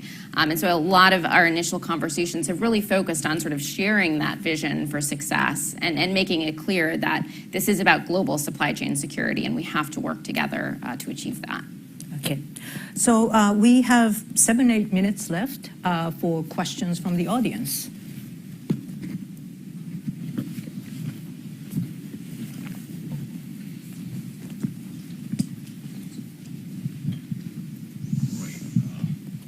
Didn't expect to be the first one. But great remarks, and thank you for sharing all you did. So in your prior role, Morgan, at OSTP, you were involved in a lot of discussions around the workforce provisions of the CHIPS and Science Act. And there were two in particular, as we look at the report card. There was a Jobs Act that was particularly aimed at providing short-term Pell Grants for skills and trades, and there was a provision in the House bill that was to retain foreign STEM talent.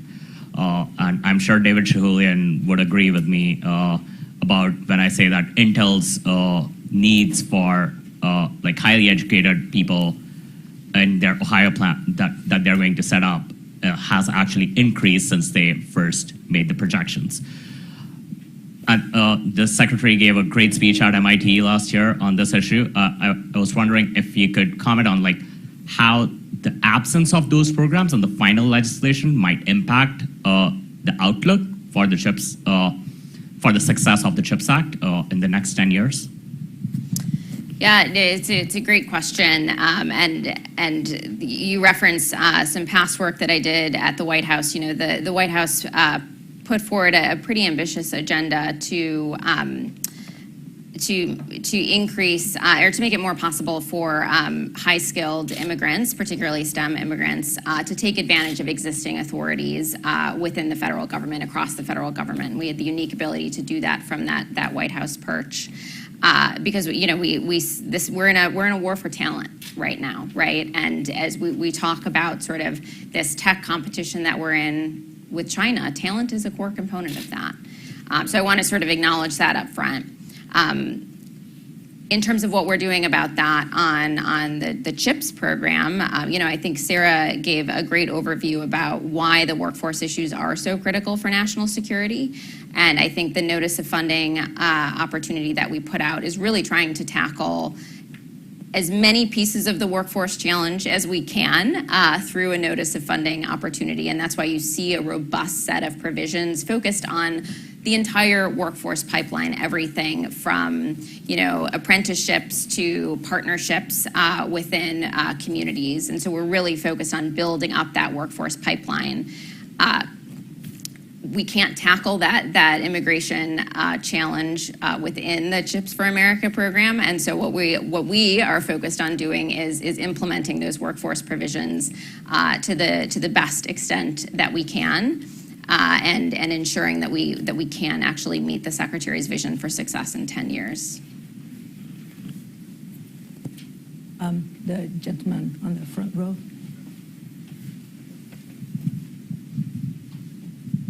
Thank you. I'm Jamie Barnett with Viasat, and I was interested if the new National Semiconductor Technology Center, if that's going to be developed, doing R&D on chips, independent of or with industry. And the second thing I would add along that is the U.S. military has a terrible problem with chip obsolescence and keeping those in production. Does the CHIPS Act or anything in your office address any of the question of legacy technologies that we actually need for many years? You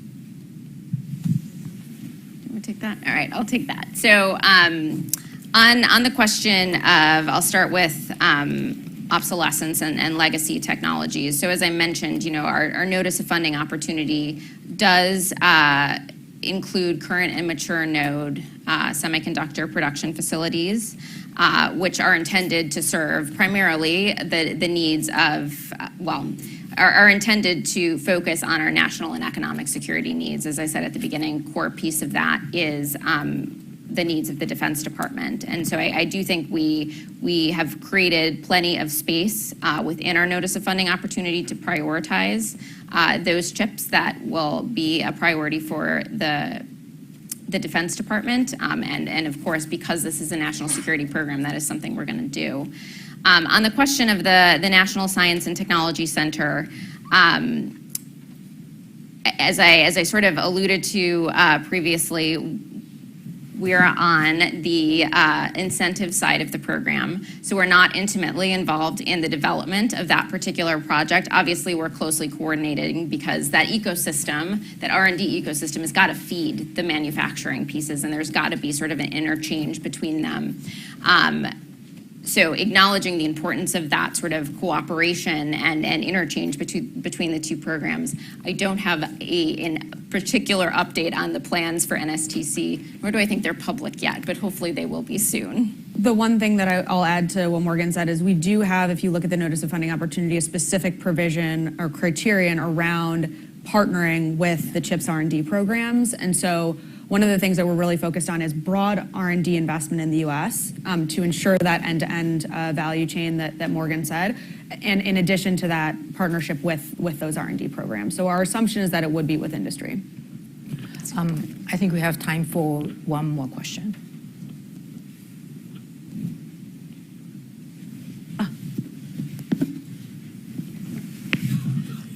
Thank you. Excuse me. I come from academia, specifically kind of in the translation and entrepreneurship part of academia. And I would say that probably in the last year, 50% of the questions I get are daily about CHIPS Act and how do the startups coming out of my academic center, or probably every R&D center out there, is how do we participate? How do we get our foot in the door? How do we even get more information? I understand now that you might be not in the right program office for this, but I don't want to put you on the spot, but what can I tell all these potential startups, potential new industrial base coming out of academia or R&D, that what should they be looking for?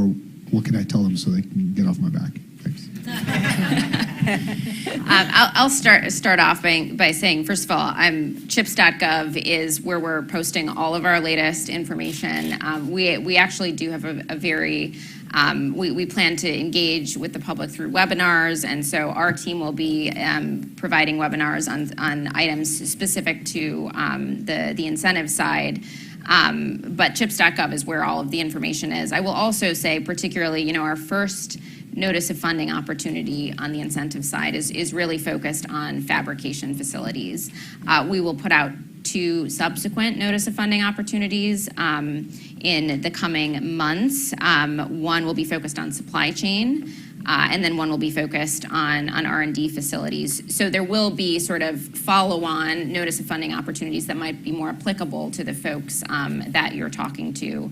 And all of the information on our plans for that is available on chips.gov. You can also sign up for our newsletter. We have a newsletter. We have a newsletter, yeah. Regular updates. That's it for this session. Thank you very much, Morgan and Sarah, for sharing your very useful information. Thank you. Thank you.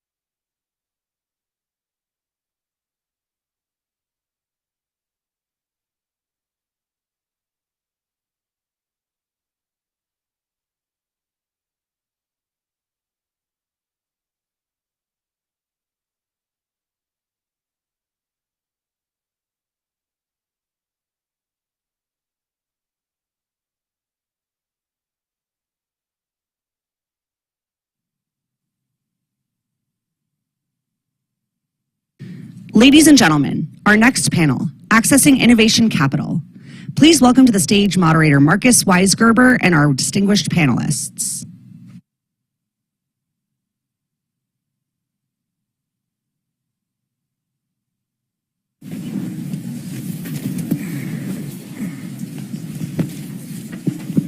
All right.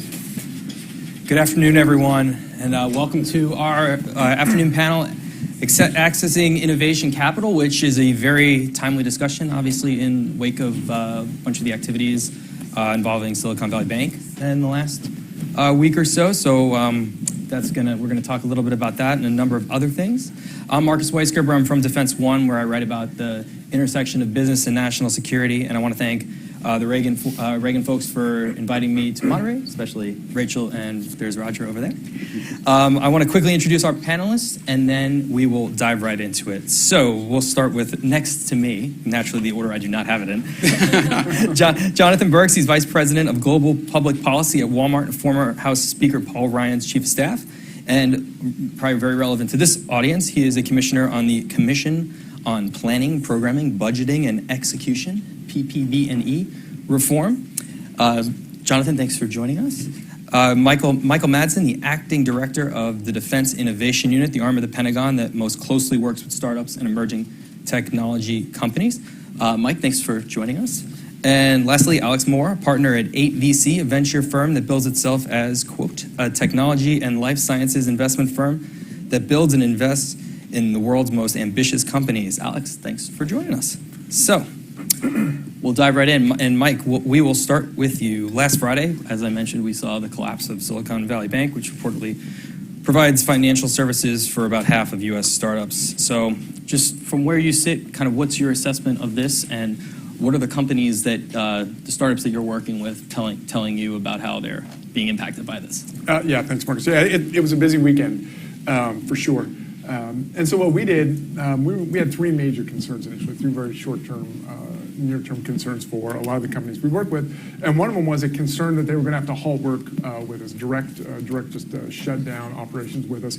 We peeled that back and started to get concerned with indirect impacts to their supply chain, for maybe not a direct impact, but some secondary issues there. And then we were also concerned, as we started looking into it, concerned with for the financial issues, and if companies came under financial distress, would they take on drastic measures and put IP at risk, for example? And so we were concerned about that. And then the last one was continued uncertainty. As we started to see some other banks kind of fall, we started to get concerned with, what was that going to be in the bigger picture? So then our first action was to reach out to our companies and really start to assess, well, what is the real exposure risk? Is it payroll? Is it other things? And how is that going to be impacted and manifested there? And then we started charting a course of action. So looking at we could leverage existing authorities, for example, to accelerate milestones and make sure that we could provide some sort of fluid stream of capital to meet their short-term needs. And then the third thing that we looked at to help alleviate some of those concerns was to start thinking about linkages between some of the commercial capital providers we've worked with in the past and we had great relationships with that might be able to step up and help, at least in a short-term situation, to provide some bridge funding there. So did you have to do any of that? No, and then of course we got the word from the FDIC and Treasury late on Sunday. But interestingly, you're right, because it brings up a much broader strategic question of, how can we exercise something like that so that we can demonstrate the linkage between economic security and national security, and let our national security innovation base participants know that we are a partner, when we're getting the goods and services and technology from them flowing into the department, but also in situations like that are unforeseen, and how we can assist in those situations. And probably lastly, as you think about the future and potential of something to happen again, I think one of our panelists this morning mentioned that they went from, it was 6 hours between the time when they found out about what was going on and then were locked out of getting their money. Are there any steps that the Pentagon can take, should take, would take? Is that something you're considering to be able to do some of those things you talked about, if you need to give bridge funding or something like that? Well, I think you have to put it in a broader context, and I think it is taking this opportunity to really get serious about growing that connective tissue between the national security enterprise and the commercial capital markets, make sure there's some connection there, and show that we're good and sophisticated partners. Of course, the Office of Strategic Capital stood up. They have a very compatible and complementary capability with DIU, so we work closely with them at all the various stages of development to make sure that we're bridging those valleys where we need to, but also making sure that we're illuminating a path to the defense marketplace. Okay. And we'll talk about the Office of Strategic Capital a little bit later. Alex, let's pivot to you. Kind of last Friday's actions? What have you been hearing from the companies that you're invested in and are part of your portfolio? Yeah, I think it was just general confusion, and Silicon Valley Bank's been a very dynamic partner for startups for decades. So, shock, personalities come out. Some CEOs call you 5 times in a day. Some don't call you.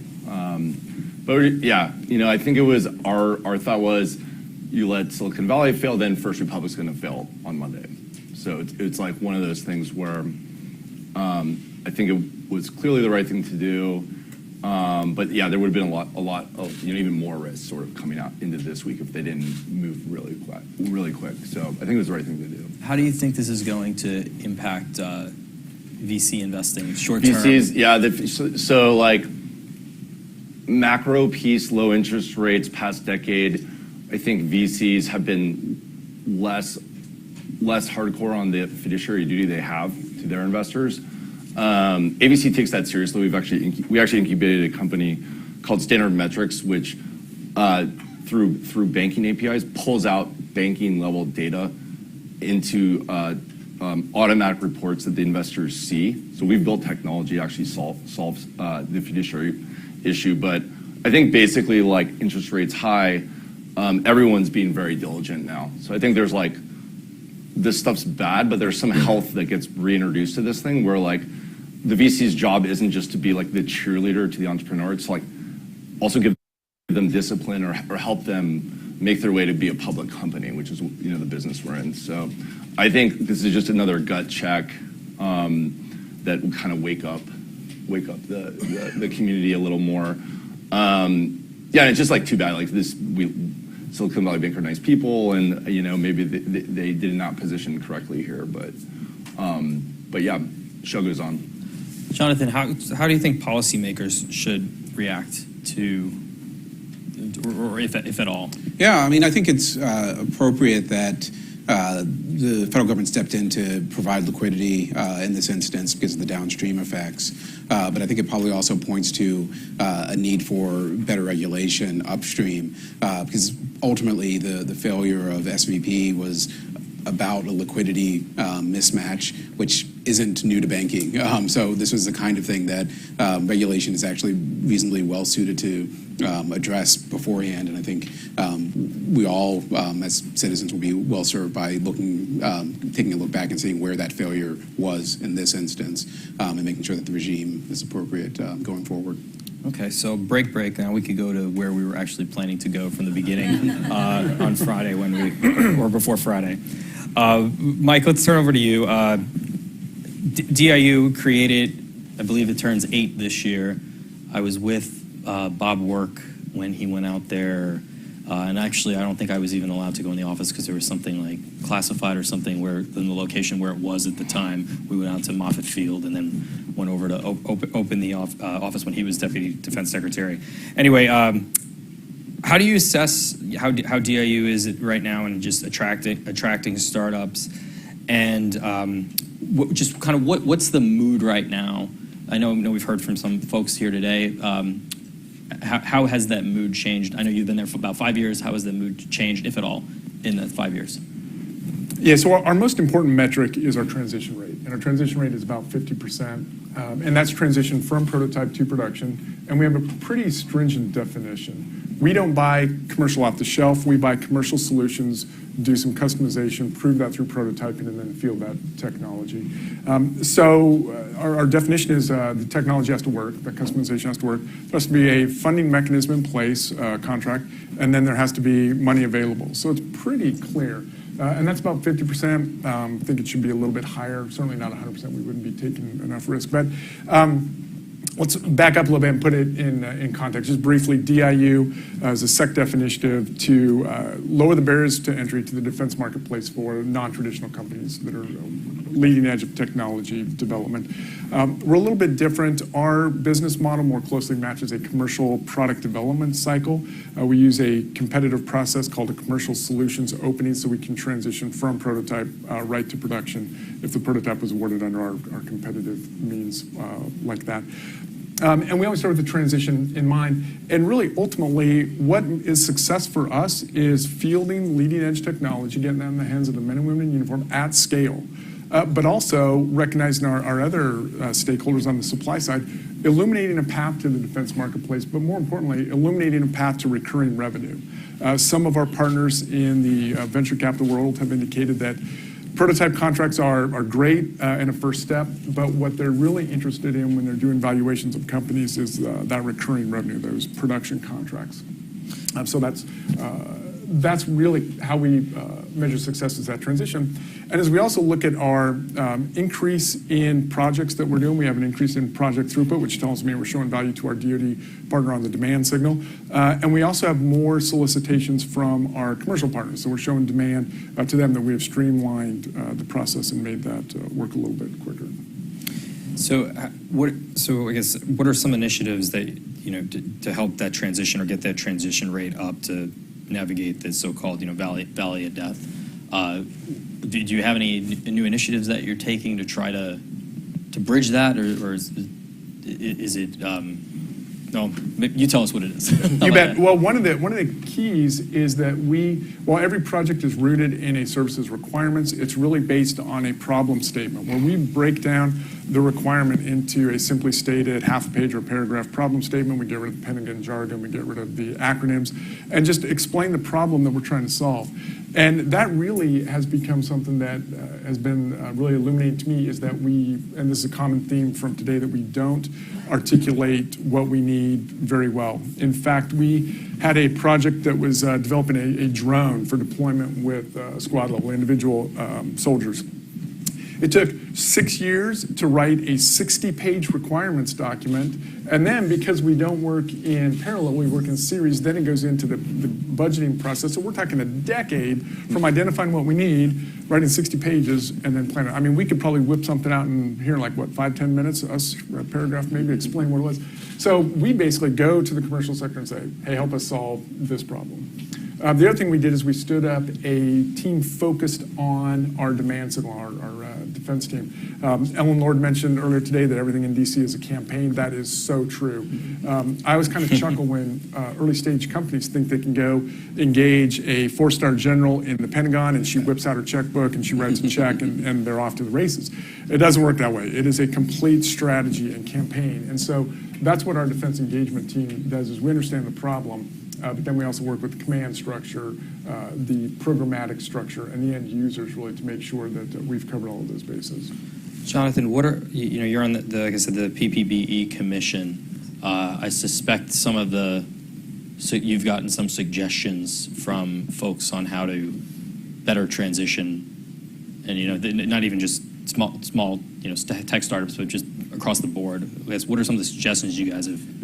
Yeah, thank you. It's funny, I'm sure you guys are all tired of hearing about the PPB Reform Commission. You've heard from, I think, 6 commissioners in total, right, Ellen, today. And, I think we've heard a lot from industry, and we want to hear more. So the door is open to any good ideas that are out there, or any problems you've had. We want to hear about it, because ultimately we think there's a real appetite inside the building for reform. And I think one of the things we've heard a lot about is just the timelines. The 10 years that you cite is sort of an extreme example, but it's the same sort of thing where even a routine, getting from into the program, into the budget cycle is 24 months, before you actually get funded. And so the need for figuring out how to shorten those timelines, think about how to add more opportunities for flexibility, add more opportunities for adjustments, later in the process so that, you can meet warfighter needs more closely aligned to when the money's going to become available is one of the things that we're wrestling with. And, I don't want to prejudge any recommendations that we'll have, but it's something that we're intensely focused on. Actually, can I pick up and riff on that a little bit? I had a chance to talk to the PPBE Reform Commission some time ago, and what I think is fantastic is, PPBE is, of course, you think of that funding part of it, but when you think of the three legs of that stool of procurement that we just heard about, they're not just taking the funding in that stovepipe of excellence, but considering the requirements piece of it as well as the acquisition reform that's already taken place. We've seen a lot of energy around acquisition reform, more around budget, not so much around requirements. But I think it's fantastic that they're understanding the interplay of those three legs of the stool.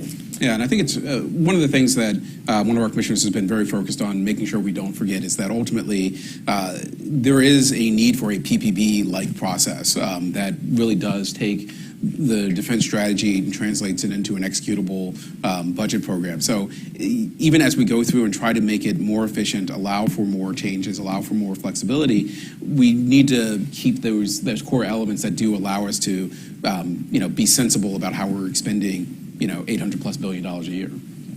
Is the commission looking at anything involving training?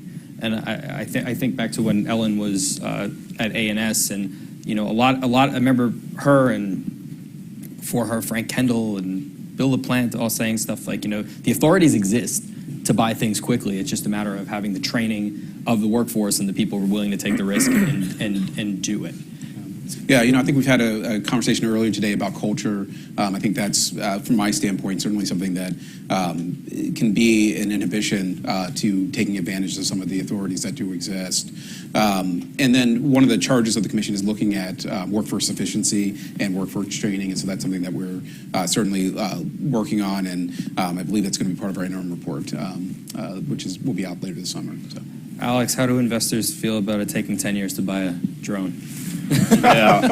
So my basic thesis on defense investing is that, which is a little contrarian, but I think true, is that it takes $1 billion with a B in private capital to build a defense company in this environment. And so Anduril did it, right? So that's about how much it took them.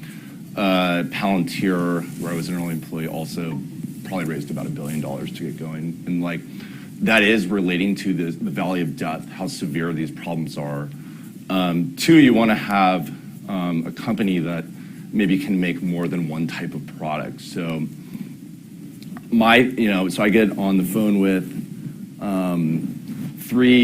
this is the good news, I think, for the room, 3 different firms a week. We want to get into defense. How do we do it?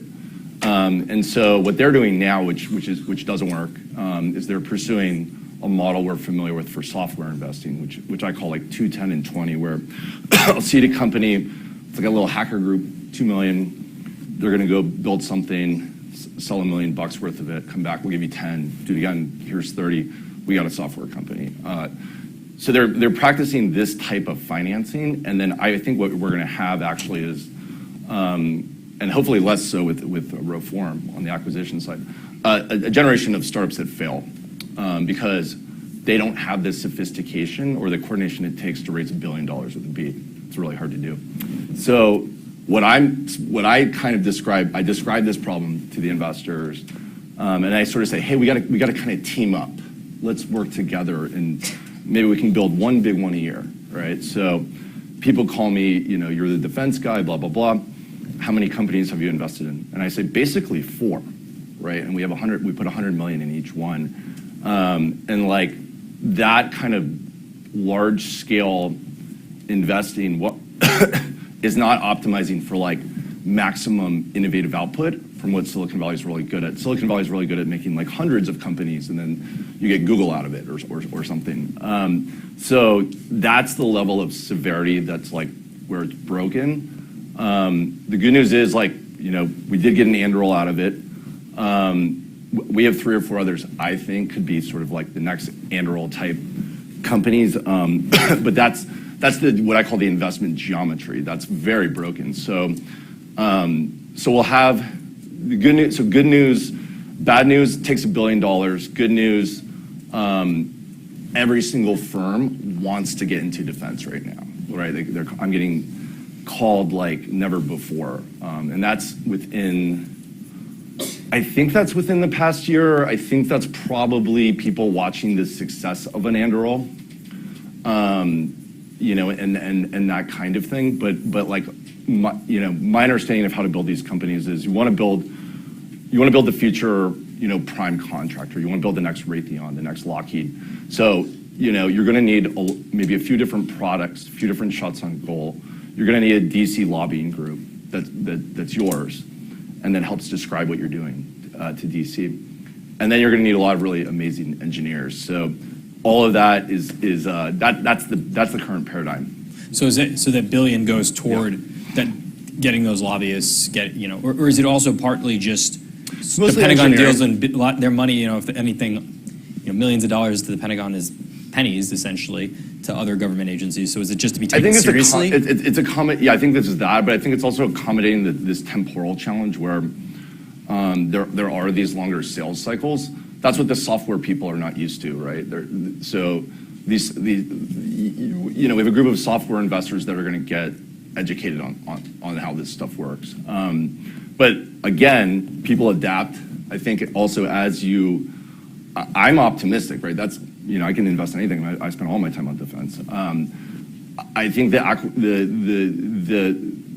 movement on reform and folks like DIU really help hold down the ecosystem, and then nurturing of these small startups is like that ecosystem is gaining strength rapidly. So I think like putting this all together, we're probably headed towards something where hopefully it becomes a little easier to start these companies, and then with the end goal of creating instead of having maybe we have 5 big prime contractors now, let's have 10, right? And in 10 or 15 years from now, there should be 5 new ones. That would be the goal from the VC side, right? Mike, I want to ask you, we mentioned the Office of Strategic Capital earlier. I believe a lot of budget numbers are swirling in my head, but it got over $100 million in the budget request for 24. Could you talk about your relationship and, how, I presume they'll be a part of helping you transition programs like you talked about doing earlier?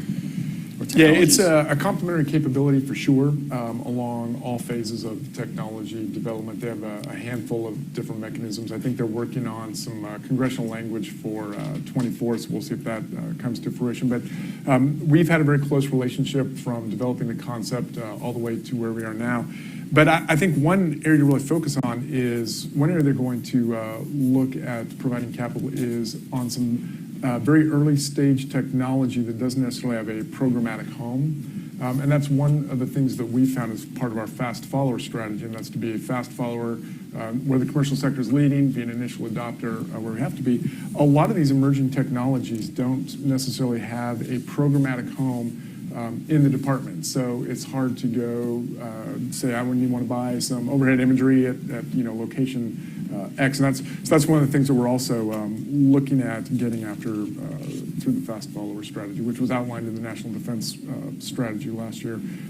We're proud that DIU is one of the first entities that really came up with it. And hat tip to Mike Brown, right over here, the former director, who was really driving that through the department. Before we get to audience questions in the room, I figured we could talk about the Reagan Institute's National Security Innovation Base report card that came out yesterday. I'll note that the highest grade was an A-, and it went to innovation leadership, so I guess that's you, so congratulations. Thanks. And I'd reflect that right back here to, well, it's pretty much all of DIU in that row. So two of the recommendations in there that I'd love to get probably all 3 panelists' thoughts on are the need to foster stronger relationships with the private investment community and make bigger, bolder, and more flexible investments in new capabilities. So maybe, Mike, we'll start with you and then pivot back to Jonathan and over to Alex. Yeah. What can be done to address those 2 recommendations? I think a couple of things. One of them is, again, to clearly articulate what we need to buy and figure out where that line of demarcation is on the procurement line, submarines and aircraft carriers. Copy your paper over here.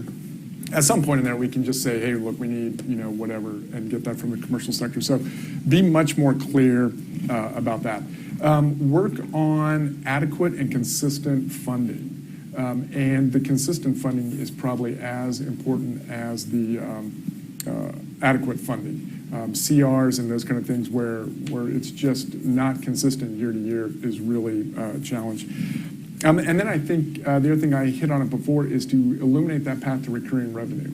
We've heard throughout the day that the big push is to get to production. How do we get to production? That's one of our initiatives in 23 is to engage with the services and the programmatic offices to be able to be part of that conversation when they're developing the acquisition strategy and articulate the state of the art of the commercial technology. And then also get serious about modular, doing things in a modular fashion where we can on those big programs. Look at it doing it in a modular way so that we can pull in, we can show on-ramps to some of this emerging technology. And then not also get in vendor lock, but be able to go back and get the next year's leading developer to be able to participate as well.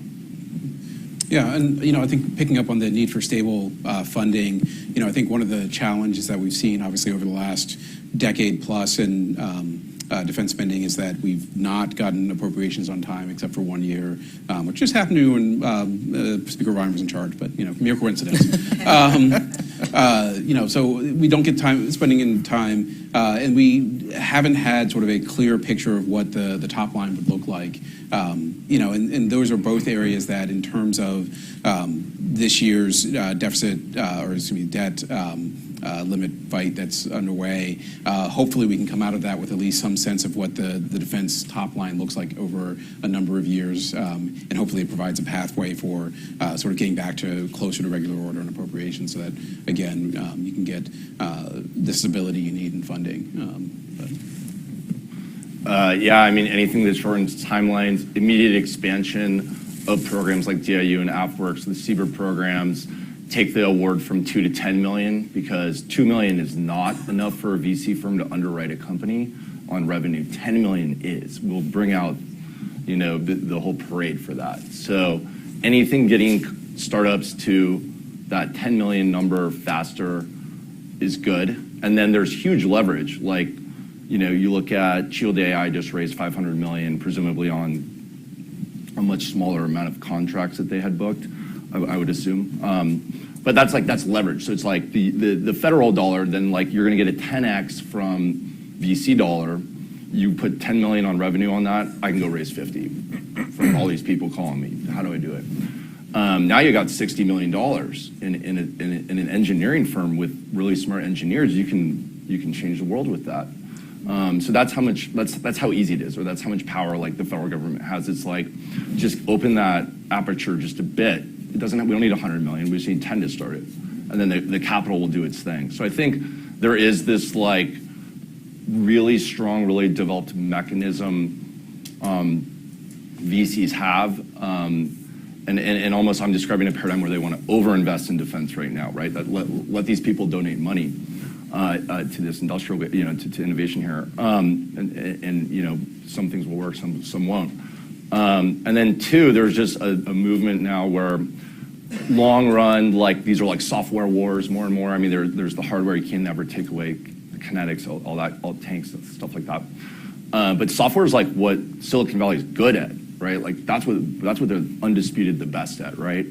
Not building aircraft carriers, but things that involve software. I have these little drones and I need to coordinate them autonomously. That's software, right? That's a software problem. Those hardware components don't cost anything. So as things migrate to software-based systems, where the software is what wins the war a lot of time, or is more important, that shifts the bent towards a Silicon Valley where, hey, we have all these engineers, maybe they should be building things that make America safe versus tuning advertising algorithms, which is what they do now at Google and Facebook. So I think there's a really magical thing that can happen here with basic changes to these programs, because Silicon Valley, it does have sort of this strong muscle on putting in really good software people, raising money quick, and sort of understanding how to build these companies. There's some good callous there. And then also, I think as you build a defense ecosystem, there's like incredible talent buried in these prime contractors, in these big companies. And like as you have more of a place for them to go, they start going there, right? So then, you know, it just kind of like marries the ecosystem together. Then maybe the prime contractors start buying up the startups that I described are going to run out of money in 2 years, you know, and like now they have some innovation, right? So I think there's just like a loop that can be closed a little more as we sort of break the sort of Cold War acquisition stuff that had its place, you know, in previous decades, but maybe now we need something a little more flexible. And Marcus, for the record, I would like to enthusiastically agree with Alex that DIU should be increased in size dramatically. Yeah. Just about Low-hanging fruit. But one point to add on is a sub-organization of DIU is National Security Innovation Capital. That is an initiative designed to catalyze investment in dual-use hardware, kind of mid-stage. And we've been appropriated about $15 million over the last year and I think this year. So we made some investments, and what we found is 25% of those companies have gone on to raises, and 25% have increased their valuation 3 to 5x post-INSIC investment. So it kind of shows that value that Alex was just describing. The problem is we're not scaling it like we should. So we have a little less than 10 minutes to go. Audience. I guess I got to start with Roger. Smart move. You don't have to, bro. Mike, did you have your hand? I think Mike's got the first question on a lot of them today. Roger, I think this is where you say I paid for this. I hope that was a knowing laugh from everybody in the room. That was Reagan Tom was quoting. Alex, very provocative point that it's $1 billion what it takes, with a B. I heard you loud and clear.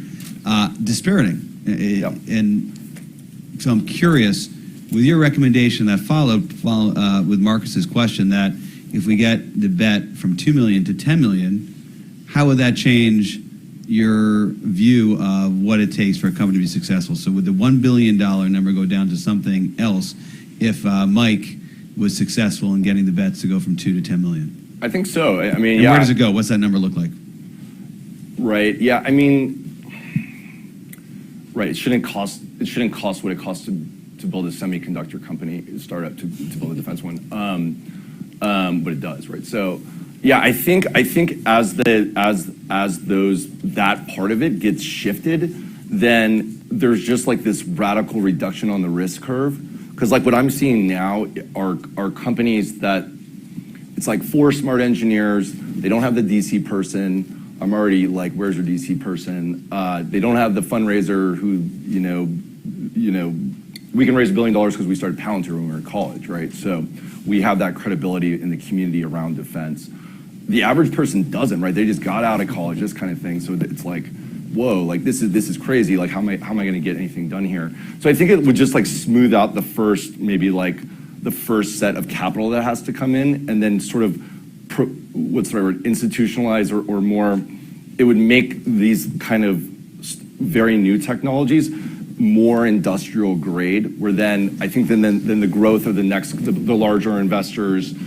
I mean, it's like T. Rowe Price led one of our companies last round. Then they're in another group that's institutionalized, that's professional, and then we can have an industry, because like our job as the VC should be to pass the baton to them.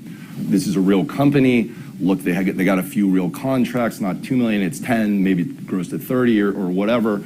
Or now we can invest in their second idea, second product line, get a few different shots on goal. So it kind of has to look a little more like, you know, like an R&D center that can have a few different things happening. I think getting that first contract a little bigger makes the investor VC community pattern match. Oh, this is like, they do real R&D here. This is a real product organization. This is different than these other things I'm getting pitched all day. So I think it's close. Like we're getting closer. And then what I'm saying is like there's a tidal wave of money that wants to come into this. Part of it is interest rates, and defense is real, right? And like some of these other industries, crypto or things that distracted some of my peers the last 4 years, don't feel very real now, right? So I think and then I think there's also a weird, not going on a tangent, but there's a history to Silicon Valley that's related to the federal government and DARPA and the internet and all of these things were, East Coast folks coming to the West Coast, right? So I think there should be sort of a natural reintegration there. So I mean, we're very optimistic that this is what's happening, or we're betting on that. Yeah. Do a microphone. Yep, on the end.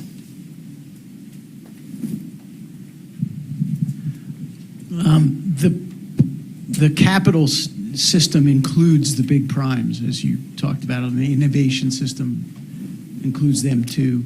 There's a perception afoot that they have become less innovative in no small measure because of a short-term focus and the bugaboo of the quarterly earnings call driving. Is that a realistic impact on their internal investment and innovation? And is there anything in this scorecard or in this effort designed to call for policy changes that might encourage something other than a quarterly earnings report? I mean, the startup perception on primes is pretty negative just because from our study of it, partnerships with them as a startup usually don't go well for the startup. There's these, I mean, they can get better answers, but I think on our side, they're viewed as sort of large and bureaucratic, doing cost plus, where maybe we should have a system where you're buying the product for a list price. It's not these ballooning budgets. So yeah, I mean, I think that's also you want to have a set of new primes that come in and challenge the primes and force them to clean themselves up on the internal side and make better use of taxpayer dollars, right? So on some level, you might get reform from primes with competition, right? And right now, I think the perception is they don't have any competition, right? It's what percent of the budget is just going to the primes, right? What percent is going into newer companies that are less than 10 years old, or call it, right? Palantir's 19 years old. We started when I was 21. I'm 40, right? So, it's been around a while, right? And there's still kind of this startup here. Maybe not as much now, but in the past 5 years. So I mean, I don't know, how do you work with the primes? How do you reform them? I think that's more and more happening. I think there's a utilitarian piece, with Ukraine, then you're going to sub under their contracts and make things happen there. And then they should be buying. Like I said, the primes should be pull out their shopping cart and go buy up all these projects that have real IP that are not going to raise $1 billion, right? So there's something there that I think there's some goodies in the goodie bag for the primes. And then I think they get more. I mean, we're going to have, ballooning debt payments, and that's going to, I don't know, but there'll be pressures on how money's spent. I think in the next 20 years. So maybe that's the area where they can do better. But perception is your building starts to compete with them. They're horrible to partner with, and we haven't seen a lot of success with that. I'd say, look, modernization of the department, it's critical, if that hasn't become clear today, but it's going to take all players, from the primes, traditional defense industrial base, systems integrators, the non-traditionals in the national security innovation base. So it's going to take everyone. Our authority to operate specifically favors non-traditional companies, but it also provides provisions to work with the traditional defense industrial base. And we have successfully partnered a handful of times, partnering some of the non-traditionals with the traditional, because it's all about scale. Like I said, our most important thing is scaling that technology to the warfighter. And sometimes those non-traditional companies don't have that scale-up capability on the timeline that we would need. Do you do matchmaking? I just think you're hearing from companies like Lockheed and the Boeing that's desire to reshape their corporate cultures and whatnot. And it does seem that we're seeing more partnerships, at least being publicly announced. Now, maybe they existed previously and we just didn't know about them. No, yeah, I wouldn't call it matchmaking, but we do, when we think it looks like a good partnership, we do what we can to facilitate that. One more.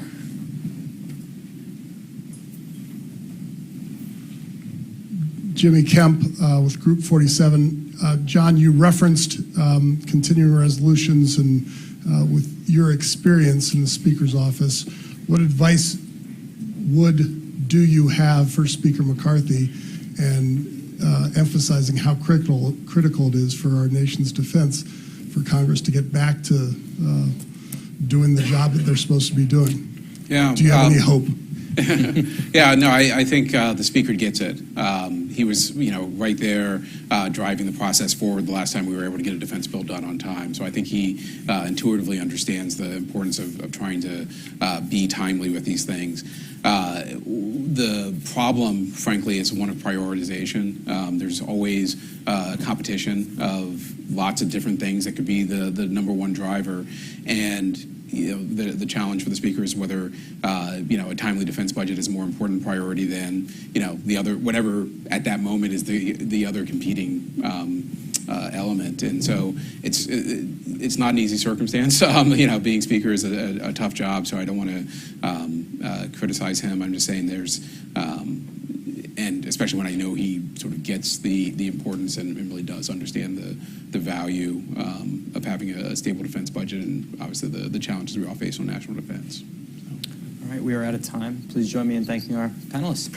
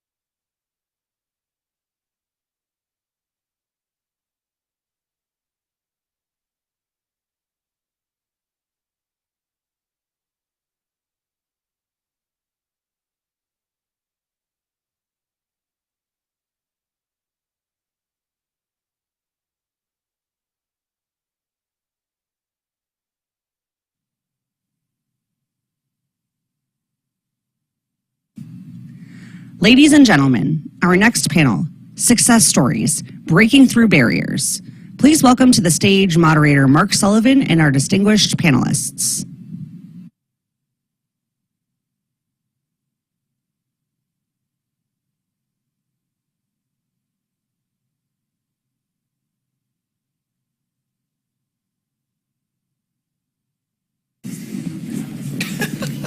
Marcy, I love you. Roll deep, huh?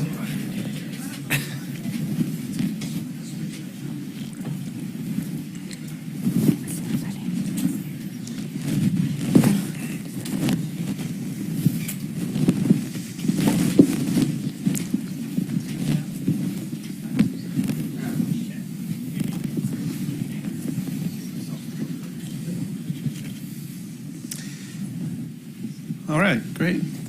My name is Mark Sullivan. I'm a senior writer at Fast Company magazine, and I am based in San Francisco, do a lot of reporting in Silicon Valley. It's been exciting the last few days.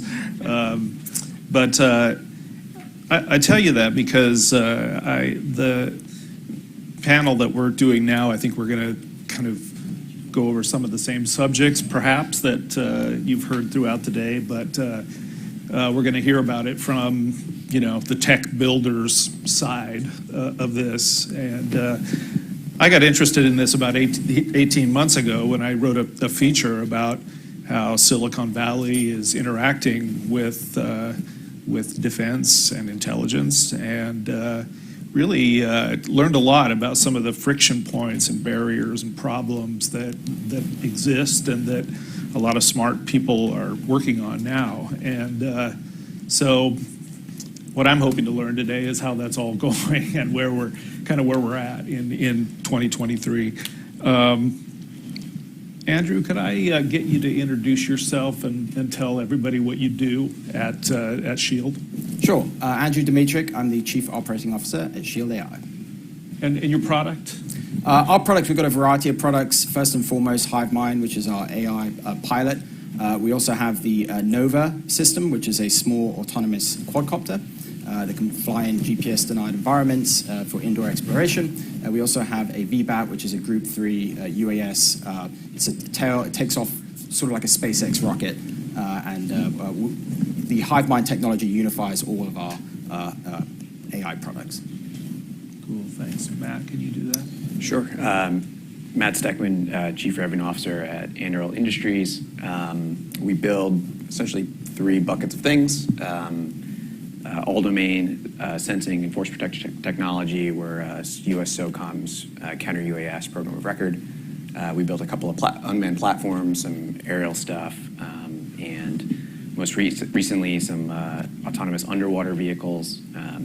Just inked an interesting relationship and partnership with the Australian government. Might be worth chatting about a little bit as a case study for an interesting and fast way to do business. And then we build a couple of software platforms that underpin all of that hardware tech for autonomous command and control and mission autonomy. So particularly heterogeneous fleets of unmanned systems.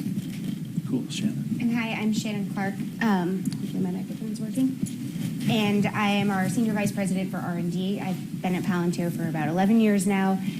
We are a data integration company at its core, but we like to say that we're working with some of the world's largest organizations and governments working on their hardest data challenges and really making sense of that data. So I spend the majority of my time focused on our defense work. I started at the company working a lot of our SOCOM work, and that's expanded into a lot more of our AI work and just anywhere where we're forward deployed in the United States and we can help our warfighters.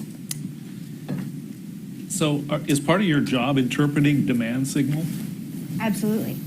And we love to do that in the field and not necessarily sitting here in DC with the professionals that are helping putting those requirements together. But I think one of the special things that we've been able to do really over the last almost 2 decades is forward deploy, is be with users, is really do that, test, fix, test again, in the field to learn approach. And we only are able to do that when we get to sit down with users and kind of understand their hardest problems. that's where we like to see the demand come from. Yeah, yeah. So I'm going to kind of angle back to that first question. I mean, from the builder side or the seller side, when we're kind of talking about these friction points and just the ease at which tech companies deal with things like the DoD and the intelligence community, what can you tell me about what you've seen on that demand side over the last year or two that you think are promising signs, things that have erased friction points instead of put them up? I'll start with you. So I would say that for small, scrappy startups like we were 5 or 6 years ago, I think the environment is significantly better. I think that the opportunities to enter the defense space are definitely there. I think that the barriers to entry have come down quite a bit. I think there's still, and the compliance cost has come down probably a touch for those smaller companies. I would say that for larger commercial tech companies, it's been a little bit more challenging, largely because, and this is something that came up in the report, I think a few times, is that a lot of the dollars, and dollars really drive everything, are still tied up in these big legacy systems. And so that makes it challenging for those larger commercial companies to get involved. Of course, the cost of compliance is still very much there. And so if you take together the dollars for, I think, innovative commercial tech, together with the compliance load, it doesn't create a huge draw of commercial tech, and so that's been one of the challenges that we've been trying to overcome and work with our government partners on, is finding those pools of money in non-legacy systems that sort of strike at the heart of innovation and for such things like autonomy. Well, the compliance part of that is always going to be there, isn't it? Yes, it is. But it's, you look at, like, again, going back to, like, in our early days, the fact that there were OTAs available that really lessened the compliance cost was huge. Mm-hmm. And I think a big part of the reason we're here today is because that opened up as an avenue, contracting avenue. Can you give us your perspective on that, Matt? Yeah, I mean, certainly agree with Andrew for the most part. I think we have done a lot over the last 10, 20 years. I think Palantir was leading the way on this to figure out entrances into the department. I don't think that that's the problem anymore. I think that you're seeing a lot of sort of top-level rhetoric around increasing scale, increasing production, and predictability within the purchasing cycle. Mm-hmm. So I've been thinking a lot about this from the perspective of startups like ours. Well, not a startup anymore, pardon me. I was at Palantir a long time ago, so in my head it's still a startup. And so I think that the important part about this conversation is realizing that an exit for our types of companies are multi-billion-dollar in scale. That's why our investors work with us, and that's what they expect. And so if you get into the department with a one-time deal for $1 million, that's great. But in the long run, the only thing that matters is over $100 million in recurring revenue that you can count on every single year. And part of the reason for that is our types of businesses tend to be structured differently than the defense primes. So the defense primes basically don't have to care about profit margin. I mean, it's kind of like heretical to say, but they get their high single-digit operating margin every year, and they just want to build the top line in order to build the aggregate amount of profit that's available to them. And the reason they can do that is they don't have to invest a lot of their own money back into their businesses for innovation, because they get the government to pay for that innovation through the large R&D budget that, again, is now in question, I think, from a lot of the top leadership in the department, which I think is exactly the right direction to move. So for our businesses, we need to understand production level scale. We need to understand predictability. We need enough information from our government partners such that we're able to predict where things will go. And then that allows us to go raise way, way, way more R&D capital than the government could ever provide any company to invest in these problems.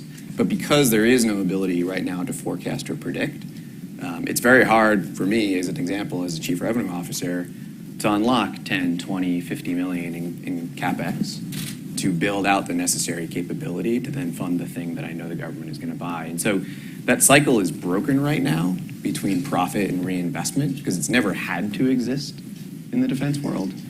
I guess the important thing to realize is it now has to exist if we want to bring in new companies into the department. It's the only way it's going to work. And I do think it's getting better. And harking back to, like, if we look at 10 years ago, when that was at Palantir, and we would go, as Palantir is the scrappy startup, and we would walk into a room and we would respond to a solicitation, and we were so excited. We had this great demo. We were going to show how our product worked. And we would be up against folks that would have, large primes that would have a 100-page, PowerPoint presentation, and they would show what they could build in 5 years. And we thought naively, well, we have this thing that will work today. And we would lose time after time out, because I think that, they trusted that those large companies knew what they were doing. And even though maybe what they had wasn't available today, that they would have that in 5 years, because they do have these large R&D budgets. And it was really frustrating and disappointing for us. But I think what we've shown, and I even remember this very critical demo we did, I think it was actually with CBP, who said, we're going to give you some data and we're going to ask you to come back in a few days and show us what you can do with that data. And it was like they weren't going to accept a PowerPoint presentation for that. And we came back and we showed, and that was what won the day, because they actually saw that this is a real thing that users can have, that we can field in a month and not in 5 years. And we are seeing more acquisition processes go that way. I think when you look at some of the large Army acquisition projects right now, some of the ones that we're involved in, Titan is a good example, it's do demos, down select to a few vendors, send those vendors out in the field, have them work with the users, as I mentioned before, and really refine those requirements in a way that's not done in a room with an acquisitions officer just checking the box to say. And I don't say that in disservice to the acquisition officer. I say that because it's so important for us to see what breaks in the field and not what breaks in a lab or what breaks according to a PowerPoint presentation. So my hope is that we continue to move in that direction more, especially when we're looking at software acquisitions. So there's actually two layers of this. I mean, we've talked about how to facilitate or, push this idea of a head-to-head challenge, instead of just requirements or specifications or what have you. But there's another layer. You don't do that in a boardroom. You do that in the field, right? Which I think any one of us here would say, bring it on. That excites us, right? That's what excites our engineers. Not, let me sit here and build the best PowerPoint presentation, but how does this actually work? Yeah. I mean, it's a nice idea. I guess the question, though, is that how compelling is it versus the sort of muscle memory on the buy side that has done it the other way for so long? Yeah, it's definitely a challenge, but it's one that I think that the DoD is overcoming, and we're seeing more and more examples of it. I remember in our early days when we started demoing the Nova capability that we built, there were a lot of people thought that sort of capability was 10 years out, but we could actually show it in real physical form. And I remember a lot of jaws dropping when they saw that. And I think those, getting it down to real operational capabilities, getting it into the hands of the warfighter quickly, and then iterating upon that is really where we need to go. And the good news is, we are seeing more of it. I'd like to see more of it still. But, Yeah, there's definitely more of it happening. I would say one thing to fix is if a non-traditional does win one of these competitive in the field, down select, I think these are all the right things to do, and it should just become the de facto way that the department buys stuff. I think there's some important pieces, though, if a non-traditional does win, where the government can't then expect sort of immediate scale. They can expect a ramp, and there's ways that you can cover that ramp in the short term. But what we've seen, which penalizes non-traditionals, is these things are almost structured in such a way where, literally RFPs are written where you can interpret it as, if you have never done this before, thou shalt never do it for us. Right? It's and it'll say that in 87 different requirements that you have to piece together. But that's basically what it says. And so I think there's a piece here, particularly when it comes to easy things, just like building a factory, right? It's there's a lot of RFPs written that assumes you already have a factory. And that's unfortunate because you're cutting off a massive part of the market that can capitalize very quickly to create the constructs needed to build these things. Manufacturing is a known process within the commercial industry, right? And so I think the winner of the competition that builds the net new thing that is being added to the capability into the fight, that ultimately wins that contract, you should trust that those companies can then capitalize to build the not net new stuff, right? The factories and the manufacturing, the production, and the supply chain. I think these things are shaped in such a way where it's almost inaccessible if, again, you've never done them before. So you're saying that they should understand or make allowances for the fact that, or they should have confidence in companies like yours that you can go out and activate that supply chain and the manufacturing? 100%, yeah. So specifically, the recommendation is test the things in the field that are net new, right? And that's the thing you should care about. Test the hard technology and the piece that's actually innovative. And then let the company build everything else, whether through subcontracts or directly. But we get wrapped around the axle a lot around like, oh, well, you've never built 100 of this, so how could you ever build 100 of something? Well, if you never let me try, how am I ever going to prove it to you? But that's not the net new part, right? The net new part is being able to fly multiple things at once with no people touching it, or, you know, God knows what, right, that we're talking about here. That's the hard stuff that we need to get after. Yeah. Any thoughts about that? No, I mean, I think that they've said it all.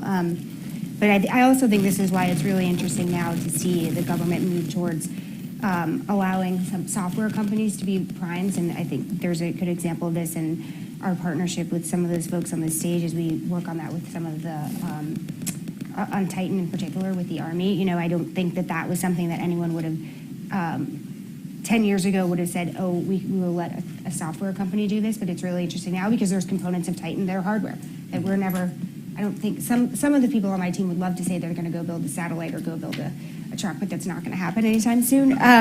So at least not that I've heard.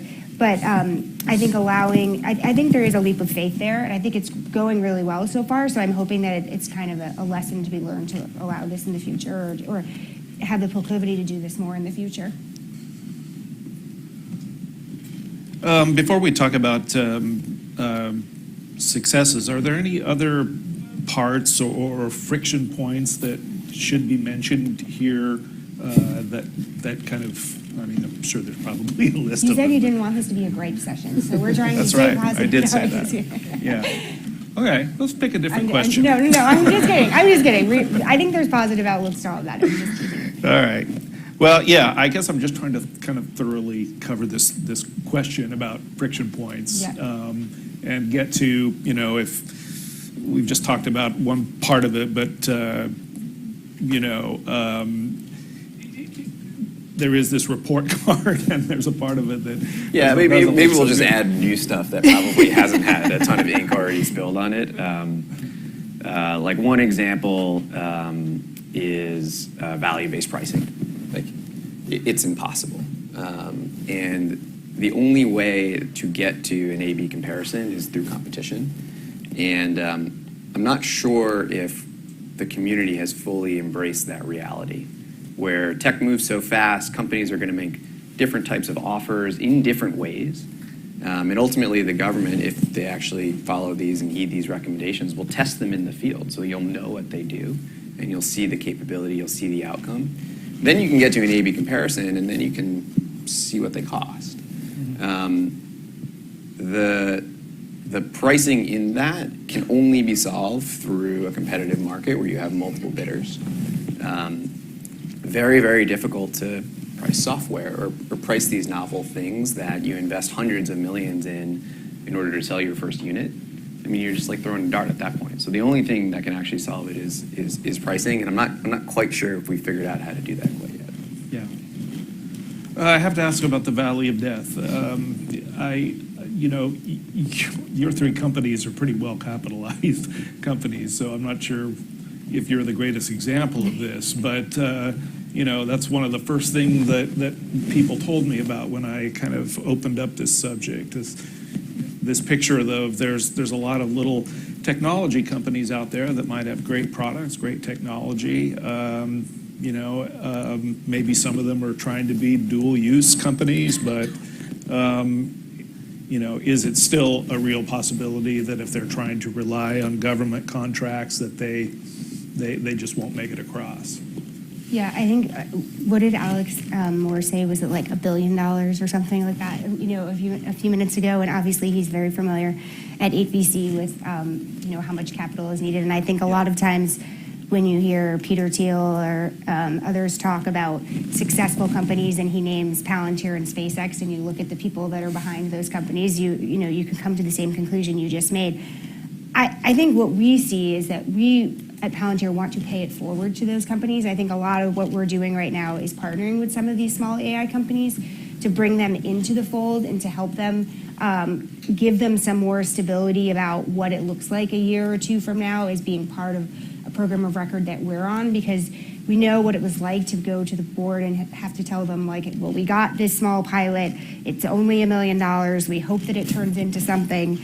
But like back in the room, we're like, crap, we got a lot of work to do to make this, into something successful, or to make this part of a program of record. So I actually think it's almost like a corporate responsibility of ours to help some of these companies. And like I said, give them some more stability as they're going through this process, because it's hard for them. I mean, I don't envy them having to go to their boards and explain, well, we won this SBIR, okay, well, what does this mean for you next year? They may not know the answer to that. So that's one thing that we're doing to try and kind of be, I think, a good partner to other, small companies that are going through that process right now.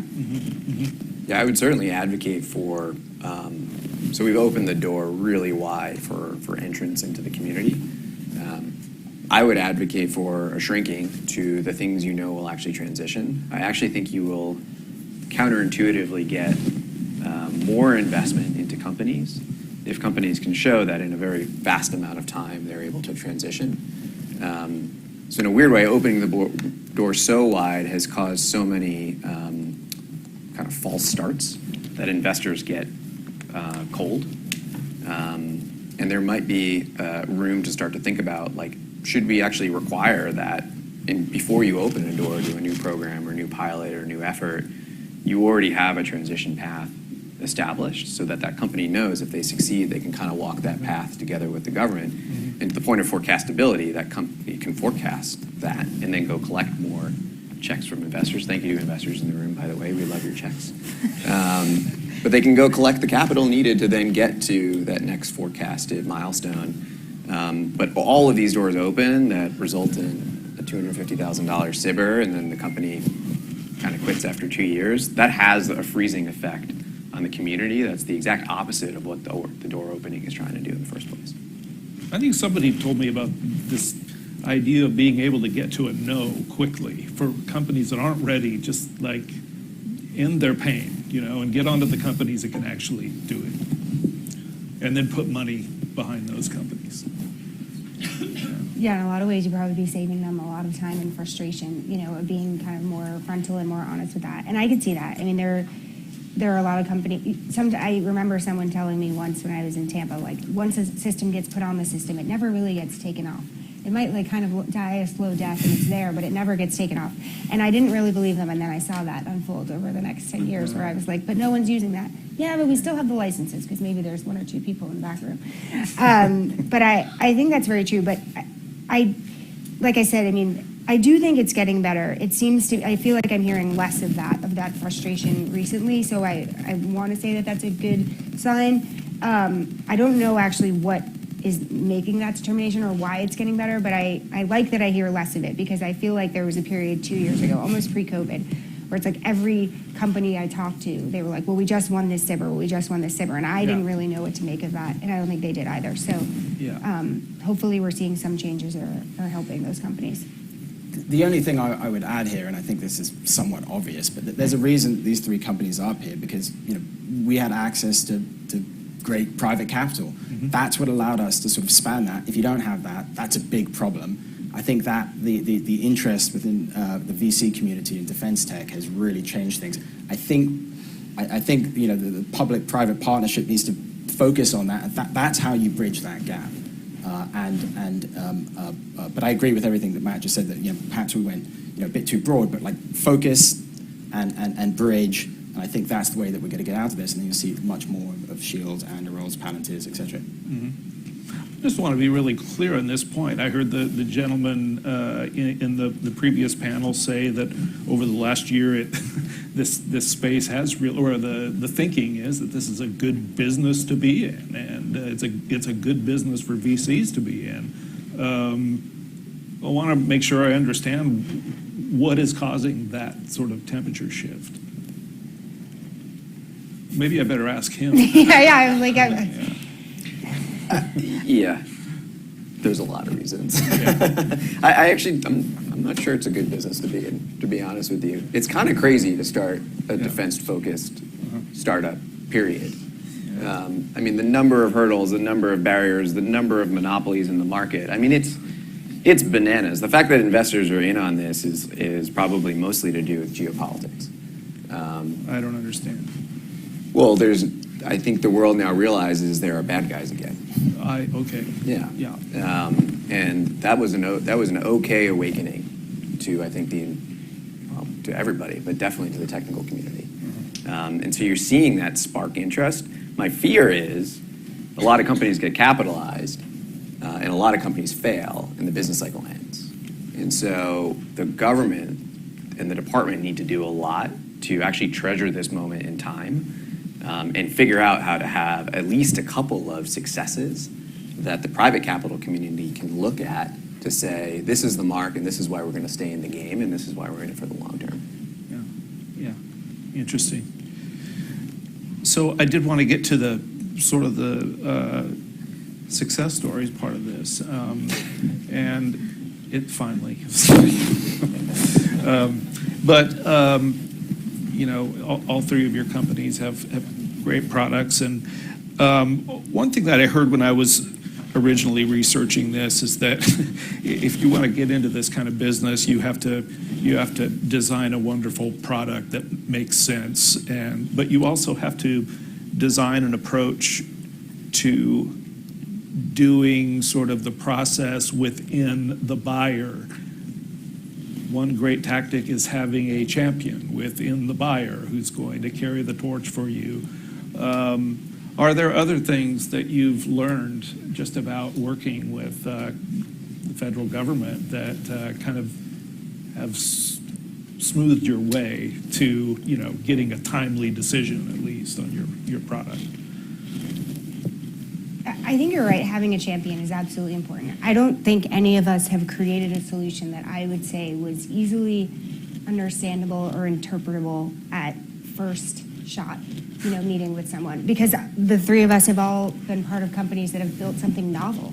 And so, our approach to everything from what we built to the approach that we took. So I actually don't think that any of us built anything that was consumable or building towards the buyer either. In fact, it took a lot of sweat and tears and work to actually convince someone why what we were building made sense and why it was better. I see. So with each friction point, I think, or with the success stories, definitely has come a lot of friction. I think about working on, something a few years ago where we had, the most senior person, in the branch saying, look, I need this, but it still took 2 years to be able to get a solicitation and be able to, and to go through the competitive process and to win that. And if it's like a 4-star general is saying, I need this today for, the readiness and the health of my people, but it still takes 2 years to go through that. There's success in that it finally happened, but it doesn't, the timeline for that is really long, right? So I think, like I said, with each success, it's still, there's a lot of risk on the part of all of us still, which thankfully, I think we have enough funding, each of us now, to keep going, but it's still taking a long time. Well said. Yeah, there's a lot of discussion always around can we build a system that doesn't depend on champions? And I'm actually just the opposite.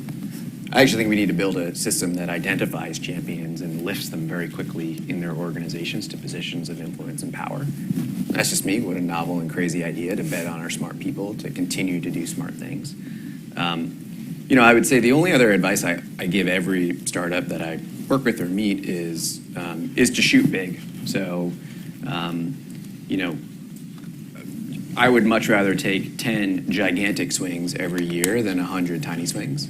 And the reason for that is systemically within the government, the focus put on those big, important, meaningful muscle movements means that you're operating at such a level where you will find more champions to break down a lot of those barriers for you and to work with you as partners. And you'll find that there is counterintuitively less friction in the more complicated, larger programs than in the sort of smaller day-to-day acquisition cycle.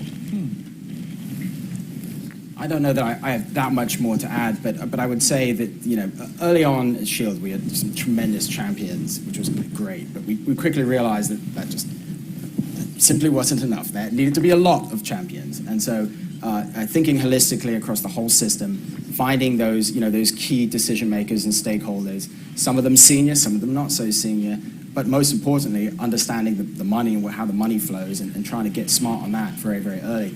That's what we figured out very, very early, and I think that's, you know, where you know, some of our success came from, is that, wow, the importance of money in this whole system.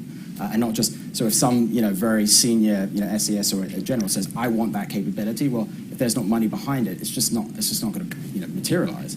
And so that's the sort of best, you know, approach I could say to an early startup is, like, you know, start to understand the system quickly, but don't anchor on any one champion. Build a team of champions across the different key segments of what you've got to knock out. So when that one powerful person says, yeah, we need that, is the problem that nobody's written down and or sat down and typed up the requirements that describe the thing that person wants? Does that have to happen before anything moves? Yes, I actually think it does. There's lots of things that happen here, but I would just say, you know, first and foremost, the acquisition system is incredibly complex, and there are many, many, many different parts that have to move in unison to make it happen. So one person saying, let's do this, it's just not enough. You have to crack the entire system, and you have to, well, anyway, that's basically it. And then the other thing, of course, is that, you know, when a very senior person says we have to have this, I think that person has many, many different priorities, and so unless you have this, like, general momentum within the system, championing your product across all the different parts of it, it's just not going to hold. You need to build that critical momentum and keep pushing it. I remember early on we said, you know, in order to make a sale happen, you've got to pick it up and run with it yourself and make it happen. Create the easy button every step of the way from all the different people, because that's how you get things done. So that's why I think that one single person is never going to be enough. You have to have a team. And I think it needs to come from bottom up too, because even if you have a champion, it's the most senior person that says, I want this, and you need to go in the field and use this tomorrow. 9 out of 10 times, a soldier or an airman or Marine will say, I don't want this. Like, you just gave this to me. This wasn't what I was asking for. And so if you don't have a top-down approach of a champion at a senior level, but also the users and the groundswell that are saying we want this, it doesn't really matter. I think we saw this a lot, like especially in our early work at SOCOM, which I think more than anything, why we are still there 12 years later when we started as a bridge solution, you know, just like the smallest tiny IRAD money that we got from an office in the Pentagon, and why we're still there today is because we've spent so much time with those folks and the users in the field, and they have been the groundswell that even when, you know, an acquisition arm has said, like, you know, maybe we want to go with someone else, they've said, no, this is what we need today. This is helping us save lives. And so having that groundswell at the bottom has been, to me, equally as important as opposed to just having, you know, the top-down approach. Because, I mean, it's almost like anything in life where someone tells you have to use something, and if it's not what you like, you just, like I said, it kind of ends up in the corner, and someone says that it's still on the system, but no one's using it. So that's been something that I think has been really important for us. Yeah, interesting. I really enjoyed Secretary LaPlante's comments earlier today, and one thing that I wrote down that he said is, he was talking about this same thing, about kind of working with technology companies and working on innovation centers, and he says, help us think about manufacturing tech products, help us think about how to develop software. Do you feel heard by him and his organization? Are there dialogues of this kind going on between people in the tech community and people in defense? Wow, that question feels like a trap, doesn't it? I was like, Matt, you can go first. Yeah. Nose goes. I'll take a swing at it. Why not, right? Yeah.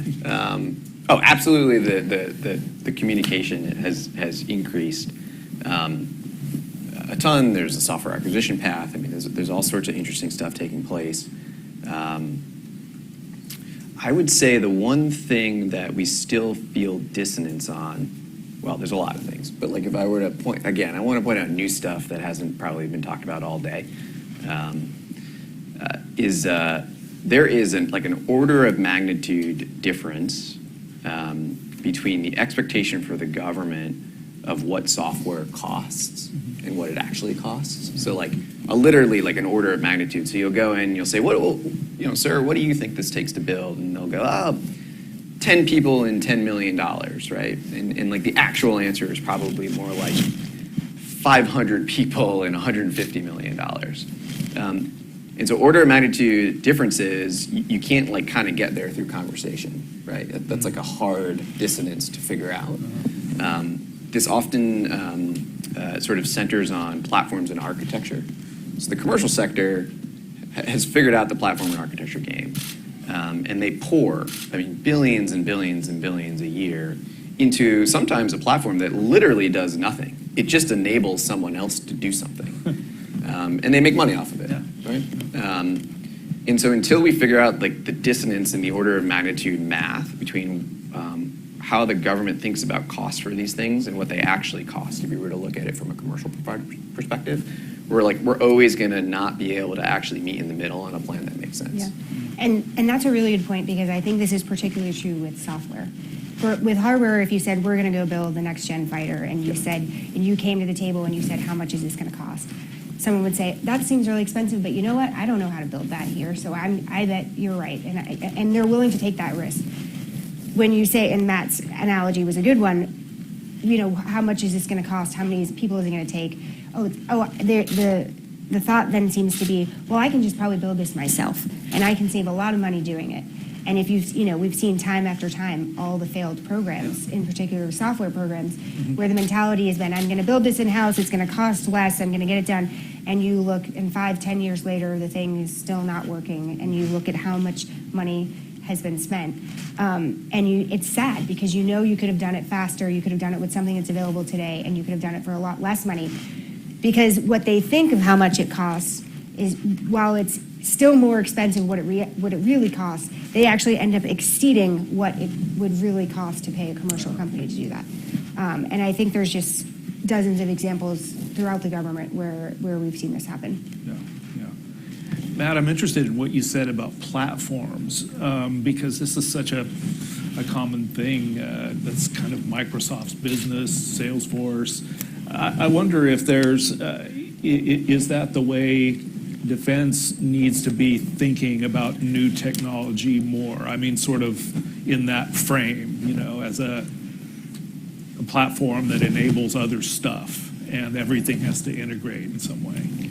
Yeah, I think that the change here, and the reason why platforms are important, are you have to now keep up with the pacing threat, which is China. Which means that no technology is ever done. And so if you follow it to its logical conclusion, what you actually get to from a technologist perspective is the only thing that matters is velocity against the problem. It's how fast I can get new builds, new capability, whether that's software, whether that's hardware, into the field as fast as I possibly can, based on new threat intelligence coming in, that then causes you to iterate and cycle. In the commercial industry, right, your velocity is determined by the generalized platforms and computing platforms you've created, so that you don't have to solve the same problem over and over and over again, so that when a new thing happens in the commercial industry, you've already got around 80% of the solution and the tooling and the infrastructure you need to just click everything new on and off you go. There is a parallel in defense that needs to be thought through, and I think this applies to platforms. I also think it applies to acquisitions, right?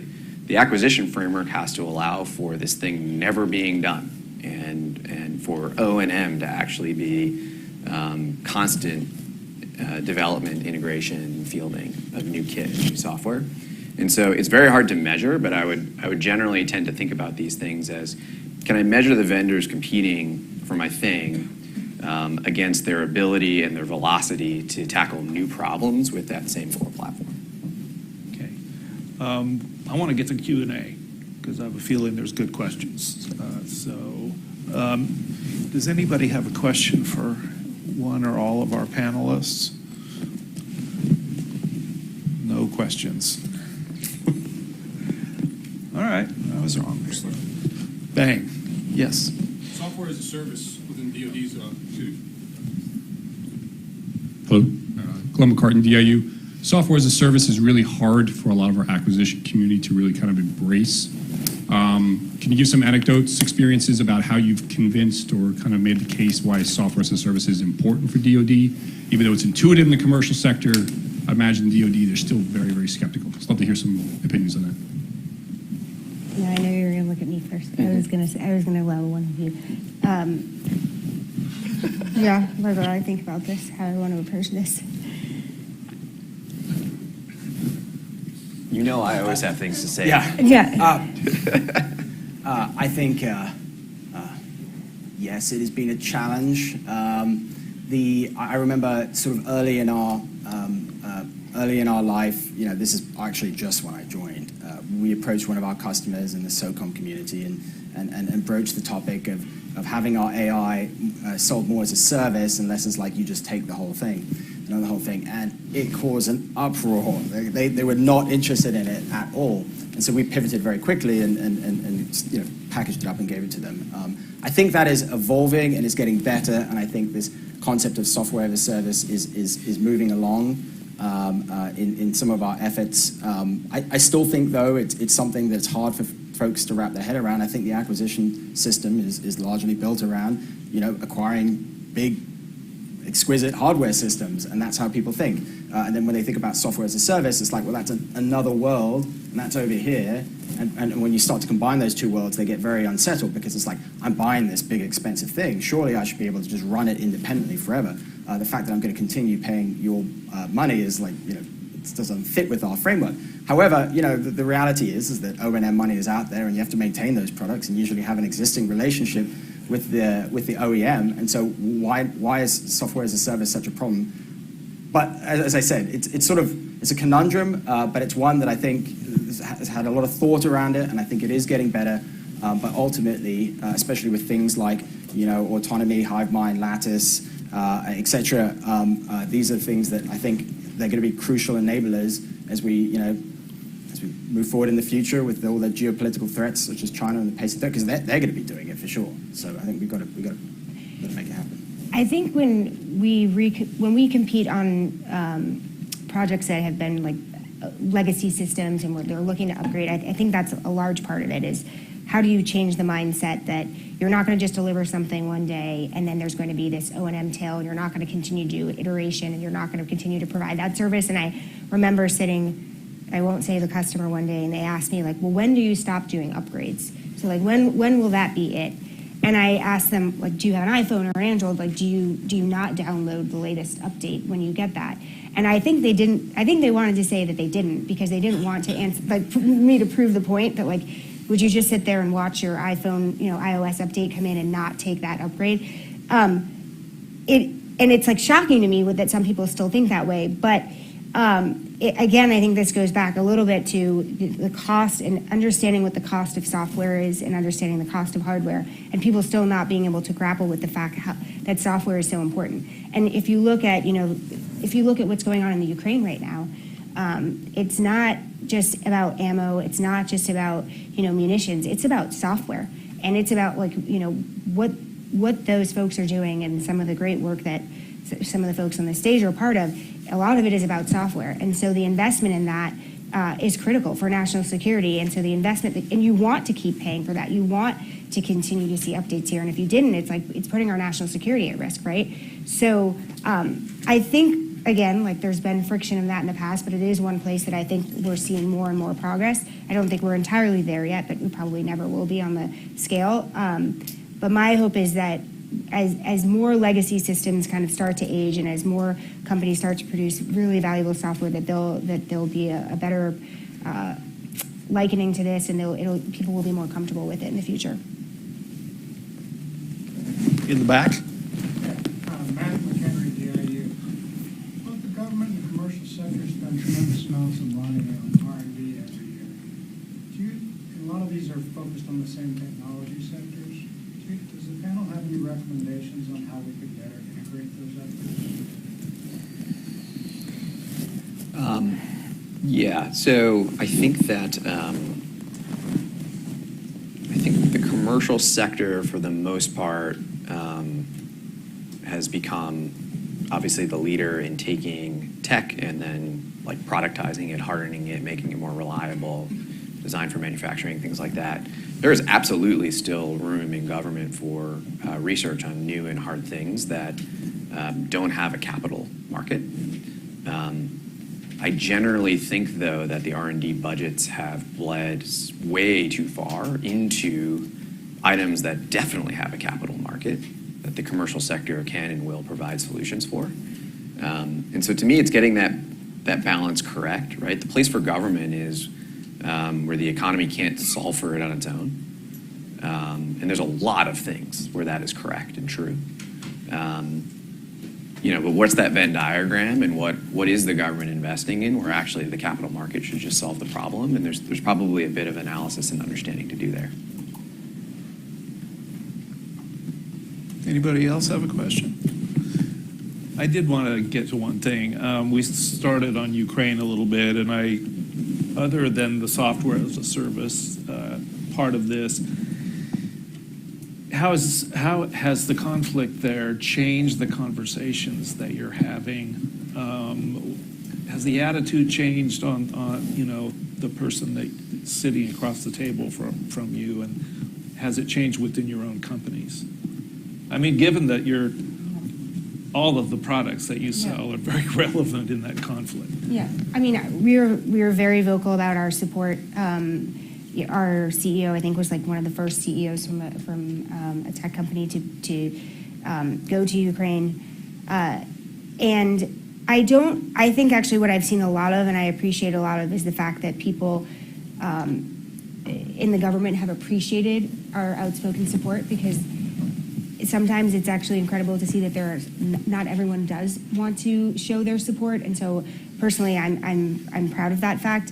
I think it's opened up a lot of doors, not just actually with the government, but with other companies too. There's a lot of work that we've done in the last year with different partnerships with different companies together, other like-minded companies, to figure out what we can do to partner to field some of the best technology there. Mm-hmm. So I think the conversation hasn't just changed on the public and private side, but actually on the private to private side of seeing more integration and kind of reliance on just some of those private partnerships to bring forth the best technology. But I think there's a deep appreciation for any company by the U.S. government and by our allies, quite frankly, in companies that are willing to stand up and say that they are offering their support. So that's, I think, one of the most heartfelt things that I've seen personally over the last year. Yeah, interesting. Yeah, I mean, I think what's interesting too from an acquisition perspective. So, a lot of times people say, "Oh, the FAR, it's impossible to move fast," and it's actually not. It gives you all of the tools you need to move fast if you desire to do so. And so what we've seen in our business on the hardware side is now all of these things, right, that the FAR and acquisition regulation allow you to do, but are hidden in the deep, dark recesses of these tomes of acquisition books. They're all being unlocked, right? And now we're all moving fast. We're iterating. We mentioned sort of as a service and platform work. Every company that's deployed there is probably on their 7th version of their product because of everything you're learning in the day-to-day fight. Wow. And all of these tools, they exist, right? And so I think what we're seeing is in real time case studies for how to do fast acquisitions and how to get things into the field fast that actually work. Great. The only other thing I guess I would add for us, I think it's really helped, highlight a lot of cost asymmetries on the battlefield, which is really important for us in the world of autonomy and unmanned systems. You've seen, things like Stinger missiles and Javelins, costing a couple $100K, taking out multi-million-dollar systems, and that just is not sustainable.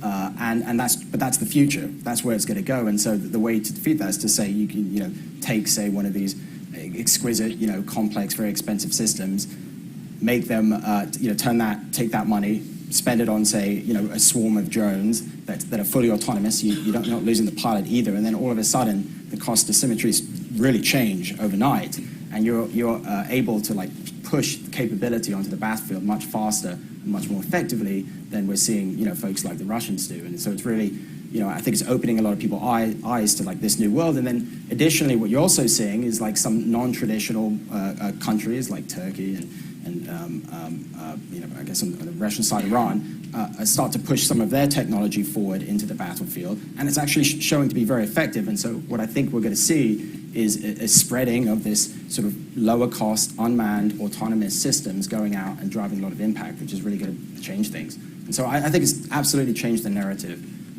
in this space. Yeah. Yeah.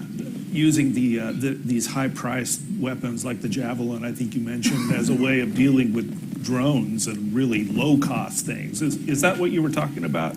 Less that. It's more like, let's say, a Stinger used to shoot down a very expensive attack helicopter, or a Javelin to blow up a main battle tank. Okay. I mean, that's like, the cost asymmetries are wild.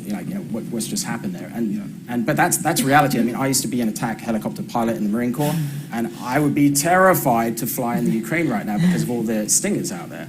I don't think I would be relevant on the battlefield, frankly. And so, but what would be relevant is 500 autonomous drones flying around. You would just change everything. And so you create that awareness and you create that projection of capability. And I think that's the direction that ultimately we have to go, because that's the direction the world is going. We need to be ahead of it. Well, I certainly hope we're learning well enough and fast enough from what's going on there. Unfortunately, we're out of time here. So really appreciate this. I sure learned a lot from you guys. And would you guys please give them a round of applause?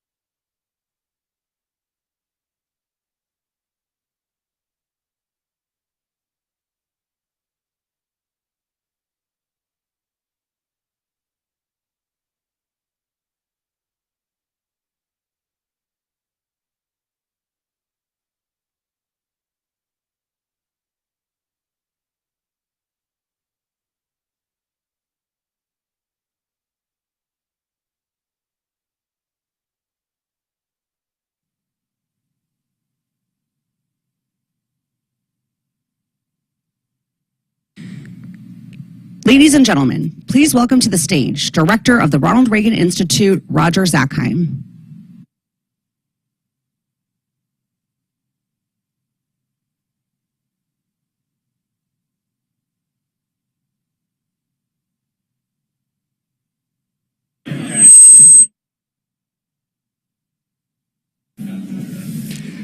All right, we're at the end of this day. We have one last important piece of the program, so I'd ask you all to take your seats so we could commence on time, because our guests have limited availability and we're excited to have them here and want to make sure we maximize the opportunity. So, good afternoon, everyone. It is my honor to introduce our guests for the closing session of today's National Security Innovation Base Summit.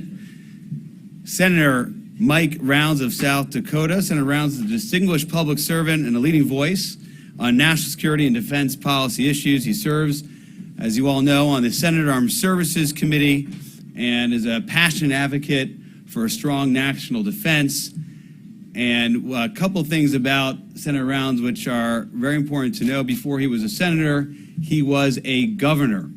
And as a governor, he is less interested in Washington inside the Beltway talk and focus a lot more on production. What do you have to show for it? And I know that's been a focus of a lot of people in the room throughout today, those sitting in the audience and those on stage. And I know that's the lens through which I expect Senator Rounds will evaluate our work and the work of the Department of Defense. What do we have to show of it?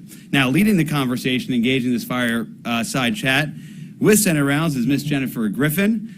You know her as the Chief National Security Correspondent at Fox News Channel, and she is well equipped to engage with the Senator on issues of national defense and, of course, the National Security Innovation-Based Summit. So with that, Senator Jen, please take the stage.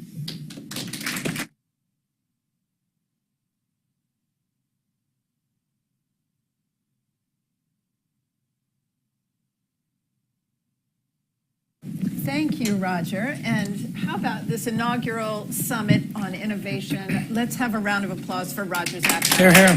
Organizers.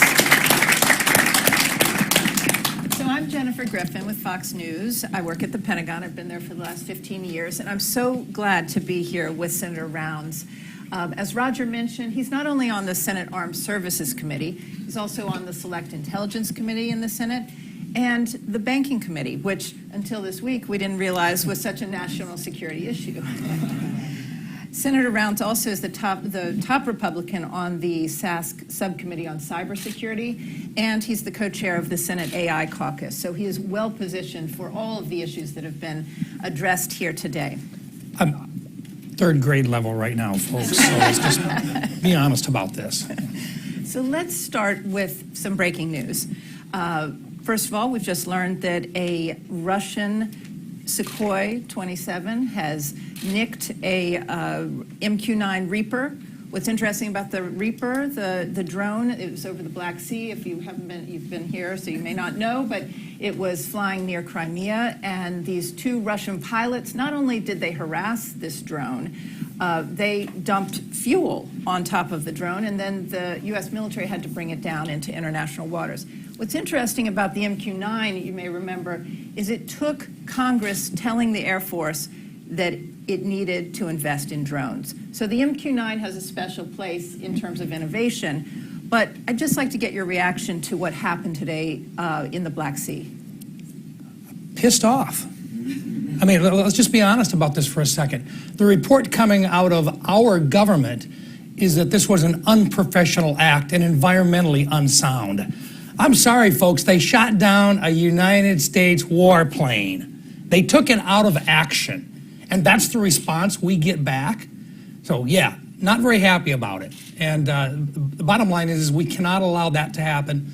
This is a case of where our allies and our adversaries should understand that we're not putting up with this. This is a very serious international action, and it has to be dealt with accordingly.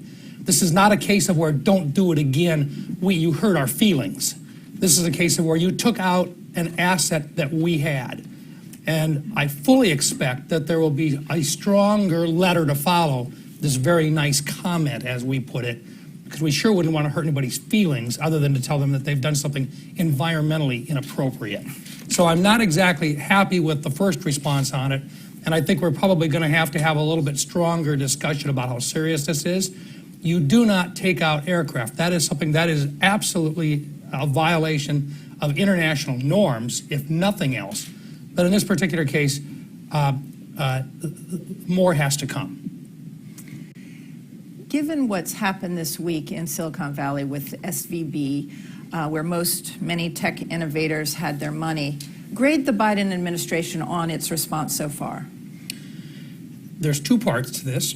First of all, I think it was very important that we respond so that depositors, these are not the people that had money in the bank where they were owners of the bank, or people that had loaned money to the bank in terms of bondholders and so forth, but people that had put their money into the bank trusting that the bank was solid and they could take the money back out again. We wanted to make sure that they were held harmless. The $250,000, quite frankly, is not adequate for most businesses. Most businesses that are out there that are growing are going to have more money in the bank just to make payroll at the end of the month. And so I have no disagreement with making those individuals whole. Second piece on this that we have to work through yet is if we're going to make that a public policy in the future, we'd better be able to pay for it. So I think this is something that needs to come back to Congress. We have to be able to lay out, and I'm not disagreeing with the goal, but if you're going to say that deposits will now be guaranteed in one bank or two banks or all banks, that we better have a plan in place to be able to say how we're going to pay the bill for it. I'm not sure if the assessment plan that they've got right now is necessarily the correct way to go. This may be a case of where for the next several months we're going to have some organizations that because of this very high inflation trend that we're in, at a time in which the Fed has increased interest rates because that's the only tool they have. That's the only tool they have to fight inflation. It's a blunt force instrument. And when they do that and they bring up those levels of interest, those banks that had thought that they had done a fairly good job of investing their money in government securities, T-bonds that were of a longer duration, suddenly discovered that now, oh gee, we've got, in this particular case, folks who are in the innovation section. These are entrepreneurs who have venture capital with them. They suddenly had to start taking some money out to pay their bills at an inflated rate because the costs of everything have gone up. And as they've taken out those deposits, they found themselves short of cash in the bank. Now, they had the asset, but the asset, when they liquidated it, was worth less money. So now they end up, in this particular case, this bank about $1.8 billion short in capital, and they got themselves in trouble. When that happens, I think the best thing to do, not because of the bank, but because of all of those holders, those folks that have deposits in the bank, need to make them whole and stop the run on the banks.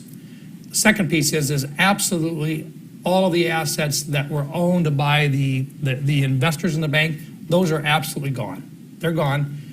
Let's take a deep breath. Let's get past the emergency here, and then let's figure out whether or not we really want to guarantee every single deposit in the future, or if we want to say for the next several months we're going to have it, and then we're going to look at a long-term plan. But I do think $250,000 for most businesses is a small number, and there maybe has to be some sort of an insurance plan for those that they can acquire if they want. At what point does this become a national security issue? Is this actually a bailout? There's been a lot of debate about that term, and will Congress have to do more?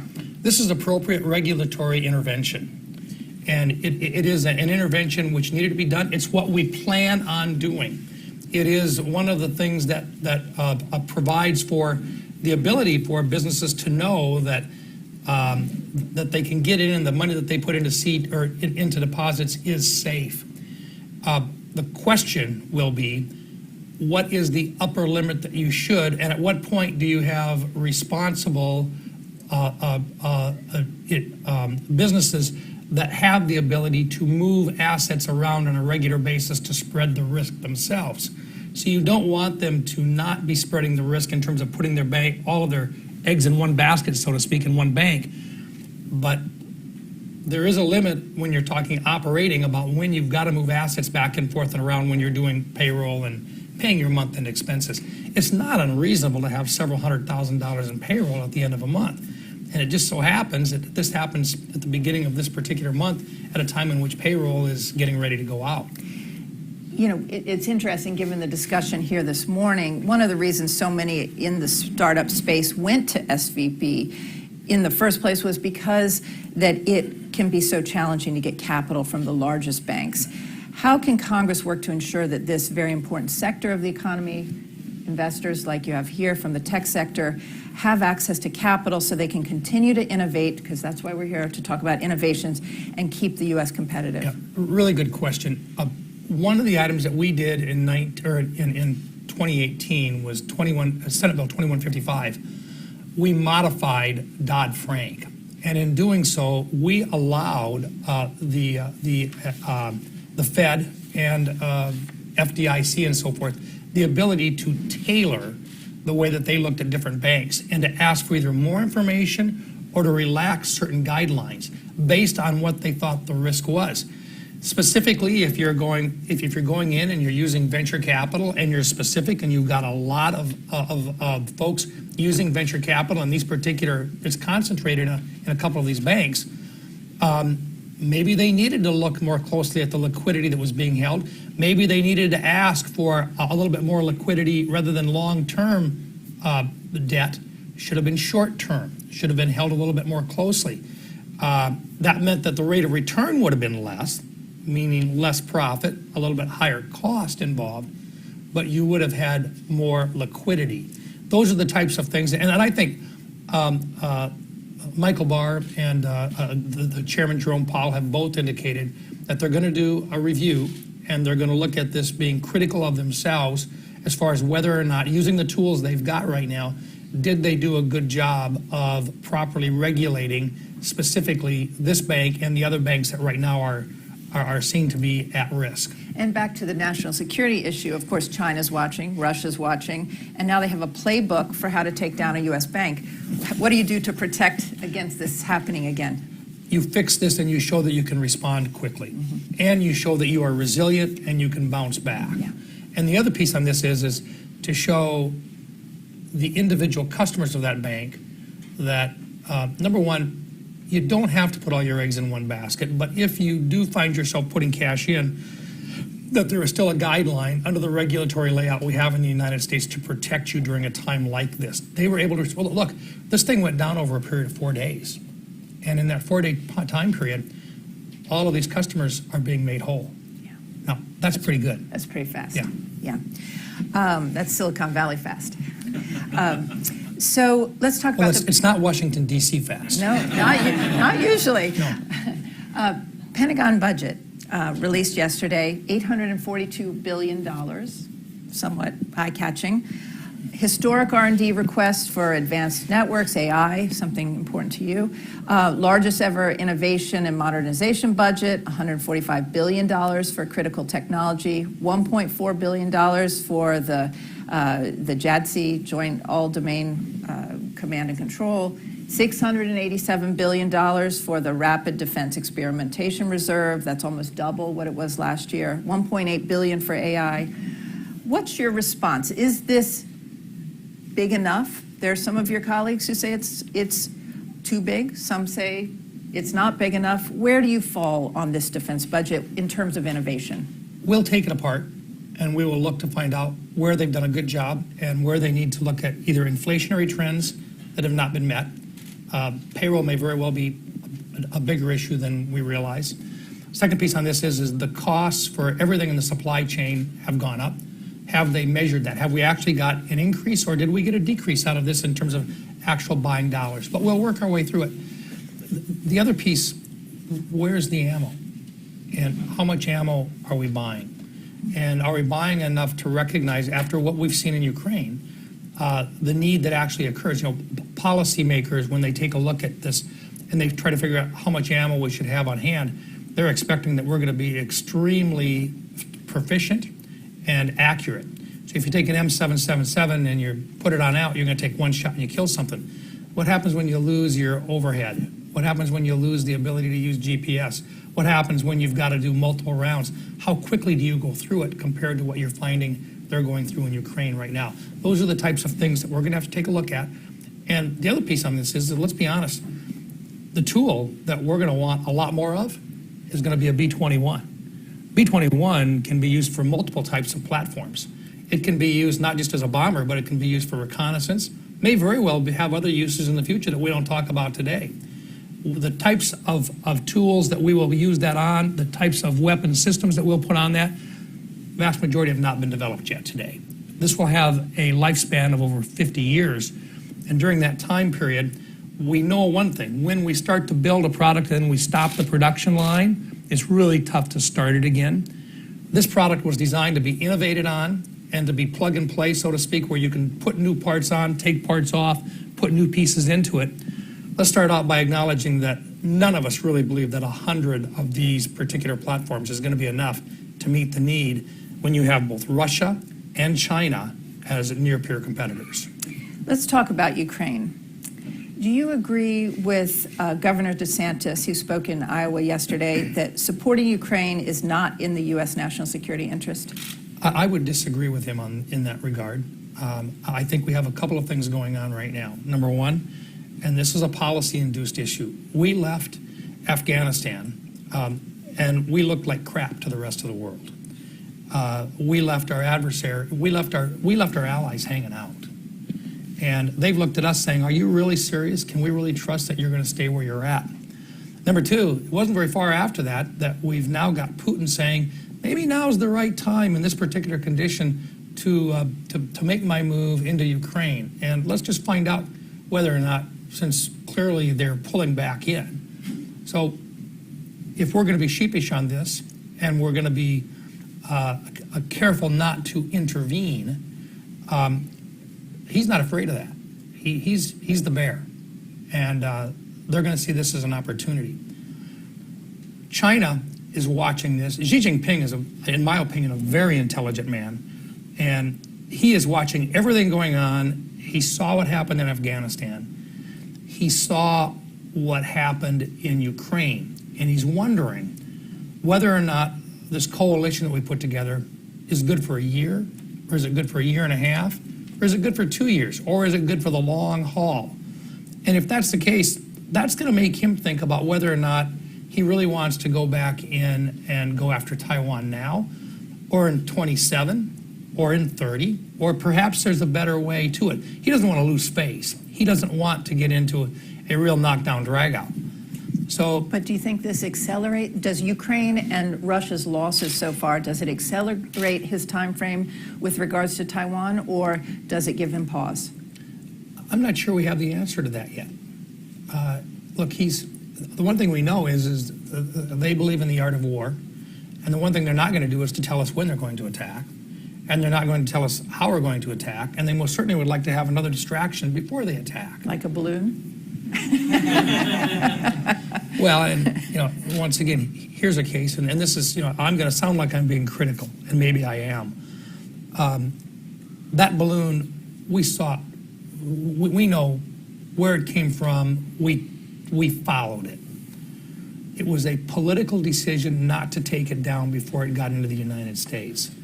It may very well have been a case of where if wouldn't have been local folks seeing it, this administration may never have told us about it, because they really wanted to have a meeting with the Secretary of State in China. And they see this as something that probably really messed that up. So if they could have just ignored it, come back in and shook their finger at them when they got over there, that's one thing. But this was a very serious miscalculation, I believe, by the administration. Should have taken that balloon out as soon as it came close to our airspace. But it also might have woken up the nation, because now every person across the United States looks up in the air and has a symbol for what China's been doing for quite some time. Yeah, look, they're spying. They're looking at us. Another good example. China wanted to buy farmland in North Dakota. Just so happened to have been right by a very sensitive Air Force base before it put up a corn wet milling plant. Sorry, but that's not the reason why they were doing it, but you can put up a lot of structure and you can hide a lot of things in a structure, particularly if you're looking and listening and trying to figure out what's going on and how our systems are utilized, what our communications sound like, and so forth. So, yeah, look, bottom line, they are a real competitor for us, and we're letting them in. Let's go back to Ukraine.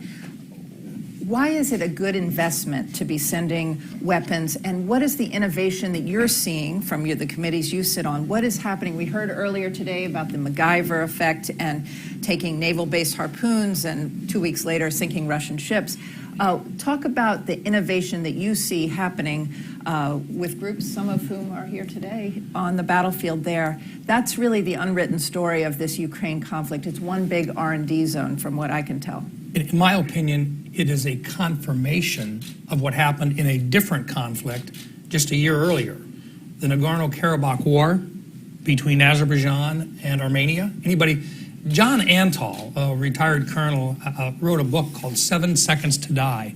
And he went through this war that occurred in the fall of 2020. And he lays out what these two countries, who basically had organizations that were set up similar to what we might have had during the Korean War, but what they did, what Azerbaijan did was started to use drones supplied by Turkey and loitering munitions supplied by Israel. And what they did was created a kill chain that literally didn't need a human in the loop. And they came across and went into this area, and they destroyed literally 1,000 pieces of equipment that Armenia had dug in to protect this area of conflict between the two nations. And in a very short period of time, using drones and using munitions that were designed to go one way, communicate with one another, pick out areas in a defined kill zone, and then pick out which type of munition to hit which type of target without ever having a human make a decision once they were sent out. We learned from that, and most certainly our near-peer adversaries have learned from that. In Ukraine, you found the same thing happening. What you found is drones really do work. And you found out also that if you had really good overhead, you could identify positions that were fixed. You could also identify targets that were moving if you had a way to get in and ambush them. Ukraine had access to good intel, continues to have access to good intel, not just from allies of ours and ourselves, but they also used commercially available assets right now on gathering intelligence. They're using commercial satellites for finding information. They're using communications that are commercially available right now, and it's working. They were innovating along the way. They also found out that they could use something that was designed to go air or ground to ground or air to ground, and they could use it to take out ships that were on the sea. So yeah, it's been very innovative, but it has been because of the hardships they found themselves in, and the fact that they really were not prepared for what they thought. Most of them never thought that their neighbor, their relatives, would attack them. And what they found out is these guys are brutal, and the rest of the world doesn't think about war the way that maybe we think about war, and that it'll never happen. As far as they're concerned, it's a part of it, and they've changed political boundaries by using war for generations. And a lot of these folks that are in Russia right now see this as the way that they're going to fix their boundaries to what they want. And it's a normal part of human interaction, and it's not. But according to them, it is.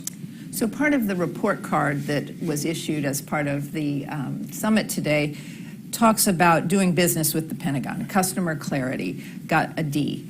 Why is it so hard to do business with the government and with the Pentagon? No, let's not call them customer clarity. The bottom line is if the federal government wants something, the federal government ought to say what they want. I mean, that's the bottom line. Let's be clear. If we need a missile, let's say we need a missile. Let's not call it an object which flies through the air, which has a propellant designed on it, okay? Let's call it what it is. And sometimes we're not very good about that. We ought to get back to the basics. How can Congress help? Number one, get our appropriations done on time, more than anything else. That would save billions of dollars. Number two, recognize that if you're going to expect the industrial base to innovate, they need to get paid for innovating. Next, if you're going to expect them to put a huge amount of of new capital in for a production line, it shouldn't be on a 1 year or a 2 year basis. You should tell them up front that you're going to do a contract, and the contract is going to run for an extended period of time, regardless of whether or not the political times change or the need specifically for that. The risk of having too much ammo should be on the federal government, not on someone who is building a supply line in order to get to it, or 2 supply lines to get to it. Kath Hicks said yesterday when presenting the budget that 4 of the last 4 years of delays have come from having CRs in the last decade, since 2011. 4 years of lost time and money. What does Congress need to do to stop this CR madness? And is it time to stop having 1 year defense budgets? Should they be 5 years? Should they be longer so they're not caught up in this political cycle? I think you could actually do multi-year appropriation plans and then do modifications to that 2 year or 3 year plan. The other piece on this that you've got to recognize is when we go through and we do these, you can have, there's no hammer to if we don't get the work done. It's just no big deal. But number one, you got to start out with an administration, and I'm not going to just point fingers at this administration. If the law says that there should be a budget ready to go in February, then put the damn budget together and get it out there. Yeah. I mean, look, we just got the president's budget, but people say, well, you don't pay any attention to it anyway. It's probably true. But you still got to do that before you can do your own budget under the existing laws that are there. The appropriators are trying their best to get the appropriation bills out. The other piece on this is we know that Republicans and Democrats are going to hold one piece hostage versus another. Defense versus, health and human services as an example. Okay, bring them together. You can do a tranche where you could do 2 or you could do a third of the budget at a time. And if you started right away on it, you could actually get that through the process and complete it in September. That's the way it was supposed to work in the first place. We're just not very good at following it because nobody holds our feet to the fire. Another report card finding had to do with talent base, D+, because the defense workplace is aging. They're not, foreign talent pipeline is declining. There are visa obstacles. Is it time to come up with immigration reform that allows for greater talent to come into this country? Absolutely. Absolutely. Our TFR, our total fertility rate in the United States is about 1.64 today. There is no evidence in the history of the world of a superpower remaining a superpower without a TFR, a fertility rate of 2.1. That's just maintaining your population.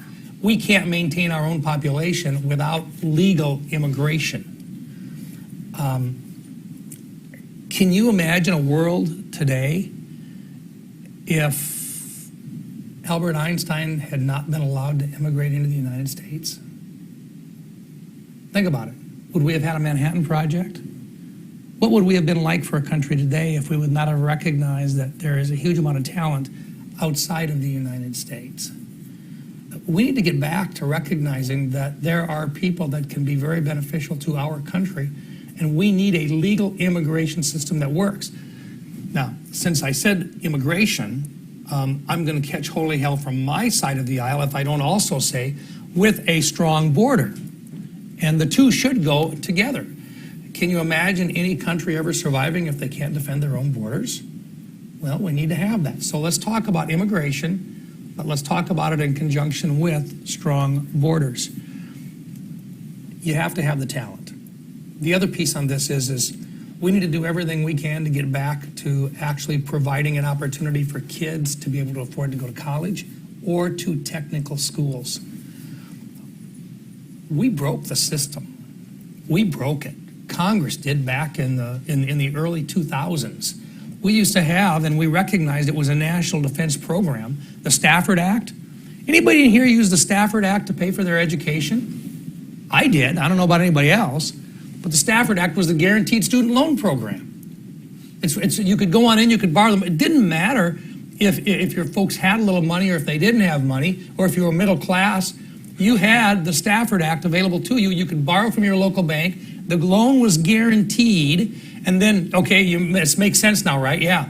And then at the end of that time period, you'd pay it back, but you'd have 6 months after you got a job, basically, or after you're out of college. And and then you'd start paying it back. We need that type of a system again today. For our national defense. We don't have that today. Not the way it's working today. Most kids that are middle class can't afford to go to college because their folks can't afford to send them. Particularly if there's 2 or 3 kids in the family. So yeah, I know a long-winded answer. Can I just? Of course. Let me expand on this a little bit.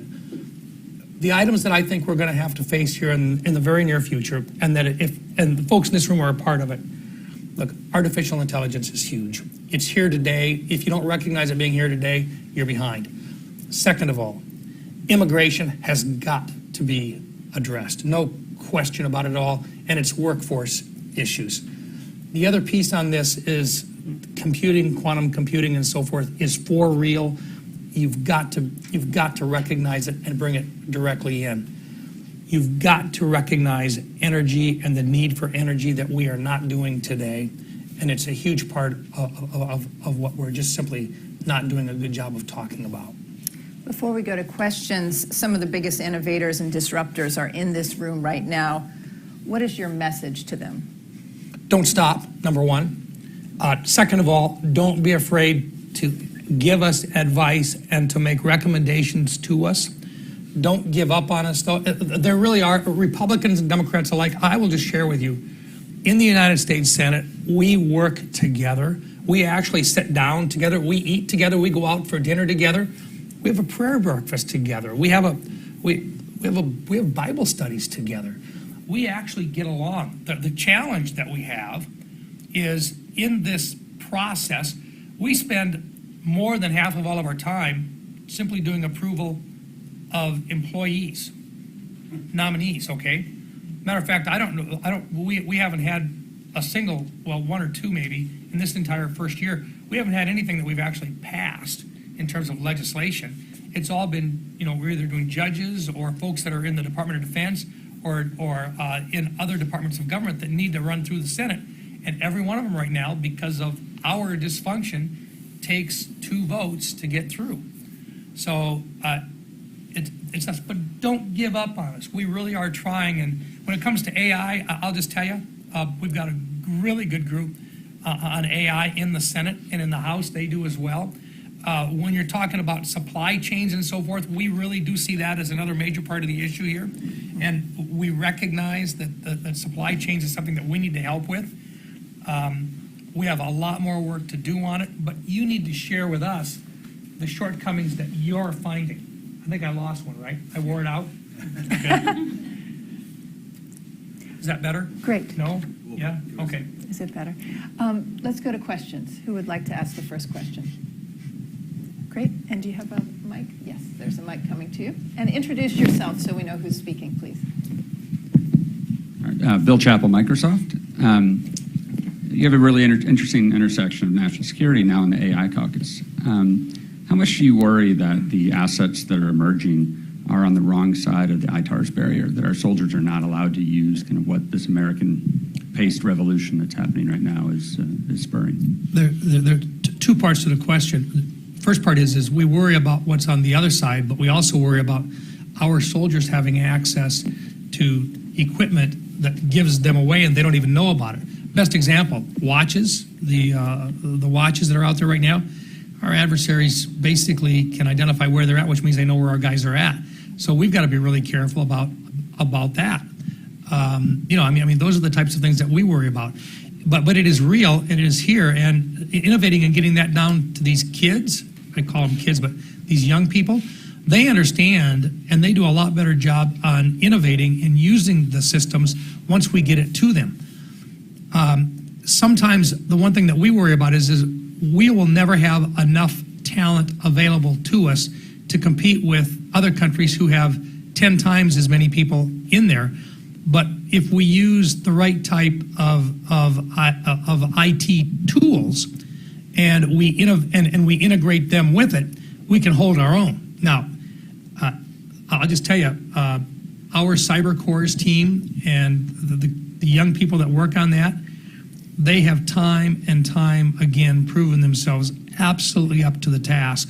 Whether we're talking about Hunt Forward, Hunt Forward is where we actually go into other countries that invite us in. We go through their government software and we pick out what the bad guys have put into their software, and then we share it with the rest of the world, which makes the cost to the bad guys a lot more because they've got to go back in and find new tools.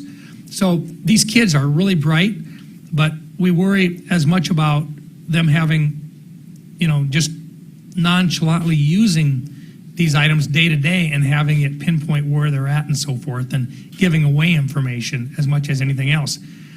If you're seeing areas where we're not allowing the use of new tools, that's where we've got to find it and push it forward. So if there are tools out there that you think we ought to be using and we're not using them today, that's where Congress needs to step in. And once again, we've got folks within the Pentagon that want to do it right, but sometimes it's like drinking out of a fire hose, because the innovators in this country sometimes don't even see the applications that might be for the military, and sometimes the military does not see the applications that the innovator sees. Sometimes we need to be involved in that. Okay, thank you for your Does that make, okay? Next, yes. This one at the back. How can the debt limit be raised, and when it does, what will the implications be for national security? A lot of people in this room are very worried about Budget Control Act 2.0, which one might mark as sort of the beginning of at least 8 years of decline in growth and ability of the Defense Department to address the emerging threat. History says we can make that mistake. And what I hope history will also say is that sometimes we learn from our mistakes.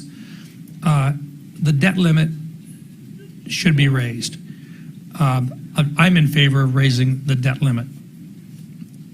Let me be clear, this is one of the few opportunities we have to talk about actually getting a process in place where we can actually start slowing down the increases and appropriately managing the entire budget. You're talking about trillions of dollars every single year that are spent with nobody ever looking at it. Most of you probably realize this, but we only vote on about 28 to 30% of what we spend. We vote on the defense budget and we vote on the non-defense discretionary budget, but we don't vote on the mandatory portions of the budget, which include Medicare, Medicaid, and Social Security. Now, if we were to bring that back under budget control once again, it doesn't necessarily mean, and in fact, I basically guarantee you, we're not going to cut Social Security.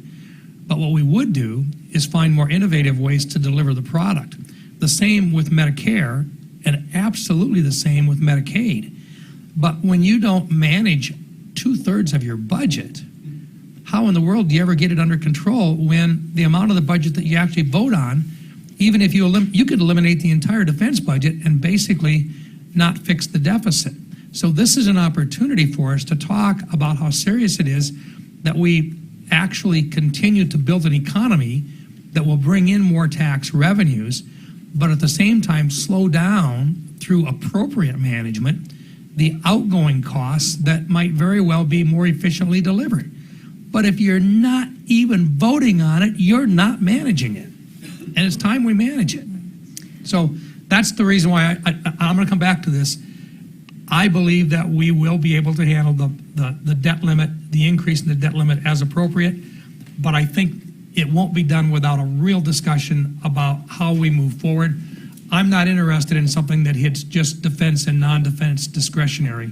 I can't support that because that's what happened last time, and very frankly, defense took it in the shorts and we haven't caught up yet.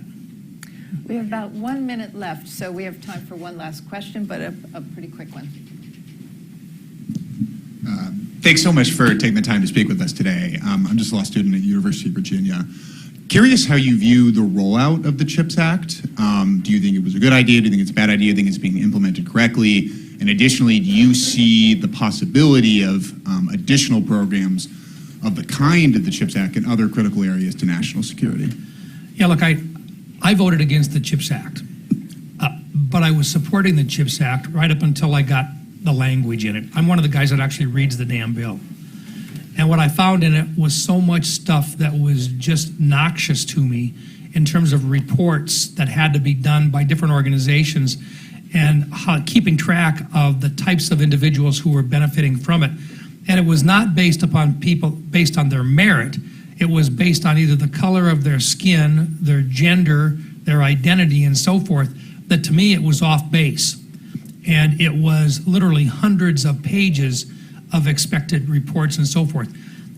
Could we do a CHIPS Act again? Yeah, we could. But if we do it again, I think with the House now under more conservative control, I think you'll find them getting more dollars on target, rather than what I saw as some stuff that was just simply put in it to satisfy folks that have a different point of view about where our focus should be. And I want as many people in this country as possible to be able to benefit and to contribute. And I think we ought to get back to the basics on that. Real simple. If you've got merit, you ought to be able to get the job. If you've got merit, you ought to be able to deliver to the country. And let's forget about this idea of numbers and where you're at and so forth. And unfortunately, what I saw in the CHIPS Act was a lot of that. And but you agree there needs to be a CHIPS Act? No question. No question about it. In fact, we tried to modify this one to actually put more dollars on target. They just simply wouldn't give us any opportunity to even have a vote in the Senate. That's wrong. We could have made it a better bill. Well, I want to thank Senator Rounds for your discussion. It was a wonderful way to end the day, and thank everyone for being here, and thank Roger and the rest of the Reagan Institute and Library. And hey, one more thing. Don't you think she ought to anchor a news show and just call it Straight Facts? She could end it with, and that's the way it is. Thank you very much, Senator.